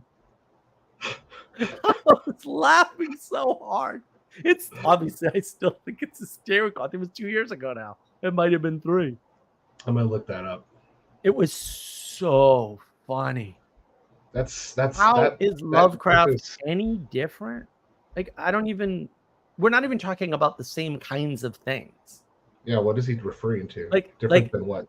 Somebody who steals a Catholic, liturgy trick, and then renames one of the words to Set in the thing, which is fine. I mean, he says that's what he does. Like, I'm not revealing a dark secret. Like, I guess is this guy somehow bringing Grim Grizz into the same dimension as Lovecraft? I guess. Like, I don't. But never read Lovecraft or even know who he is. Okay, I know, right. Like, I mean, I get. I probably can't at that point. Like, I mean, if you think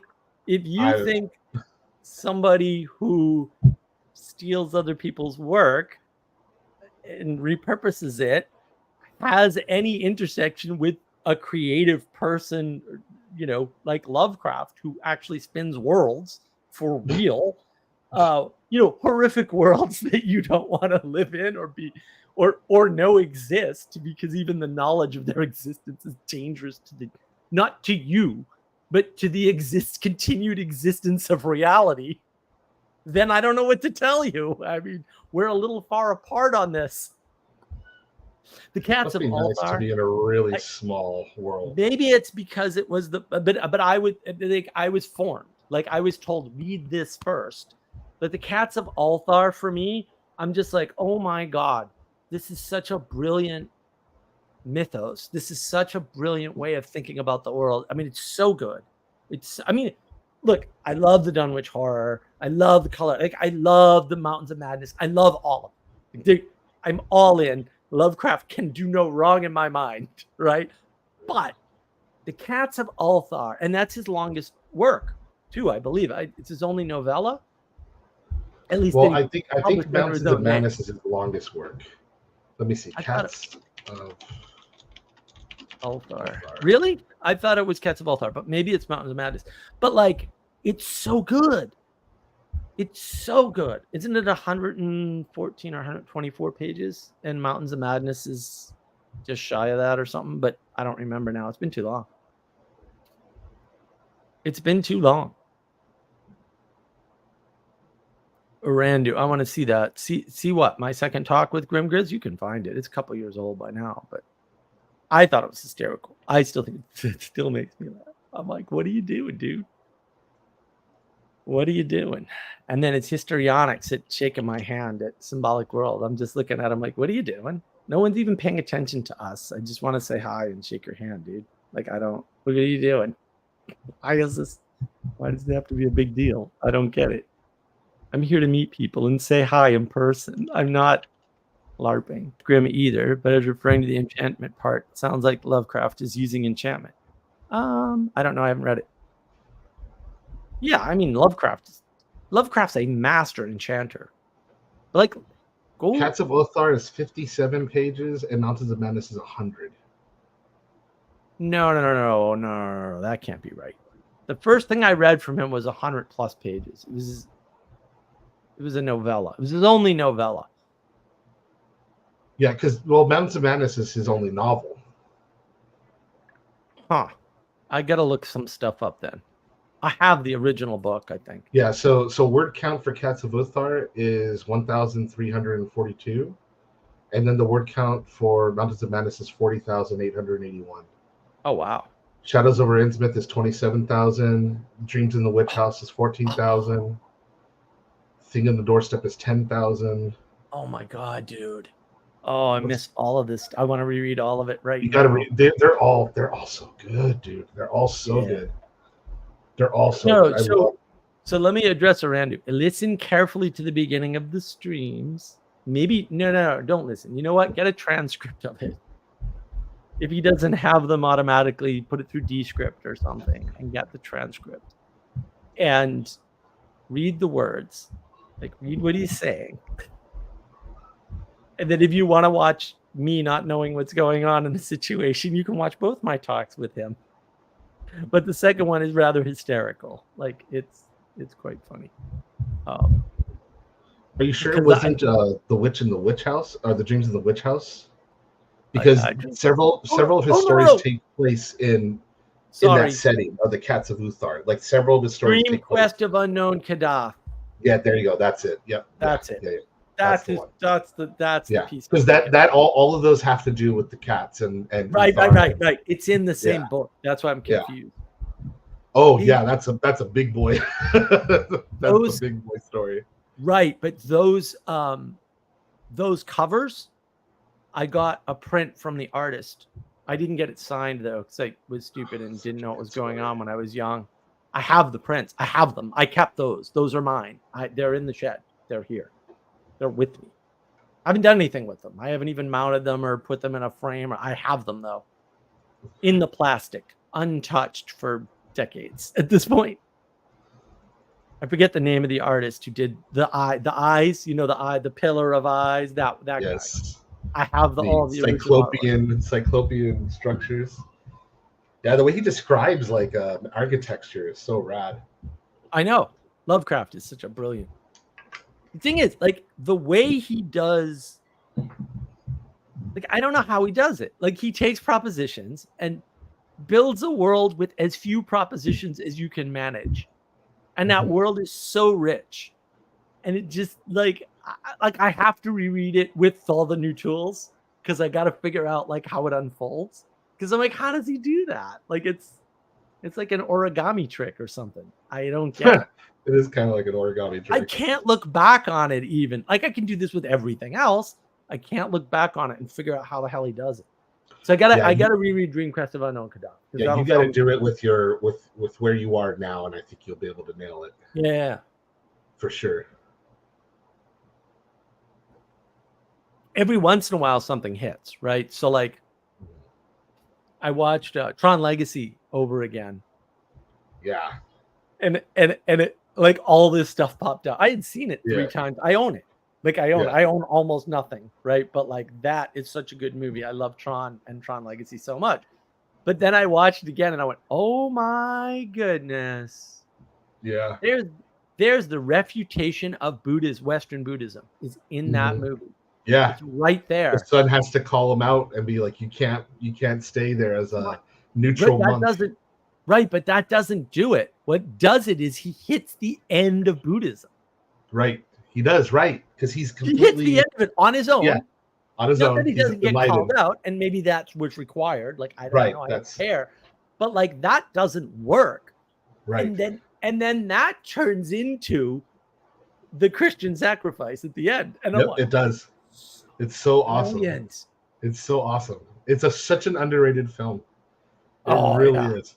I don't know how you don't like, and that film, you want the enchantment for that film, Daft Punk's music. In that film, Yeah. I listen to the soundtrack all the time. Boom, boom, Because you boom, get, boom, boom. because you, yeah, but Oh, you I get, love it. I got chills right now. yeah, but those Boom, guys, boom, boom. so get this. Years I was working at this little startup in Boston, and I met this guy, Eric. Hey, Eric, I wish you were watching. I'm sure he's not.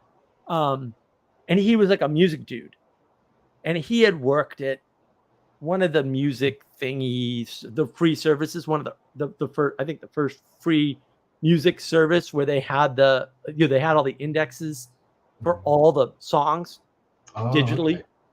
So he worked on that technology for a while. He interned there or something, but he was a huge music nerd. So he introduced me to Gorillaz and to Deadmau5 and to. So he starts talking about Daft Punk. Oh, Deadmau5 is awesome. Yeah. So he starts talking about Daft My Punk. my brother was roommates with them for a couple years No way. before Oh, they that's were awesome. famous. Yeah. Yeah, that's great. So he knew all their songs because they'd be practicing in the living room all the time. Oh, that's cool. So he's telling me, he goes, oh no, this is right around the time, right after the movie came out. He goes, oh no, Daft Punk. When Disney asked them to do that, they basically said, we're not gonna do any concerts and we're not gonna write any music of our own. We're just gonna work on the soundtrack until we're done. Dude. And like no one does that. No one ever does that. That is not a contract condition for anything in Hollywood ever. It's so These guys are so hardcore musicians. They're like, no, bro, we're all in. We're going to make this happen. And then here's the funny part. So then what happens is either somebody asked them to do a concert or something. Towards the end, they weren't done, but they were almost done. And they go to Disney and they're like, we really want to do this. Is this okay?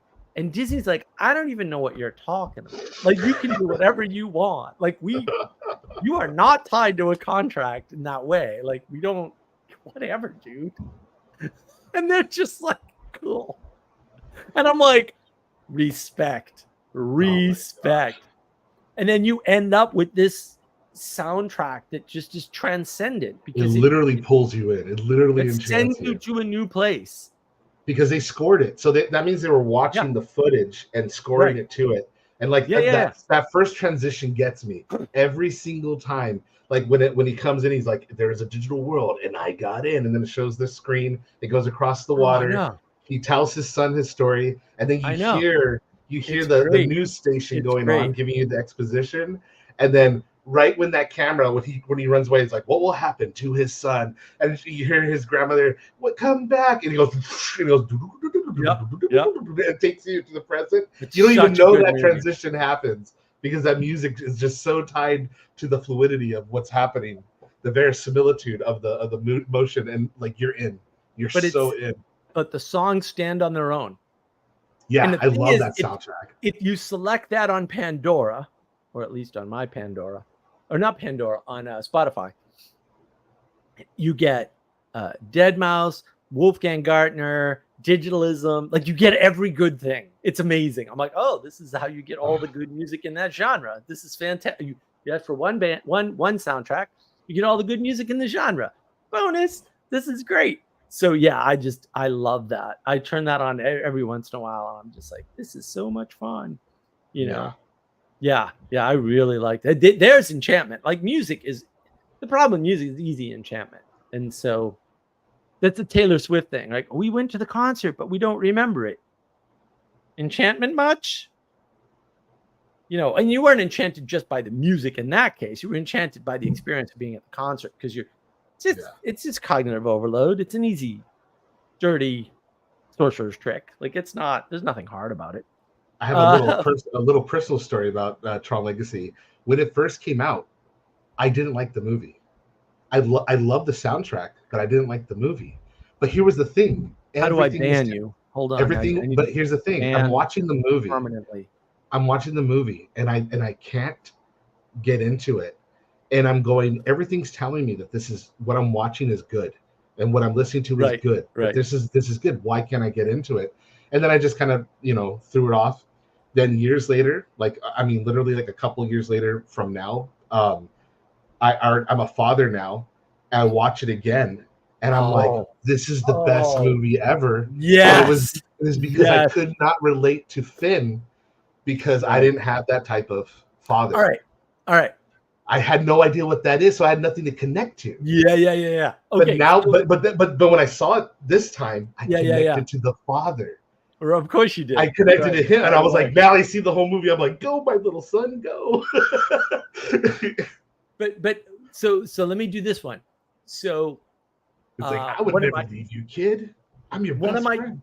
One of my previous favorite movies, which I think is like, my buddy came up with this. He said, this is a movie about doing the right thing.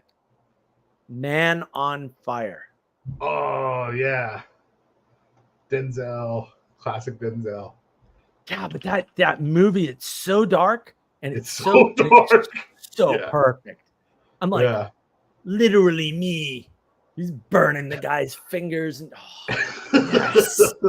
yes, more. Tell me what the little girl's at. Tell me where the girl's at. I'll make this end. Tell me where the girl's at. Okay. We're gonna do it the hard way then. Okay. I love Denzel. We're gonna do it the hard. Yeah, I love the hard way thing. Okay. Whatever you want, bro. Yeah, he's totally like, he's just rolling with it. He's like, I would gonna roll with this. I'm gonna ask you nicely, and then I'm gonna do what I do. You're not gonna like it. And then he kept making that movie over and over and over again. When he's under the underpass with the official, I'm like, bro, I'm all in. I got people that need that done to them. I'm all in. I'm there. We all need a dog-headed man on fire. I got a whole list of people that definitely need a C4 butt plug wired to a cell phone. Yeah, definitely. I like too. Like it's so good, right? Because he's under he's under this overpass, and the helicopters are looking for him, and they can't find him. They can't do anything, and it's all the bad guys, and it's like, and then the good guys are like, oh, we can't let this happen. We have to chase him down. Quick, I'll go get a coffee. Whatever, bro. It's just like, oh yeah, I'm taking this real. I've got all my men on it. None of them. That's the thing. Like that. That's something that always, we talk about laws and stuff, and then how, evil and how evil gets away with stuff. And you were saying earlier about looking at evil and such. And it always fascinates me in those times where the law takes a back seat. Like with that guy, I don't remember his name, but he was the one where his son was raped by his karate teacher. And the guy got arrested. The karate teacher got arrested, and there's some famous footage. It happened like in the 80s or 90s, and there's some famous footage where he's being transferred at the airport, and the dad is there with a cap on and planned the whole thing. And because they're filming him with the news crew, you actually see the moment where he turns around from the phone and he shoots the guy in the head. And And moments like that happen, and you can hear the cops going, John, why'd you do it? Why'd you do it, John? And then they have the trial, and he gets off with like a year. Yeah. It's like you always see these moments no. in time where the law and everyone's just like, yeah. Well, there was Yeah. a Twitter thing again, and It's I know justified. this. I don't know if this particular Twitter incident is true, but I know in Texas this happens, where the guy apparently beat a rapist. Some guy raped his like 5-year-old daughter or something, and he killed the guy. And Texas just like, all right, you go home now. Texas. Yeah. Like, whatever, bro. Like, okay. There's something about that passion in the heart that supersedes. Well, in Texas, there's actually a law in the books in Texas. I don't know if it's statewide, but my understanding is it is statewide, and it is a defense. And I'm not joking. It's called he needed killing. And that is a defense for murder in Texas. And it is exactly for that sort of thing. And I'm just like, we should all live in Texas. There's no point in having other states in existence. We should just all become Texas. Just for that one reason. That is the perfect reason. Like, this person needed to die, so I did the thing. Okay, we're good now. See you later. That's what Texas needs, a Hollywood, and they got to start exporting their culture. There was a story that I saw. It was like one of these documentary things. It was like an hour long too. Is it horrific? Like this crew. I don't know what kind of crew. I can hardly remember details. It's too much trauma for me. But like, this girl was a young girl, relatively young girl. She's in high school. Befriended this other high school girl who had like moved there recently, sort of thing, and she had, for a few months, like befriended her, right? And then basically dragged her in and they kidnapped her, right? Oh my God, man. And then they basically sold her. So for like a month, she was like in this house, and she's like, I was asleep most of the time. They'd wake me up. They did, like they're drugging even her. The high level is too much, right? Yeah. And then like the father figures this out and finds out where she is and all this, and like goes after her. And he's like, why go in there with my gun? And I'm just like going in there to get her out. And I'm like, what do you mean, bro? Wait, I don't even No. You don't understand. She's in the house, and there's a guy there. You shoot him in the head, and then you just keep going. Like, what do you mean you walk? No. Those guys all got to die. There's no other way. Like, we can't continue to have a society and let those people live at the same time. No, you're going to kill them all and get your dog. That's what you have to do. Like, I don't even understand what you're doing. I think the biggest trick in the West is sympathy for the devil. Exactly. I was just like, what do you mean? You knew? Yeah, there's some stories out there, and you're just like, what is even? Don't shoot me! I was just doing evil. Yeah, exactly. Well, I was just doing evil. So down here in South Carolina, in Columbia, which I'm not in Columbia, but I'm close, right? Apparently, every once in a while, a house will just go up in flames. A brand new house, just go up in flames, and it's like, what's going on there? I mean, there may be other things going on with drugs or whatever, but like what's usually going on is they're dogfighting. And they need to hide all the evidence of the dogfighting, because if you get caught dogfighting, you're screwed. You're going to prison, right? Like that wasn't true before, but like you're screwed. So they rent these houses. They pay a lot of cash because there's a huge amount of cash in dogfighting, because it's illicit. Wait, even if it wasn't illicit, there's to be a lot of cash in it. And so they just burn the house down. There's no evidence linking them to anything. And I'm like, what? But stuff happens in the world, man. That's the beginning of a Lovecraft story. Just a man standing in front of a house burning. That's the beginning. When you think it's a dogfighting ring, and that's happening too. Yeah, but that's not what happened. Right. Yeah, that's what I love about his stories, when they have multiple flat worlds, and then when they all collide into the. It's all enchanted, and you have a flat world story, and then it's not. I think if you want to get into Lovecraft, it's the horror at Red Hook. Because that is a straight detective story, story. kind of. Kind of. Yeah. It's a straight detective story. You'll love it. It's detective noir. It's the whole thing, right? It's the standard, like from that time period, sort of ahead of its time though, but it's the standard story from that time period, except. And then it's like, oh my, like, man, if that doesn't hook you, you have no soul. It doesn't red hook you. That's it. Like you're a redhead. You lack a soul, for sure. Oh my gosh. Let's see what Andre has to say. Yeah, that Grim Grizz thing was about early 2023, perhaps, but it was hilarious. Yes, it was. Well, that was your fault. Maybe it was mid 2022. I forget. That was your fault, Andre. But yes, it was Grim Grizz's fault for not knowing who the hell he was talking about or what happened and creating a fantasy in his head and then thinking I knew anything about his fantasy. Man, that was. Dude, I would be. Yeah, it was my fault. It was not your fault. That'd be so awkward to be in the center of somebody else's delusion. It was so weird, dude. It's so weird and awkward. Like, do I get an apology? Hey, dog, I'm just gonna leave, bro. Do I get an apology for him thinking I knew something that wasn't even real? No, he hasn't said a word about it since. I'm like, really? You went through all that trouble and like harassed me on a live stream about not knowing something that was a fantasy that never happened. You completely made up in your head. And I don't even get oh, my bad, bro. Like even Andre is willing to apologize for this more than you, and it's not even his fault. But poor Andre. I love Andre. I hope your job's going well, Andre. I hope all that's going well, man. I'm so excited. I'm so excited. I love it when people when people make progress. It's great. It's great. That's what we want. We don't want them stuck in the freaking horror at Red Hook. That's for sure. Or the mind control where you get die roll for half off. Or what was that other one I love too? The Whisper in the Dark. The Whisper in the Dark. Oh, dude, stop! You're killing me. I just want to read all night now.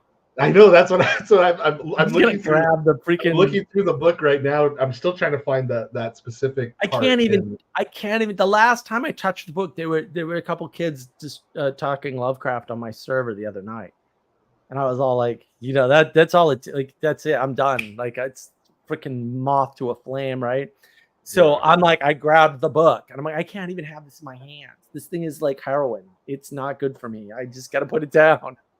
I really think the flat world and the enchantment, I think that's the underlying thing that has always drawn me to his writing. Dude, I gotta reread Dream Quest of Unknown Kadath. I gotta go through it all and take notes and do the whole thing. So good. He's so good, dude.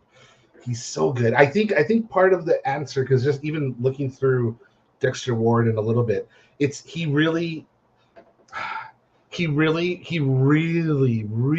describes the framing of the person, and I think it's his description of their frame that they're describing their flat world, but also he's using the framing of somebody who has authority, so like a scientist or a physicist or somebody. But so thing, like it pulls you in so that when the trick happens, when the person meets the thing, and then he describes it in the broken way. He describes the broken understanding of the person's scene. Yes. And never ever tells you what the thing is. It's all indirect. And just you're right. You're it's like the things behind you as the viewer, and you're watching the person reacting to it.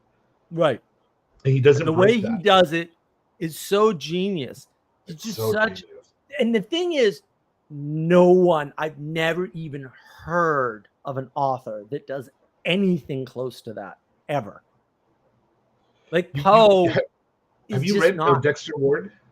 Oh yeah, The Curious Case of Dexter Ward. Yeah. I read almost all his stuff. The only thing I did. Do you remember how he describes the raid? The raid on the estate. Oh, I love when he goes and he does the police, like someone's diary from the night when the police raided something. It literally is like the best Halloween movie I could ever think of. Just the horror that they describe that the police run into when they're trying to deal with it. And it's not even the scary part of the story. It's usually like in the first third of the story. Right. But just that alone is enough you can do an entire TV series on. But this whole this whole way that he has of like he understands the material and the ethereal so well. Yeah. And he understands effectively, the world that he's been subjected to and born into so well. He understands the problem so well. And did you read The King in Yellow? Did you? I have The King in Yellow. I haven't finished it.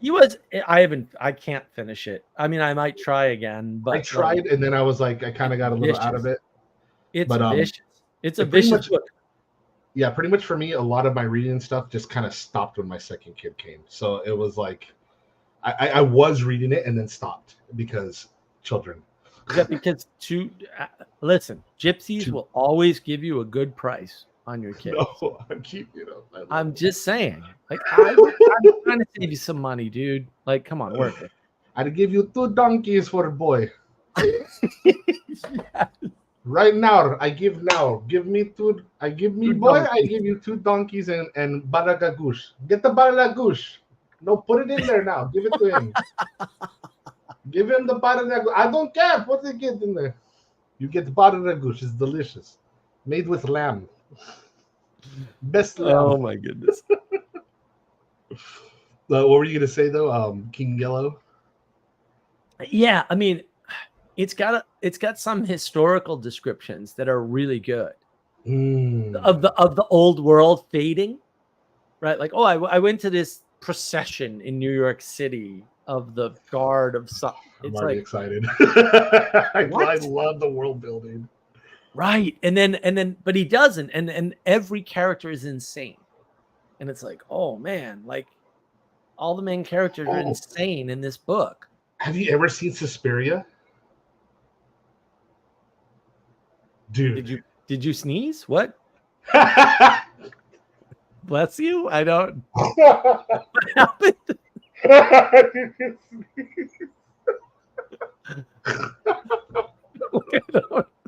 That got me. Good. I'm like, what did he even say? I don't. Was that a word? Because I was thinking about right now. There's a book that I had picked up, and it was the Lovecraft setting is in Berlin during the time of the wall being up, and it's that weird time in German history where this is where the bubblings of all the, and so the underbelly of the world is all this occultism and these things happening. And there's a movie that was made, an Italian movie in the 70s called Suspiria, where it's about a witching coven in the Eastern Bloc. And no, it's so good. The original, it's one of these rare cases where the original is so good, and then they remade it recently, and it was just as good. And the recent one is freaky as shit. And if you want a good freaky one that really captures, it's very Lovecraftian. I'm not sure if they're explicitly trying to be Lovecraftian, but they capture that whole, you're in the enchanted world, or you're enchanted in the flat world, but you're not exactly sure. And then the magic tricks happen as you're going through, as the story goes along, and then things get revealed. But the tone of it, the thing, and it's one of those weird ones where it's just the setting is perfectly matched to the story, the kind of story that's telling, because of what was actually happening in the minds of people. That's what Lovecraft does best, right? He takes Moby Dick does this too, right? So right in the beginning of Moby Dick Book Club, Eric Seitz YouTube channel, Father Eric's YouTube channel, Eric Seitz. Right in the beginning, what he does is he's in New Bedford and he needs to find a place to stay. And the thing is, that character reminds me of the King in Yellow characters, actually, because he's insane. Like, he's not fantastically insane, but he's insane. Ishmael. And he's like, nah, bro, this hotel's too highbrow for my ass. I need something lower. And he walks to the shore. And I'm like, man, this is Lovecraft all day long. Right? Because back then, there really was a correlation between the section of the city you're in and your affect, like your existence. Mhm. And like we still had the Mhm. feudal Mhm. stuff is fading, right? And Lovecraft is a He's a master master at that. of placing the character in a setting where you understand somehow, even though you don't have the concepts in your head, that Mhm. there's a veil between ethereal things and material things, and you've gotten closer to that veil, and that barrier is very thin here. Mhm. And I don't know how he freaking does it. Like I can't. I honestly think part of it is that he actually touched it. I think that it became his Well, life. and I think too, he's pointing at we'll say the PVK talks about this as the end of modernity, Oh, right? definitely, It's a definitely, Yeah, he's not definitely. wrong. It's a stupid word. It's Right. the limits of materialism, or maybe the limits of the age of gnosis, where Yes. you can't deal with the world with the material frame anymore. And this is, Mhm. again, this came out when the Tucker Cooper conversation, right? Well, we just explained a bunch of things, but we really don't know what happened. Like, we don't know what motivates people. Like, our history isn't explaining to us, because it can't, what happened. And it's like, well, yeah, it can't, dumbass. That's because all the happenings of the world are driven by the ethereal. Mhm. And so what's happening is, for Lovecraft, is he's kind of, because he's like, That's all happening at his time period in his he's life. growing up in the height of materialism. Dude, I would be so Right. freaked out if I was him too. Right. Like, Well, and he's losing all his wealth, right? Because economics have changed vis-a-vis, I yeah. mentioned this last time, right? Like Mhm. vis-a-vis Downton Abbey. Downton Abbey is Right. another story like that. But like Lovecraft's whole Yes. story is the same thing. Like, the industries that make money have changed. Mhm. And the families that have money are now changing. And the world is flattening and becoming more material, because flattening and materialism are the same thing. It's the Right, same at thing. some Yeah. level, like they're so connected. You That's can't talk probably why about they're one. so strong to rooting people in them. Right, right. And then he's casting the world as pure material, Mhm.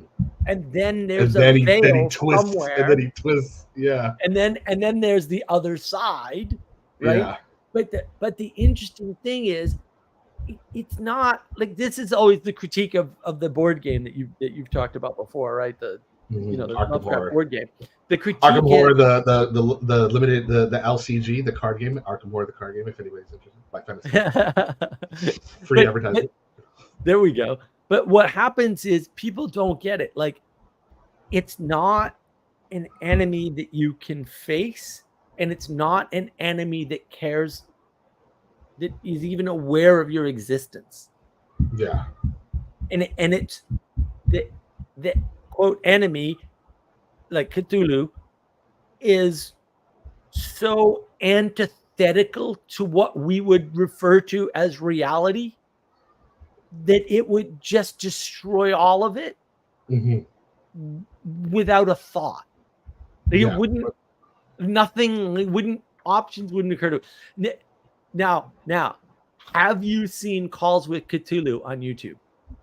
Calls with Cthulhu. Dude, that is the funniest Cthulhu skit that could ever be made in the history of the universe. Calls of Cthulhu is Calls for hysterical. Cthulhu. It's Calls for Cthulhu. It's something like that. It's It like is 17 years old. Got a Yeah, little yeah. puppet. Got a little puppet guy. It's the puppet. It is Okay, I'm adding this. the funniest thing that you will ever watch as a Lovecraft person that is in a Lovecraft space. It is he didn't quite get it, but he is so close it doesn't even matter. It's just the way he plays it off. It's brilliant. It's absolutely Going back to the game, I'd love to see how the mechanics of the game try to capture what the story is doing, because these people who made the games, they clearly really like the stories, and they get that. Right. And so what I thought was fascinating is, when you start the game, almost like always when you start the game, your characters are already behind the 8 ball. So the Right, force right. the forces of evil are already doing what they're doing, and you actually Yeah. the progression of the game is determined by two things. One, the clues that you get, which push forward the act, and Yep. then you have the timer of the doom timer. And The the doom doom, timer, right, the right. doom timer just represents the unknown crap that is going on beyond what you can see, But and that's the it is inevitability, bringing the inevitability. And right? when you get the clues, what you do is you peel back the layers of that, and depending on the speed at which you do that, your goal is to try to prevent whatever it is before happening. Because once it happens, like I'll give you an example. It's over. There was one called the Dunwich Legacy where it revisits. It takes place actually after the events of the Dunwich Horror, Oh, and cool. the professor, what's his face from Miskatonic, the one who did the whole thing in the Dunwich Legacy, Yeah. he's losing his mind, right? And Mhm. he's called you over to his house, and you guys have to split up. You even run into gangsters from them, and if you do things right, they'll help you. Like the Catholic Italian gangsters will be like, well, we don't like these demons, and they'll actually help you. But long story short, we get to the end of the thing, and we end up getting pulled into this other dimension, and it just becomes a running for your life fest, and Yeah. just trying to close this portal that they don't come by. And the narrative, what's so cool about this game is the narrative happens organically. My Mhm. friend, he was playing Rex Murphy, who's a reporter, and I was playing Jim Culver, who's a musician, a cursed musician, this cursed jazz musician. And our third player, my wife, she was playing Jenny Barnes, who's the rich, affluent girl who's looking for her missing sister. And so at the very end of the game, it's getting so dire, and literally, like my character, I look at like he's the detective Rex Murphy. He's already being chopped up by the claws of some monster, and I'm running with Jenny. We're almost to the exit, and the portals change. These monsters come in on both sides, and I look at Jenny, and I just role played my character. I go, find your sister, Jenny. Find your sister. Like that. And she's like, No way. no. And I go over there and I literally pull aggro and run them over away to another location and make the way for her to run, jumps to the portal. We win, even though we almost all died. But Yeah, you all die. Right. but what determined us winning was that we staved off the doom one day. That's right. Like That's right. we survived one more Right. day. We don't know what idea Right. what that was, whatever it was, but it didn't come through the portal, and that's our victory. That's our Right. bittersweet victory. Right. It's- You never and- get a victory in those games. It's fantastic. And where she fell out of the portal was into a graveyard, and it was raining. So she's just sitting there with sanity rain. damage in a graveyard with the rain. It's wonderful. I love it. Yeah, But yeah. those games are really interesting. I just love seeing how they try to capture that magic. Paranoid people should not play them though. No, they take it way too real. I've met those people. They confuse it with reality, and it's like, yeah, you don't ever want to mess with anything like that with paranoid people, because they will definitely get lost. They don't see it as a game anymore, and they will start freaking themselves out. Like that. What was that documentary about the Slender Man with those little girls? That was so sad. Those two little girls were watching the creepy pastas and Slender Man, and then the one little girl stabbed and killed her friend in the forest. And they were like seemingly normal girls, but they were being enchanted by these enchanting worlds and had no parental guidance. Enchantment, man. And it literally turned them into killers. It's like, I think that's kind of the beginning of that, is during Lovecraft's time, and then now. I mean, I wonder how Lovecraft would see the internet. Like, oh man, imagine what he would have thought about the damn internet. He would have had all the right fears for that. He definitely would have. I always oscillate, like, how good a writer am I? Could I continue? I've always wanted to write a Lovecraftian story. Like, always. I've written several. I don't know if they're good or not, but just doing it, it feels good. It feels really good to just get your brain over there and just trying to like thread the needle on this. I thought I did a pretty good job in one of mine, but I know it's nothing, because I can read his, but it was totally worth it. I would never regret it. It's interesting. Fun. It's interesting. I every once in a while. Well, that's the purpose of having the unabridged, the Yes. hardcover. I'm like, I'm just gonna read the whole damn thing, and then I'm gonna see if I can pull it off. Because I'm a pretty good writer, actually. The problem is I haven't even been able to sit down and read lately. So, I just don't so have the the energy. one that I wrote, it was a real quick short story. It's just from the POV of the person. He's just some guy who, he's got a simple flat world. I love applying the flat world to all this because now I'm really starting to see it. And he likes the comforts of life. He likes, his favorite things are like the fact that he got a brand new Samsung fridge that like dispenses ice cubes and cold water. He likes his newly clean sheets and the way that they feel between his legs after a shower. Nice. But he's met a girl, and this girl wants to take him camping.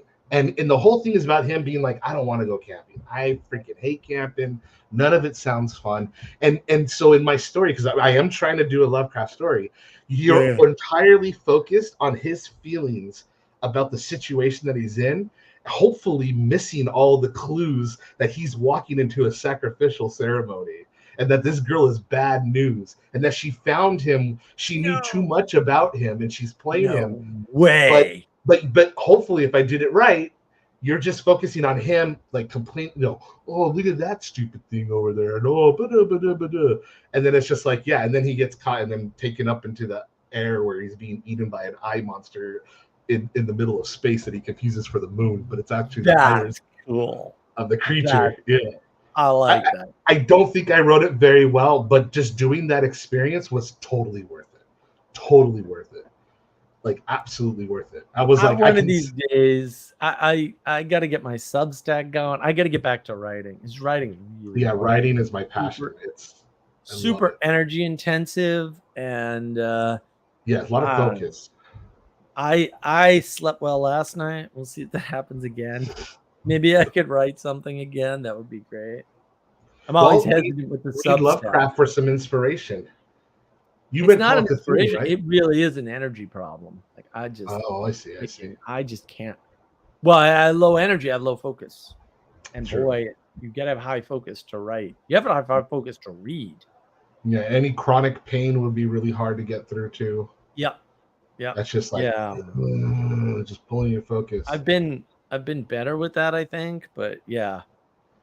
I stopped eating lunches and now my weight's going down. I'm like, all right, that's better. I was too heavy. Yeah. I'm a small guy. It doesn't take much, like 5 pounds is a big deal. It's a large percentage. Yeah. And with inflammation, for some reason, any extra weight, if you have an inflammation problem, it's the worst. Any extra weight will completely take your ass out of the game. Yeah. 3 extra pounds makes a big difference for some stupid reason. Mm-hmm. So yeah, I've been. Of course, I got some of my other drugs back. I never know which drugs that work and which ones don't. So I hate taking a million pills, but also it works. So I don't know which half of my million pills are working. That's always the problem. Going back to the Lovecraft thing, that's all you have to do is take the modern day flat world. Yeah. And just put a monster at the end of it. those adapt. But the way or somehow making the frame the monster. See, that's kind of what the King in Yellow was, because it's a language that infects you. That's what's really creepy about it. Right. Because once you already see the play, once you already hear the words, you're already infected. Right. Yeah. It's the common trick. Like you've already bought into this. You just don't know what you bought into.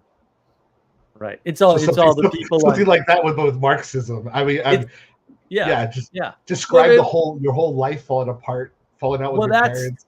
But it's the same thing. Like that's what Lovecraft was writing about. It's just he used monsters instead of communism. Like, do you think that was on purpose? No, I think because I feel like he was trying to, through writing, understand what he can't put in words himself. Yeah, but I think like obviously he's a pattern guy, right? Just the style and he writes. Forget the contents of the story. just the way he structures story within story within story, Well, diary within diary. This guy got this diary and read the this and that. longest sentences since Milton. Yeah, Like, yeah. ridiculous ways of And manipulating they're English beautiful. language. And they're beautiful. I love his It's- sentences. Well, they're perfect. It's so Like beautiful. everything he writes it's insane. And then I love it. and then the horror of being a writer at a time when writing becomes worthless. Yeah. Oh, that I poor know. guy. And then I gotta find He died one of pretty his- early too. One of his neighbors wrote in his style, and his son went to one of the sci-fi conventions that I used to go to, and I bought the book, and I haven't read it either. It's in its pack. Well, that was just before all the, it was before the cancer with my mom and moving and all that stuff. So I never got a chance to dig into it. But he knew Lovecraft. His father did, and I was like, oh shoot, I want to read this guy's books. It's his navigating in his language too. Right. The detective, Right? Because that's real. He's correctly Yeah. capturing what it is For to sure. deduce. Right, but the pattern, right? Deduce. Inductive and This is deductive the thing, reasoning. right? There's two sides to all the story. Not all the stories. There's two sides to most of the stories. There's this scientific frame, Yes. and he nails it. Like he's Yes, just he so nails it. good at the scientific, rational, logical, reasonable frame. Mhm. And then he just comes along with this thing, and he does it so well, where he just shatters the whole thing. Mhm. And all your scientific certainty is worthless. It's just completely worthless. And so, yeah, I mean, he saw that. And I mean, you can easily, and the argument I think has been made, I'm sure I've made it. That's why you've got the vice president of the United States saying, I'm not a communist 1 week, and like 3 days later going, price controls for everybody. I'm like, what? How is this possible? But like, that might as well be Cthulhu breaking through the veil. Like, I just thought of Kamala Harris as a Lovecraftian horror. she is. But you can't Unburdened match that. by what has been. The future, With her cackle. unburdened by the past. Her Oh, freaking man. Lovecraftian cackle. I'm like, I don't know how people don't see how low of an IQ she has. blows my mind. Everyone's still defending her. I'm I like, don't know. we have hot mics. We have hot mics. When it was Dan Quayle, the vice president, Dan Quayle, under George W. Bush, people would defend him left, right, and center, say, no, he just made a mistake. He's actually a very smart guy. And I believe them. I believe them. But Dan Quayle seemed to be a smart guy who made a lot of really stupid mistakes because I hung out at MIT. The MIT people would do the dumbest things that your IQ is 160. Really, I don't want an IQ of 160. I'm good. Like, you moron. Right? So, like, I get it. No one's doing that for Harris. No one's saying, but behind closed doors, she's a genius. No one's doing that. Everyone's like, no one. Yeah. No, she's smart. Yeah. Honest. That's why I can't understand why people Bro, would even I don't defend believe that. you. People are so willing to like give the benefit of the doubt for that. I'm like, what do you see with your eyes, man? She can't even speak. She can't even speak. They want to redeem anything that they see that's not equal. The minute they see inequality, they want to redeem it. Ugh. And you know what? All of those people are leftists. Every single one of them. Yeah. And I'm like, I see a pattern. Like and then everyone goes, but it's the same on the right. And I'm like, it's absolutely not. That's a complete lie. You are delusional. You need medicine or like a straight. I don't even know. Like, I don't think we can fix you. If you think there's an equivalence there, there's no hope for you in this world. Like, none. And I don't know how to get you out of that. Like, I don't know why they even want delusional. something as silly as equal. That would be so horrible. That would be a nightmare if everybody was the same. It's the only thing scarier than Lovecraft. Yeah. Yeah, to be like a hive mind with only one mind controlling everybody. We're all the same. That's horrifying. The Borg, I used to love. They used to go, what about ant colonies? And I'm like, you want to be controlled by one queen? And they're like, because I just destroyed their world. I'm like, you reach. They didn't even consider that. Every your tiny little minds. I'm like, you moron. You are a freaking moron. You should not talk to me about government. You should not talk to me about politics. You should not talk to me about these things. You're stupid, and I'm not. It's like you, every time, dude. Spiral. Every freaking. Then they'd be like, "What about a bee colony?" You want one with a queen, where the queen tells the worker what to become, and they have to change their physical form based on the needs of the queen and her whim. Oh, today I feel like this. You're all going to do that. Where the men sting you and they die.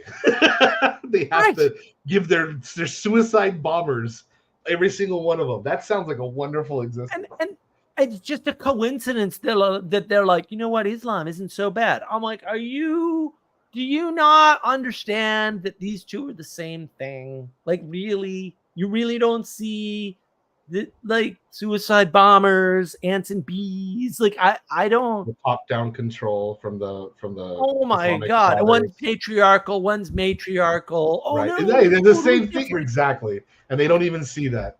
They don't see. Like, well, if a woman was in charge, it would be the same. No, it'd be worse. You're still controlled by one entity. You have no agency. That sounds wonderful.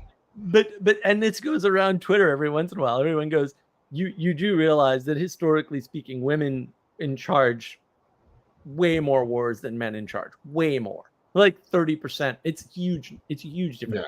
Yeah. It's a statistically whopping difference, right? It's not like statistically significant, like just squeaked over the line. It's like, no, bro. Like what are you talking about? Because Sally Joe says this all the time. She says, well, of course, because if your child is at threat, the answer is burn it all, burn it now. That's always the answer. And I'm like, literally, all you need is Aliens, the second movie, Aliens. Yeah, that's the whole theme of the movie. Mother versus mother. Get away from her, you bitch. Like, literally, I'm going to burn your babies with a blowtorch because you're trying to kill my baby. I love that. But that's exactly what's going to turn into is like, someone's dying. Only one will remain. Or 3, I had told you about it before because it was this weird moment where it just got completely given to the right guy who was allowed to do what he wanted to do. And he just made a true, real, like Deep Space Nine happened yesterday. Just a true successor with the Next Generation, and he did the whole story so beautifully. Really, it's really worth seeing. Just as he does it in a way you don't have to see anything.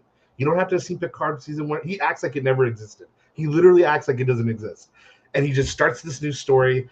It's really a connection to the original the Next Generations where it ended. It actually makes references to the last episode.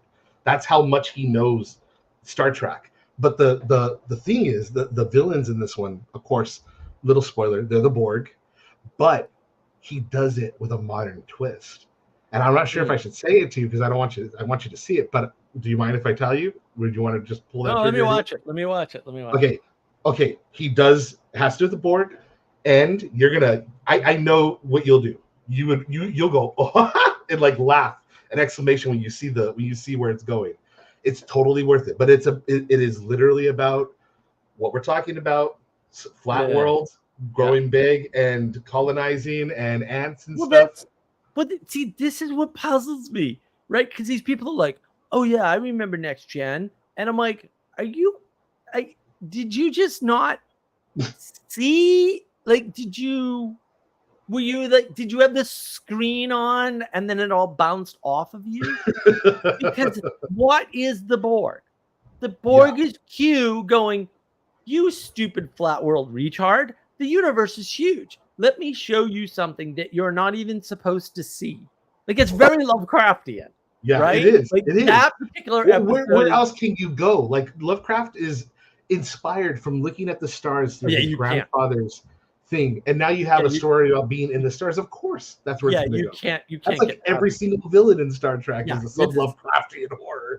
There's two authors you cannot get past: Plato and Lovecraft. Yeah, you really can't. They're like, There's this no is the way. edge. This is the edge. Everybody's copying one of them. Yeah, There might be a few others, but like, yeah, Lovecraft. yeah, I agree. I absolutely agree with that. But like the Borg is like, it's just like, here, I'm going to introduce you to something outside of the realm of your imagination. Something so horrific that you couldn't even consider it before. And it's all the imagery it uses: zombies, collectivism, mind control, no agency, no humanity. It is right. It takes all of those and smashes it into this character. That's the reason why the Borg are freaking iconic.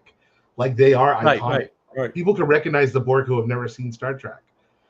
And it's I'll tell you this: symbolism. Metellus, the guy who did Star Trek Picard season 3, does it all justice, bro.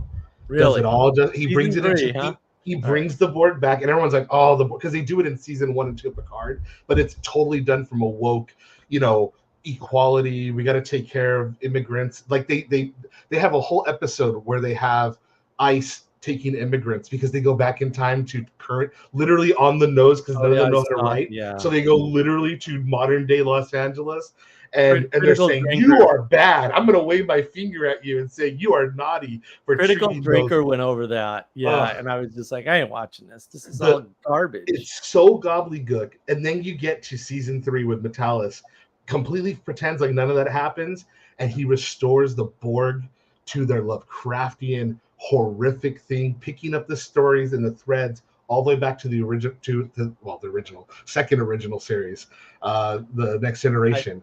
I still like the classic, and I still think I love the classic too. Yeah, it's a different thing. Better. Dude, DS9, don't get me started on DS9, man. Don't even talk about it. Don't talk about it, man. I think I told you I did this ridiculous online questionnaire that had over 1,000 personality questions, and it had the guy who made it just dedicated like a whole year to making this huge database of all fictional characters from books, TV series, from movies. I'll get it to you, and it's a serious questionnaire. You have to take some time, and it will nail you down to a character. And I got Commander Sisko because I am Commander Sisko. When I saw that, I was like, absolutely. I will do what is necessary to protect the people of the ship. I will lose. I'm like, you're not going to win. I'm going to win. I'm Commander Sisko. Like, I'm trying to keep order in the freaking fringe and in the crazy ass territory. I love Deep Space Nine. That was one of the. That was at the perfect age for me too. It was on Channel 13. They were running that one back to back with the Voyager. When Voyager came at the second, they overlapped a little bit. Yeah, Voyager had some good stuff, but the premise was just bad. The premise was Voyager, like the episode of Fear when they fight Fear in that computer. That was one of the best written episodes, and it has that one character actor. I love him. He was on Better Call Saul, and he plays Fear, and then they shut the whole thing down when he realizes he's been duped by Janeway, and she, I wonder what Fear fears, and Fear fears not being feared. Not having anything to know whether no power, exists. no control. Yeah. I was like, oh, that was right. But what were you gonna say? So, did you see Babylon 5? I've always wanted to see. Everyone talks about Babylon 5. I know that a lot from Deep Space Nine is taken from Babylon 5, and Babylon 5 is still getting ripped off to this day in modern shows. It's constantly getting ripped off. So I watched the first episode of Blake 7. Yeah, it was cool. It was so cool. I love those. The old British style is so weird, but it puts me in there. It puts Blake me in 7 there. Because everybody knows it's the greatest sci-fi series ever. What a mind fuck that first episode. Blake 7 is so good, except you get the first 2 seasons is one show, and the second 2 seasons is a whole different thing. Nothing changes, but everything is different. It's awesome. The thing about Babylon 5, the really special thing about Babylon 5 is that it has that Lovecraftian element in it. That's it. You sold me. I didn't even know. I'm going. Where's it streaming? Babylon. Well, because effectively the world is caught in a battle that has nothing to do with them at all. Okay, don't tell me anymore. I'm seriously gonna watch this. Don't tell me. I don't want any spoilers. It's awesome. And then there's Oh. a follow-up that they never made fully called Crusade, which is also I think I heard about that. Is that actually good? It's No, actually no. good. Oh, it's not. It's awful. great. Okay. It's great. It's, Oh, it's really good. It's only a half a season, but it is phenomenal. It is so Oh good. my gosh. Who do you serve? And who do you trust? It's like, yes. Oh, I'm yes, in. more. I'm in. I am so in. I've been looking for the excuse to do Babylon 5 for a long time. Oh no. It's And we're in the definitely desert Lovecraft. of media, so now's the best time to do it. It's totally Lovecraft. Totally. Gosh. And it's not as good, obviously, because it's very much focused on the human struggle. Right, but like right. the whole backdrop is Lovecraft. The whole backdrop. That's wonderful. But it's material Lovecraft, because it's not like there's ethereal components there, but like, and that's the thing. That's not the like focus of the show.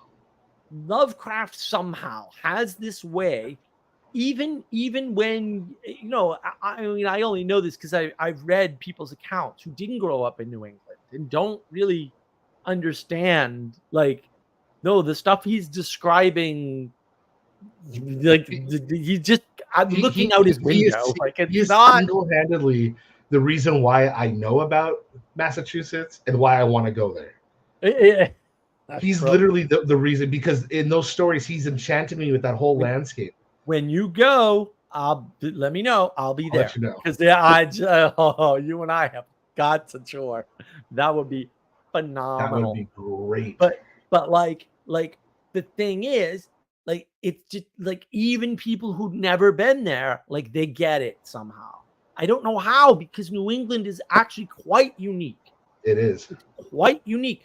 Even like, because old New England towns or old New England buildings, because I don't know that there's any old New England towns left, unfortunately, anymore. There's an element of Europe that is there, right? But it was updated because it's not old world. Like, we're too new a country, right? There's no old world here. There's no medieval here, but the medieval's in it somehow. Right. Yeah. And he's somehow, like, there's something archetypal about the medieval lifestyle or something. And there's all these archetypal. I think that's exactly it. I think what we were talking about, the Reformation and these things exploding, the Fourth Estate exploding onto the scene, like, there is, like, we were in that, whatever that enchantment was, we were in that for a while.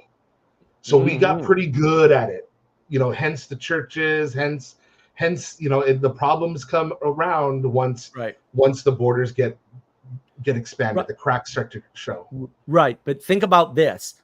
Reframe Lovecraft as the understanding by Lovecraft, somehow, we'll call it unconscious, because I don't even want to think that it wasn't. I can't. I got limits.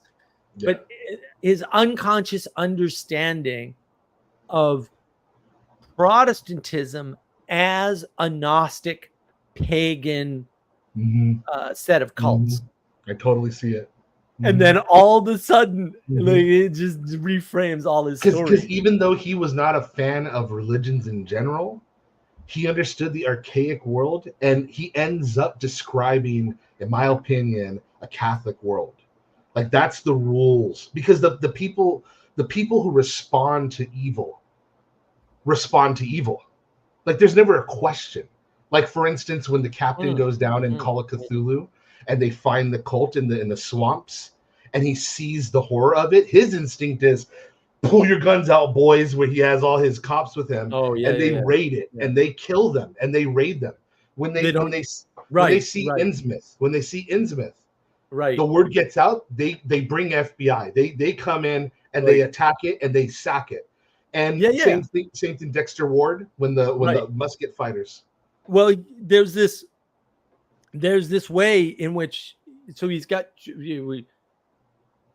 Are they two Like types maybe of he got to stories? that unconsciously from seeing the archetypes of the Oh what yeah, you said earlier. boy, he sees It the wasn't intentional, but what he's no, describing no, as a moral frame, a he moral sees the enchanted world. right because he What sees they the would do world running clearly. up into this, right? He sees the world very clearly. That's the problem, and Yeah, and that's the problem. That's the gift. Yeah, you don't want that. I do yeah. not That's wish why for he was that. like. I think that's why he was the way he was. Do not think about that. Do not wish for that. Run Yeah, away. If somebody comes up to you and offers, say no politely and flee for your fucking life. Like you do not want to see the world clearly. that was Lovecraft, actually a common thing that people who knew him said.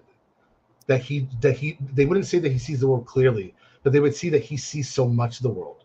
so That's much. the way that Right, they saw. right, right. He That's just the sees way that they saw it. right, But clearly, right, still, like I think right. that's right. But in A his lot clear. stories, there's two types of response. Well, there's three types of responses, right? There's the Go people that are insane.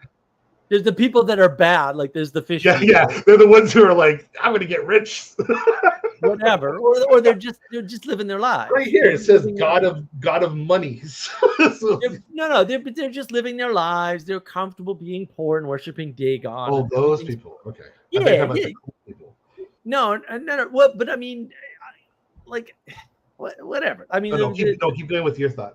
yeah, the material crossover is irrelevant, right? There's Yeah. the characters that are in it. Like they're Right. just like acting out the cult, whatever cult it is, because there's a bunch of them in the mythos, right? There's a ton Yeah. of them. Yeah. Which again, like think about that in Protestantism terms. Yeah, like, and some of the way he describes some of the cults, like they were screwed from the beginning, just by Yeah. it being on them. But then They he were- does have characters that are trying to get something. They're trying to wield it. They're trying they're to all wield the born spell. into it, right? They're all born into it, right? And then some of the so then the second class of characters are the rationalists who are trying to break out of rationality or get broken out of rationality, and then they try to wield it using rationality. Oh, I see. Right? Just like a typical occultist, because the Right. occult is real. That's exactly what occultists do. You separated those two as two separate groups. I see. Right. You're right. I studied the occult pretty exclusively Because they can be extensively. stooges, they can be pawns. They almost That's right. always pawns. That's Right. right. That's right. And then the third type Right. of people, they never try to rationalize a damn Yeah. thing. They No, just act, and they are always Texas do the right Republicans. act. Yeah. And they don't rationalize. think about it. They don't think about it. They don't. see the horror, and that's They good enough for them. They never consider the consequences Nope, ever. They just act immediately. That's the Enchanted World. right. And that's what Lovecraft is so good at. He's Right. so freaking good at showing you And the his- enchantment on dude. both sides. And the people who lose their minds, which are usually the POV character of the story, they are Yeah. rationalists. They're always rationalists. They're always rationalists. That's why they They're lose their always mind. rationalists. That's Well, why yeah, they're I mean- that's why they're even following these clues to their ultimate. That's demise. right. That's right. And when they read about the guys who are not enchanted, they go and take the gun to it. There's a quote about Kill that, them all. and I don't know. I don't remember where it comes from. It might be Chesterton or something, but it's basically like all rationalists are mad. And it's like, yes, they are, because they're trapped in the flat world. You're right. They're not, and the Enchanted World. They're in the Enchanted World, and they've trapped themselves in the flat world. And like it's just a matter of time, bro, until that blows up. Innsmouth, the character, finds out at the end, spoilers, that has that in his lineage. Yeah. Right. So the very thing he was afraid of and that he was horrified of, he's one of them. These are his people. But he's also being drunk. So that's both. That's actually both that you're saying. He's both someone's hereditary and he's the rationalist. But you're right. The cultists always have a hereditary line. That is a significant point. They're born into it. They're born into it. They can't get out. There's no redemption arcs in Lovecraft at all. Right. None. Zero. Once you encounter, this is why the games are so good. Once you encounter the thing, the clock is ticking for you. Mountains of Madness, I think, is probably the best example of that. Oh, Mountain of Madness is so freaking good. That manga. Christmas, you're getting a gift. Christmas. Just wait till Christmas. Don't buy anything. Just wait till Christmas. I won't. Oh my I won't. gosh. Oh, it is beautiful. Beautiful. Yeah. Well, there's a whole, like, the way he manipulates the world to show you the enchanted world and the flat world. He's good.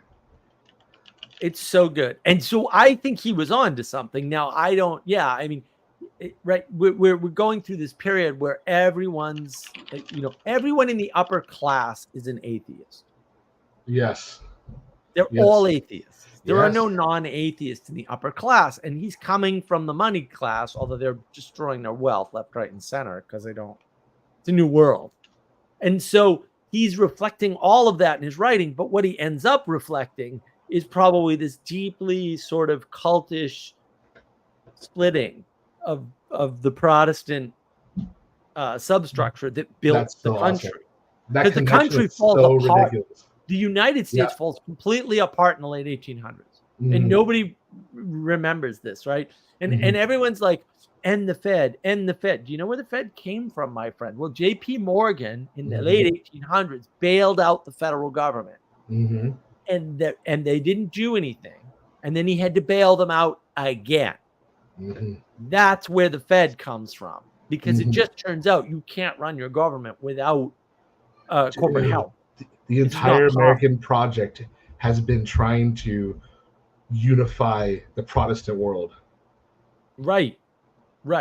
That's why we developed such an incredible like money machine system, an incredible stock market, an incredible free market, an incredible government, because these are all like the best band-aids that people are making on this thing. And then now we're still tipping over. Now we got to pass the band-aid point. I don't think that's true. I think this is an easy problem to fix. Well, I don't think it's failed, but I mean, like, almost like a floating in space, we're hovering above it dangerously. Like, it can go either way. Maybe. I think this is the. Oh yeah, well no, we're. This is how I see the conversion here. Right. Yes. Yeah, I mean, if you wanted to put, we'll say the recent times in a Lovecraftian context, and I think that's totally fair. What you would say is the worshippers of Dagon own California. And no. They have launched several different attacks on different aspects of the U.S. project.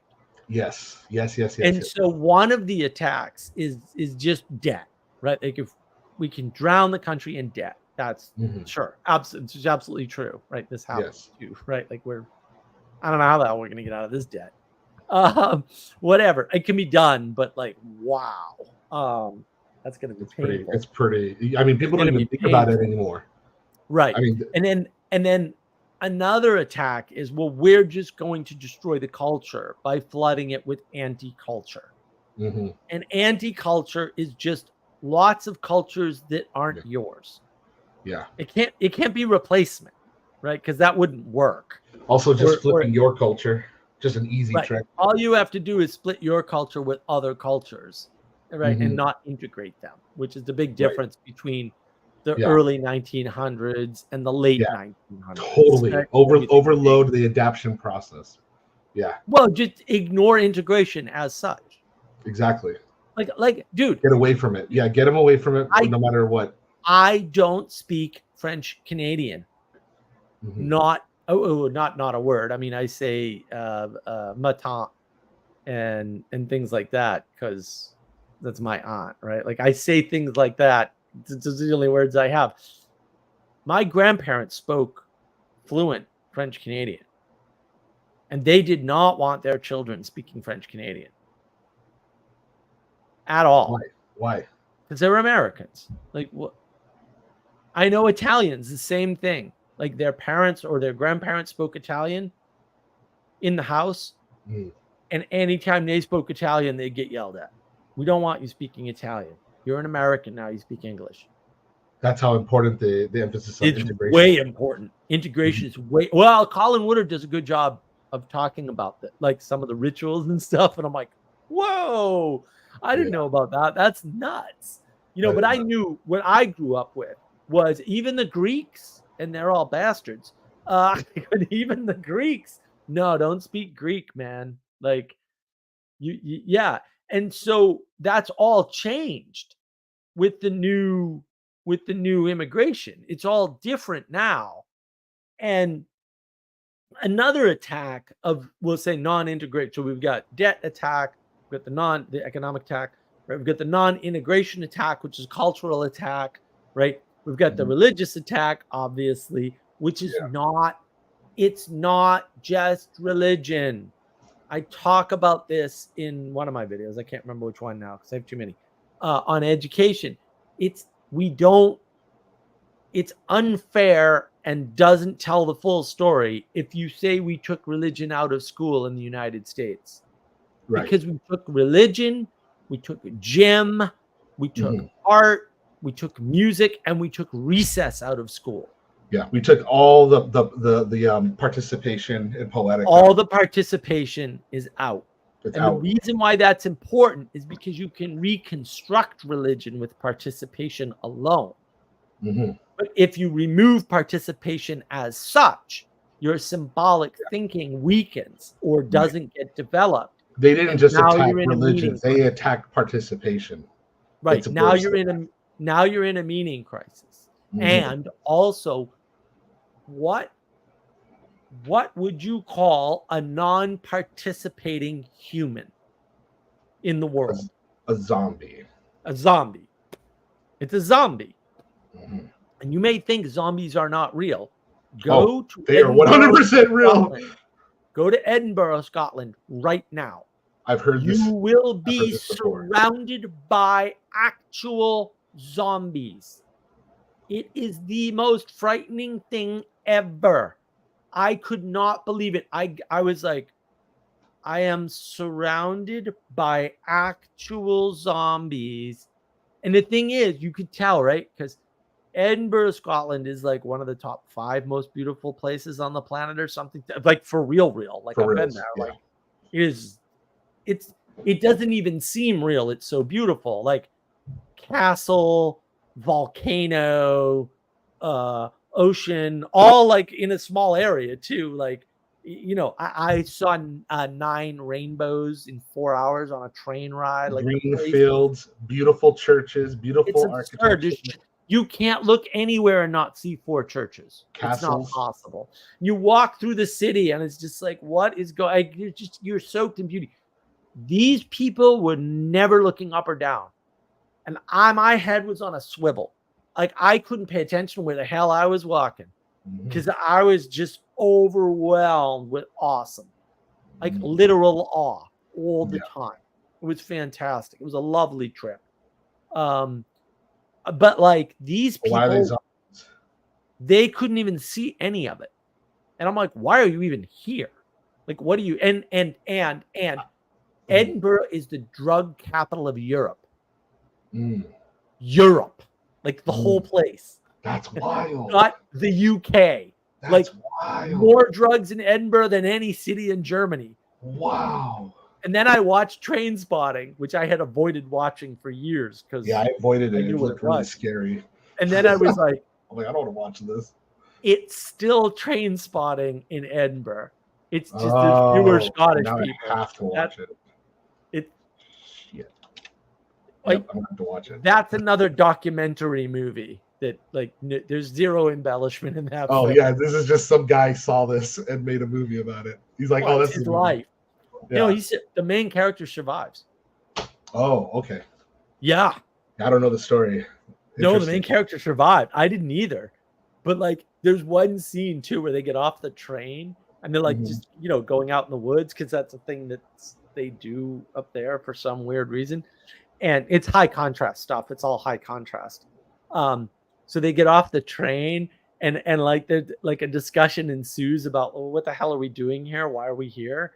And he goes, Scotland sucks. And it just, it's just like, dude, that's where you live. That's where you grew up. What are you doing? Right. And meanwhile, they're all heroin addicts. I'm like, whoa, this is dark. This is just a documentary. It's extremely dark. Do you think that because I could totally get behind this idea. Do you think that it was just the drug being introduced into that culture? Like, do you think they would have even gone that way, or is there something inherent in the people's culture that then manifested the meth problem? No, I think that the problem with the European countries in general is they all had their moment and it's all gone. And they can't compete. And that's actually why the Great War happens. Oh, right? wow. And they're just in trauma mode ever since. Oh my gosh. And Yeah, until Jesse, because Jesse's probably just an angel from Australia or something. Until Jesse was like, no, bro, you got to watch Live and Let Die and read the book, and sent me the damn book. Yeah, and I read the book and then watched the movie because that's the introduction of Roger Moore, and then saw the differences. Like, I didn't understand the American exceptionalism thing. Like, I tried for decades to figure out where the hell this comes from. Like, what imagination is this? Oh, and James then I was Bond? like, I totally see it, right? Because what happened was Ian Fleming and books like that were read by the upper classes. Oh. The Brits adapt the movie to their version of what they think America is. Okay? That's wild. Hollywood did not do that movie. That's not a Hollywood thing. You're right. I didn't even realize that till right this second when you said that. Right. And I know movies. That's wild. Ginger Bill taught me this. He's like, no. That was done in the UK. That wasn't done. Wait, who brought this to you? Yeah, Ginger Bill. You'll meet him on the server. He's awesome. I heard him talk one time. He was really cool. He's awesome. He's way awesome. But like, I was like, oh, well, that makes even more sense. It's the Brits reflecting badly on themselves, because what happens is the major change in, well, there's a lot of it. The Hollywood, the movie story is dumb. Right? It's just silly, which is fine, right? Because in a way, the Brits are poking fun at the Americans for liking such a banal, stupid. It's James Bond is silly. The movies are silly. Mm-hmm. The James Bond in the book is not silly at all. Right, he's not. He's very sophisticated, and he takes a lot of damage. Right? I didn't know that. See, I never read it. Oh, yeah. Ooh, He takes a lot. Already put the book in my cart. He takes a lot of damage. And the thing is, the driving force in the book is a bunch of CIA agents die. Oh. And because what's happening is linked to the Caribbean, to one of the British colonies, basically, they call in Bond, and he flies to New York and gets a bunch of background in Brooklyn and all this, has some adventures, right? But then he's not an active agent in the US. In the movies, the whole reason why he gets dragged in is because MI6 lost 3 agents. And I'm like, what? And so that's the Brits trying to make fun of the Americans and trying to make a story that works for America due to their misunderstanding of everything American. But that way of rewriting the story, that's what causes the American exceptionalism. And this was the puzzling part about American exceptionalism to me, because Tom Holland and Justin Brierley talked about this. They said, oh, we saw the American exceptionalism in academia. And I was like, dude, I have talked to thousands of people in the United States, and not one of them is an American exceptionalist. Not one of them. They don't even think of themselves that way. Everybody I've ever met is a freaking Europhile. They love France and England. They love them. They think we should be more like France and England. And I'm like, France and England are done. They're over. Like, we surpassed them a long time ago. And everyone's like, no. We've got to go back to being like them. And I'm like, they suck. What are you even talking about? So I couldn't understand this American exceptionalism. But what they said was it was in academia. And I went, oh, wait a minute. If this is a book for the upper class in England, which it most certainly would have been, then academia in the US likely read it because we're all Europhiles. We love Europe for whatever stupid reason. We don't even understand Europe. And like we have no idea what Europe is or how it operates or any I have European I have no idea. Like personally, I've never ever got so far to like even consider liking another country when there's so much to like we got to focus on here. We have everything here, right? And it's all better, but like almost without exception. But I mean, like I don't pass any judgment. Just it just doesn't come into my sphere. But when you talk to people, they all. Oh, my mother spent years trying to make. That's got to be something with the universities, right? But scones and croissants correctly because she couldn't reproduce. And she'd never been to Europe either, right? But she was like, I can't reproduce the flavor of a true French croissant or an English scone. And she figured it out. You got to have European butter, different fat content. That actually little things, right? It's always little things in cooking. Yeah, it's always. Oh my God! Like if you do that, those scones are amazing. The croissants are amazing. I'm just saying. I could imagine. Get the Kerrygold butter or whatever. Yeah, that's all I buy. That's all I buy is Kerrygold. Right, salted and salted. Your life will be changed forever. So, in academia, they would have read the book and seen the corruption of the movie, attributed it to Hollywood because Hollywood cooperates by distributing the movie. Because I was trying to explain this to Ginger Bill. I said, no. There's a connection because we saw the movie. Like usually when the Brits make a movie, we just never see it. We never see it. We never see it because never heard of Blake they're Seven not doing it with Hollywood, right? Then Hollywood doesn't care, right? Because they're very insular. They do it for their audience. That's why no one knows about Blake Seven, right? And like they think that Doctor Who, and I mean I'm a huge Doctor Who fan. Don't get me wrong. And Tom Baker, thank you very much. But whatever. Like I'm a huge Doctor Who fan, but the BBC's most requested show is Blake Seven. Wow. Right. To this day, I believe, or at least within the past 10 years, it was still like the most requested thing. Right. It's that good. And no one in the US has even heard of it because PBS played it a couple times. That's how I found it. I found it like in the middle of the night. And I was like, oh my God, this is it. Like my online handle is Avon from Blake Seven. Like it always has been. I can't wait to go back to watch it. The only place I could find it was on Tubi. Like I couldn't I couldn't even find it in other places, if you know what I mean. And they were the only ones. And I'm like, and they were playing it like on repeat, like with and stuff. So I watched the majority of the first. I had this late night. I had like literally like 45 minutes to myself, and I'm I found Blake Seven on there. I'm like, I'm gonna watch it, and I got sucked in. I was so mad I had to stop because it was late at night. I had to go, but I got to the point where he gets revealed to him. Because I love the slow burn, man. And I really love the pacing. Like the pacing's glorious. You just don't get that kind of like almost like novel pacing, you know, like a novelization. Right. Let's you get into the setting for a second before, and then what's this character doing? Wait till you get to all the good one-liners. I know some of the one-liners in Blake Seven, like they've got to be freaking inspired, man. It's like what the hell? The premise. They have this society, right? And it's so perfectly locked down.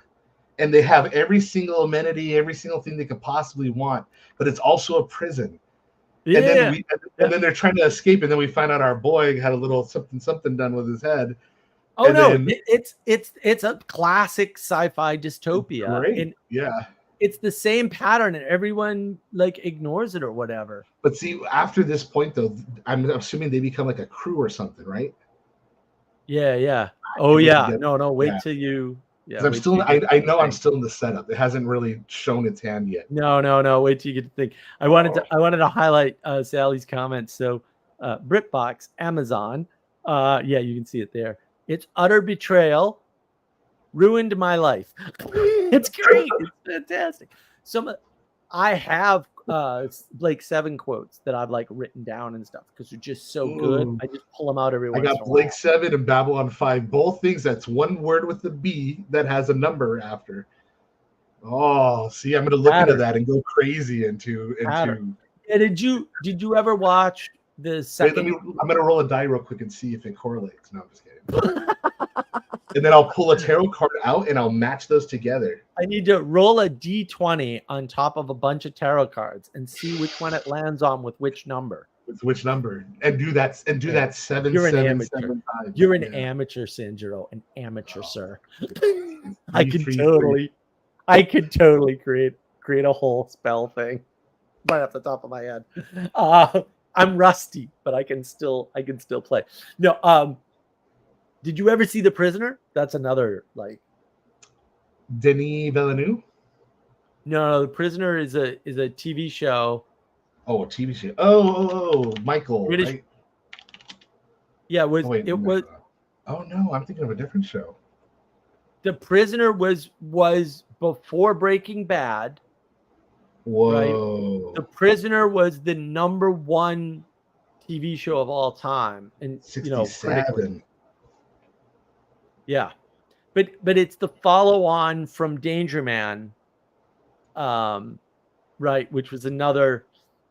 And the funny part is, if you've ever seen Escape from Alcatraz, like they play off The Prisoner in that movie. It's very funny. The series follows number 6, an unnamed British intelligence agent who, after abruptly and angrily resigning from his highly sensitive government job, prepares to go on a trip. While packing his luggage, he is rendered unconscious by knockout gas piped into his home in Westminster. Wow. I have the they did a 40th or whatever anniversary. I forget what it was. He's found in a recreation of his home located in a mysterious coastal settlement known to his residents as the Village. Dude, this sounds amazing. Oh no, it's amazing. I have it on DVD. I've probably watched it 100 times. It's fantastic. Every episode is. This is like a whole season of that one Twilight Zone episode. Yes. Yeah. This sounds awesome. Well, and it's interesting too, right? Because you can see in some of the 60s stuff all the patterns that play out later. So there's the show The Avengers, which is another British show, right? It's got Patrick McNee and various people, but Diana Rigg obviously was the best because my God, Diana Rigg. But like that's making fun of the genre of spies, and then that gets made fun of in the first Austin Powers movie. And the funny part is, if you haven't seen The Avengers, the first Austin Powers movie is not as funny. And so so when the first Austin Powers movies came out, I knew immediately what it was. Immediately. I'm like, oh my God. And then I was like to my girlfriend at the time, I'm like, no, we can't go see this movie yet. And she's like, what do you mean? And I'm like, no, you have to watch this first. Just watch like 4 or 5 episodes of The Avengers. And then this movie I guarantee you will not regret this decision.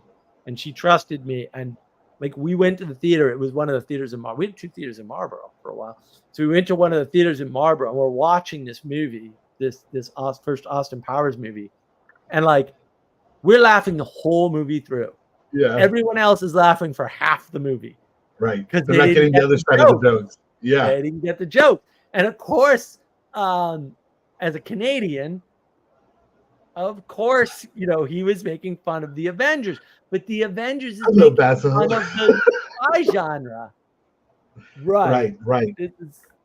So what you're saying is that they completely get the American exceptionalism wrong. Well, in that case, what they're doing is, I think they've parasitized their own stuff. Oh, interesting. Okay. They're being a parasite on their own British exceptionalism. The elevating the gentleman status to the highest, and then subverting it with the silly show. Right, because they have that self-deprecating humor. Because I never got that. I never understood when English comedians do that. Carl Benjamin recently tweeted out, it might have been like a day or two ago, very recently tweeted out to John Cleese, effectively, you through your humor destroyed the British upper class and made it into a joke. And I was like, whoa, shots fired. Only they're not shots. That's a nuclear missile, dude. That's a nuclear missile. Cause like I'm not gonna say he's right, but oh my goodness, he could be. Yeah. Because, and that's interesting that he says that, because this is the first time hearing of it. And what popped in my head is the fact that John Cleese has been the one in the last few years being the most vocal against the woke and the suppression of freedom of speech, of the very thing that he helped create. I think he helped create it. Yeah, no, I think Carl's right. But I think I don't know if he was doing it on purpose though. Like I think he was just going for the funny joke of the above class. But no, I see Benjamin's point though. That he helped make that crack happen. He helped by degrading the upper class, he opened the door for that. And I'm not saying that's true. I'd have to do a lot more thought on it. But I'm trying to fit that into the whole Protestant thing right now. Yeah. I watched Life of Brian as a kid, and I thought it was hysterical. And I watched Life of Brian like last year, and I was like, A, none of this is funny at all. Yeah. At all. And B, what are you doing? Yeah. And I'm not even Catholic or anything. Like I don't, but I grew up hearing like the praises of Monty Python all the time. And then, you hear about it, you become a teenager, you watched it. I watched it. I thought it was funny because I'm 13 and I don't know anything about England. Then I learn history and I learn things. Then I come back as an adult and I can't get past it. It's so like, especially when the Catholics are hitting themselves in the head with boards. I'm like, that's not what was going on. You're making this look like everybody was just dumb and retarded. And I think that's the subversion that happens from the grand subversion. Like once you subvert, and it's a mockery of their suffering too. Yeah, but it's once you subvert the hierarchy, hierarchy is inevitable. It's older than trees, right? Jordan Peterson, right? A new hierarchy, and then you subvert that, and then you get a new hierarchy, and then you subvert that, and then you get. And I'm like, dude, like, what are you doing? Don't subvert the hierarchy. The Ryan Johnsons of the world. Oh, don't even get me started on that. Oh, I mean it was so painful watching the whole Star Wars thing unfold when at the very beginning exactly how it's all going to unfold, because the guy tells you, just like Abrams tells you, they're like, we're cynical, we're nihilists, we're going to do this one trick, and we're going to keep doing this one trick. But that was, and then people are like shocked. So Peugeot starts talking about Shrek, and I've never seen Shrek. I never had any interest. I mean, I like Eddie Murphy, like whatever, but I have no interest in ever seeing Shrek. And then Peugeot says, he's just talking about fairy tales and subversion and all that. I forget which video it is, but he says, oh yeah, well, they tell you in the beginning what they're up to. And he starts describing the opening scene of Shrek, where basically he takes a page out of a fairy tale book, tears it up, and wipes his ass with it. And I was like, whoa, I'm definitely never watching Shrek. Boom, boom, boom, boom, boom, boom, just happy pop music playing along. Yep. But now I'm like, no, I ain't watching that because I know it's bad enchantment. Yeah. And again, like,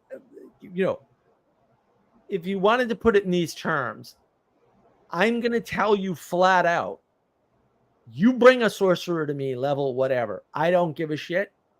He ain't going to win. I will tell you that. I'll make that claim all day long. Like I was not kidding when I said, no, you would lay out the cards and use the dice and roll the die and take. No, I know you weren't kidding. That's why I was totally weave spells. That ain't the problem here, right? I am not doing that. That should tell you a bunch of stuff, by the way. Probably doesn't, right? Because absence is a hard signal to see. But like, I am not stupid enough to engage in things that might have enchantment. So like the only reason I didn't go into the military, because they begged me to go into the military, dude. They begged.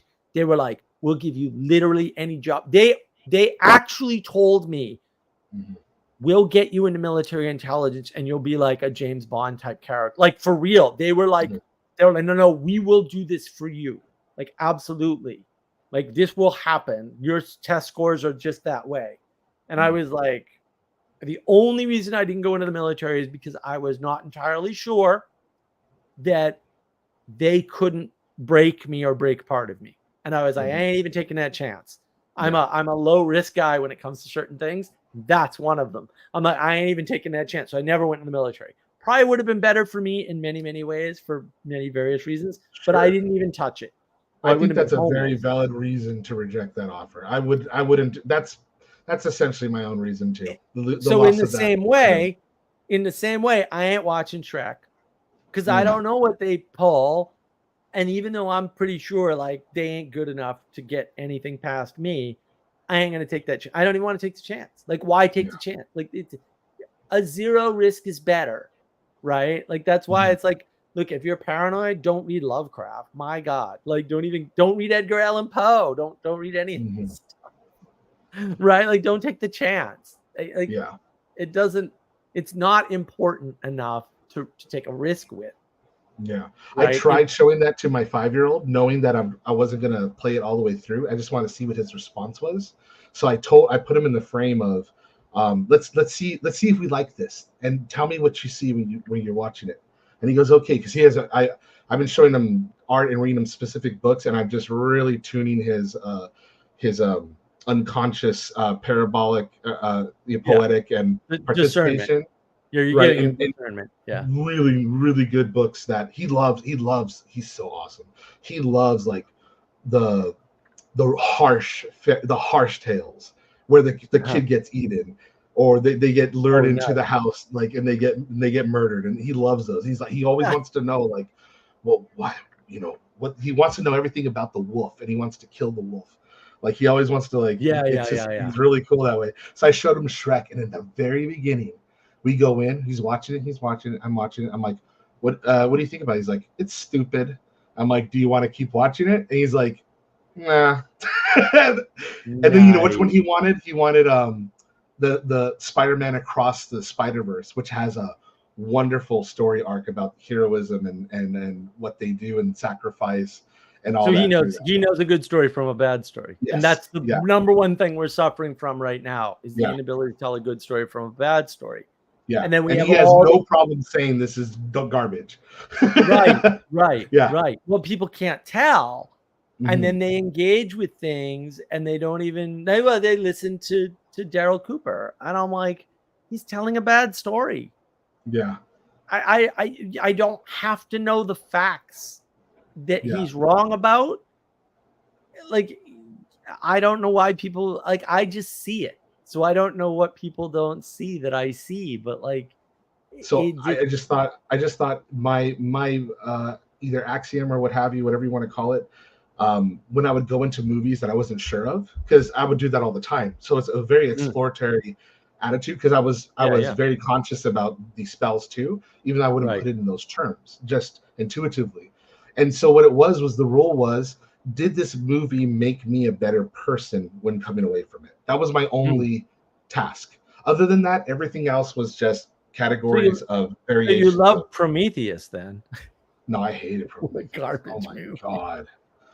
Yeah, I see your joke. I feel like I lost IQ points watching that one.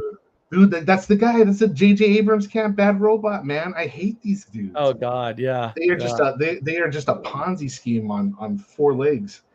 They're just a little cult going around just gobbling up with their tricks and just jacking money out of all these. That's the best way to understand what's happening. Man. Damon Lindenau. There you know. He found him. He was just doing fan fiction on a blog. Literally fan fiction. What they're always talking about. Literally fan fiction writers. And he liked what he wrote. He liked his little like take on one of the stupid things. And then now you have Prometheus. Well, that's right, but that's the thing. These people get tied up in, I think the air is okay in here. Ga- on this alien planet that no one's ever been on before. Game of Thrones. It's like George R.R. Martin. It's like people are like, yeah, but he's got a good idea, and I'm like, dog, I have 10 better ideas every day than this retard. I totally wish I like knew what I was getting in with him before I went and bought his stupid books. Because then I saw it after I read his books. And I didn't read the book. I grabbed one of the books. I read 3 sentences, and I go, this guy can't write to save his soul. Why is anybody reading his crap?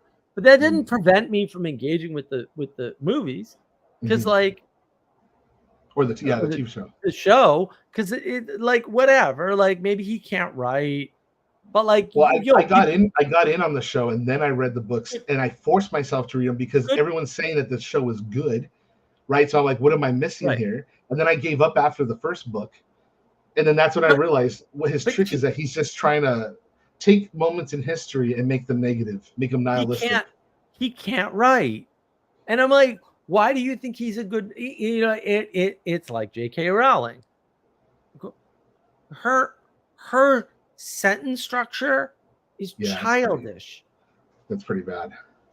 And look, I mean, that's no bad on her. Like she's appealing to a market that didn't exist and now exists, and it's the largest reading market in the world, which is young adults. I like whatever. I mean, she did what she did, and I'm not gonna like say, oh, horrible. But she's not a good writer. Like, that's not true. They're not she's not a skilled writer. They're not well-written stories. They're not particularly good stories. They're okay. They're okay. I would say they're okay. The style of the writing appeals to a certain group. Right, exactly. That is her brilliance. Right, it's her style. Her style is definitely the thing that connects. The ideas, and Peterson talks about this, like, where did she get this snitch from? Because that is an alchemical thing that nobody knows about and is very hard to find anywhere with lots of research. So either she ran across it somewhere. I mean, who knows what the hell's in, I saw where she wrote in Edinburgh. Who knows what's in Edinburgh or any part of Europe? Those alchemical things could be sitting around in books in children's libraries for all I know. It's just like etched into like one stone in an alleyway. Because they've lost track of their culture. So bits of their medieval culture are just sitting around broken in pieces all over the place. Right? So who knows where she ran into it? And so she's got those bits. Like, Europe still has that. Like, it's still a medieval place, right? To some extent, especially Edinburgh. My goodness, so beautiful. I want to go back. Right? But like, I remember seeing the last 2 Harry Potter movies, and I'm there because of my girlfriend at the time, and I was not paying attention to anything Harry Potter because I just saw it as a little kid thing, and I was too busy trying to live. And so I came in at the Deathly Hallows, the last 2 ones, and I'm just sitting there, I'm watching this, and I'm just watching this, and I'm just watching this. And at the end, she goes, "What did you think?" And I hear everybody talking in the theater. It was like the opening night, and I look at her, I'm just like, she's just making it up as she's going along, right? I don't think she knows where she's going. Right. He needs to die because there's a part of him and him, and then I'm just like, and everyone's going, oh. She can't resolve the box she put herself in. Well, it just ends up being Christ, right? Yeah. Because they don't realize that's the sandbox they're playing in. Right, but like it's interesting, right? Because they don't see what makes a good story. Well, it just happens to follow this pattern that happens to be somewhere else too. And they can't get out of it. Like, if you want to write a good story, there's a pattern that happens to be somewhere else too. Correct. Yeah. Right. Yeah. Right. Because that is where they trip up, because they think that they figured it out. And it's here. I found it. And then they get success, they get the money because other people are at that same point as they are. Sally says her not knowing where she was going was the only redeeming factor. You can't redeem that. It is what it is. It doesn't need redemption. Yeah, like, I mean, that's she's exactly it. It is what it is. the wealthiest author of all time. It's the most read book. There was one of those. So in that podcast, this is one of the claims that psychopath, and she is a psychopath. Like, I'm telling you right now, I heard the podcast. This woman's a psychopath. Dude. And then everything that followed. She said that J.K. Rowling's books are the most censored books in history, and I'm like, she's literally the most read author in history. Yeah. It's not possible for your statement to be true. What censors means. Exactly. Like, I don't, whatever word you're using. People getting angry at it is not the same thing as being censored. I can buy it right now. Overlap. You can't. It's being turned into an HBO show as we speak. It can't be the most censored book of all time and have movies made out of it. Literally have it. They're like, we're going to make a bigger part of the park and put more Harry Potter stuff in it. Like, what are you talking about? You're crazy. Right. I'm just like, huge. what? Huge how do you make statements? And this is where I'm like, people are like, well, censorship is bad. I'm like, bro, we just have the wrong, like, we need to shut people like Daryl Cooper and Tucker Carlson up, and this crazy wackadoo lady who thinks censorship and the greatest author, in terms of publishing of all time, go together somehow. Like, these people are crazy. Yeah, you can't be sending out signals like that. No one's gonna know how anything works in the world. Like, look, the culture of the people have to be at that point so that it happens. Well, and the thing, like, the whole reason why everyone looks at you in the room and goes, shut up, dude. Like, and then you're just like, oh, you sit back the whole reason Rowling is successful is because of basically whatever happens. Does the Matrix cause it? Is the Matrix right? Is the extended adolescence? Yeah. If you don't get the extended adolescence, ain't no one reading a book. Adolescence is only supposed to be a few months, and we've made adolescence like 30 years or something retarded now. And it's like, no, bro, adolescence is a little tiny time period where you're a little psychopath who hasn't grown up yet.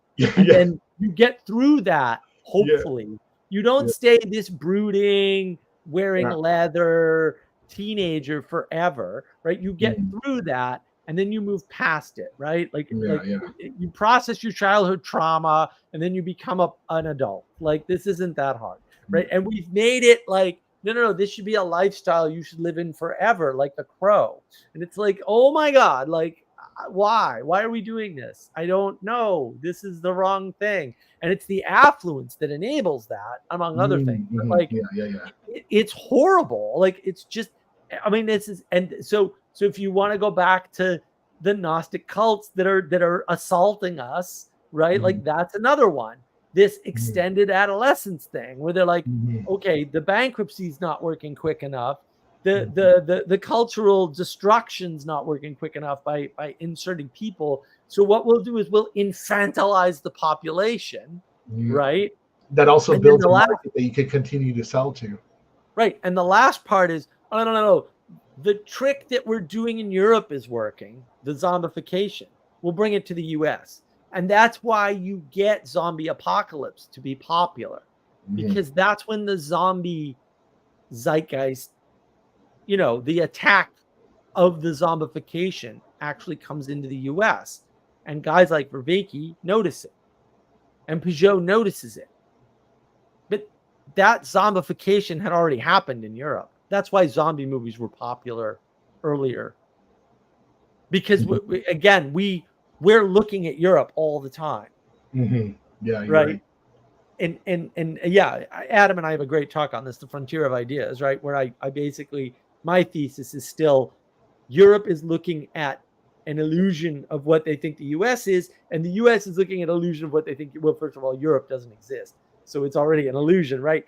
And then the things that the US, the people in the US say about Europe, first of all, that there's a Europe, but about European countries in general is so far off of reality. It's hysterical to me. I'm like, do you guys talk to anybody who lives in any of these countries ever? Because I, my whole life, have been in contact with people. That you find out really quickly that they do not, and they just repeat this that they've heard from other people. when it's all a fantasy illusion. Like one of Yeah. the big I things, know what a European is. well, They like one frogs of the big and things was baguettes they were like, well, and with those stupid little hats. the European countries have had gay marriage for years, and I'm like, literally none. I don't. What are you What? talking about? Right. Like they had no idea. They thought Europe was this open place and had all the, and I'm like, no, bro, we're leading the way on that, unfortunately. Yeah.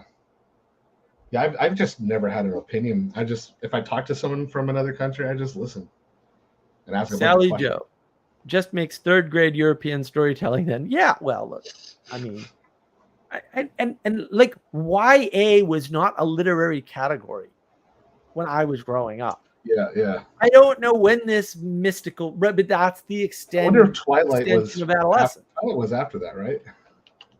But that's the extended adolescence. And I'm like, why is this a category? No one should be in adolescence long enough to care. It's right in that same time, 2005. Why would you want a young adult? I don't understand. Like, I want adults. Yeah, I don't me want neither. young I adults. want when you and I were growing up, we're pretty still in that old world. It's like there's so much to do. I don't even know. Like, I want to go talk to girls. I want to figure out what the hell's going on. You're busy growing up. You're not trapped work in mom's basement with Cheetos and video games. I want to go do a job. I want to make some money so I could get a car, so I could go do more other things that I want to do. I played video games when I was very young. Like I played little 8-bit games or whatever. Once I got to high school, I was like, there was Counter-Strike. Most of the time, I was out riding my bike. Yeah. And starting the Commonwealth Defenders. 1997 is the first Harry Potter book. Yeah. He caught that wave right. That's the YA thing. That's the extended adolescence. That's The Crow and Dark City. Talk about hitting that wave perfectly, man. She rides that thing from the very bottom up. Yeah. Right. Twilight's not even until 2005, but at that point you already have an entire genre now. When you've got like Anne Rice, who destroys vampires forever by turning them into gods. I'm like, oh my god, did you see the new show of that? It's it's a nightmare show. I only watched that. I didn't watch it. I like it's. I mean, she's another one. They're all enamored with her ideas, and I looked at her writing, and I'm like, this is literally trash writing. She's one step above a romance writer. Like, this is terrible writing. It's horrific. And people don't even see it. They're like, no, George R.R. Martin's brilliant. And I'm like, the guy writes like a 3-year-old. What are you even talking? I don't even understand. He has no sentence structure. He doesn't understand what a paragraph is. He doesn't use any, clever grammatical tricks or anything. It's just trash. It's like writing. It's like mid-century newspaper writing. Where you know, that's honestly a little bit of a compliment. No. That was the time when they started writing for the 4th grade reading level. No, I'm saying that he's a little bit worse than that. You're giving him a little bit too much of a compliment. You're giving him way too much credit. Yeah. Reading level? I think not, sir. Yeah, because I was never impressed with his writing, because I look past that to the story, and then when I figure out where they're going with the story, that's usually when I know I'm in or out. And I never recognize his writing's terrible. He doesn't have any storytelling. Like, it's not even there. You're not reading any stories because he didn't write any stories. Right, because that's what you're doing every chapter is waiting. All he has end.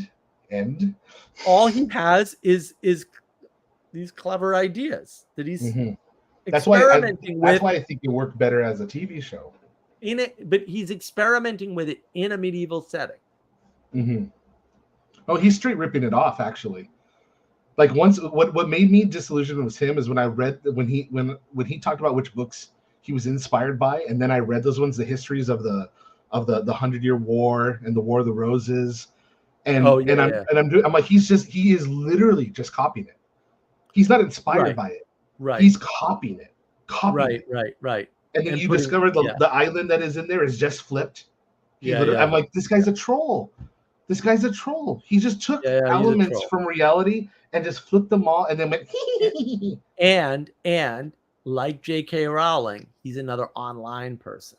Yes, that's a good point. Because that's where Lindelof the is an strength comes from online them. guy. These Because are their all groups, online their guys. groups eat them like parasites when they don't do what they want, and when they do what they want, and they're beholden to the parasites, they have their own little bee colonies. There we go. We got the ants and the bees right there. The ants and the bees are right there. Full circle, back to the flat world. But yeah, but this is interesting, right? Because maybe people don't realize it. A lot of people are going to watch to the end.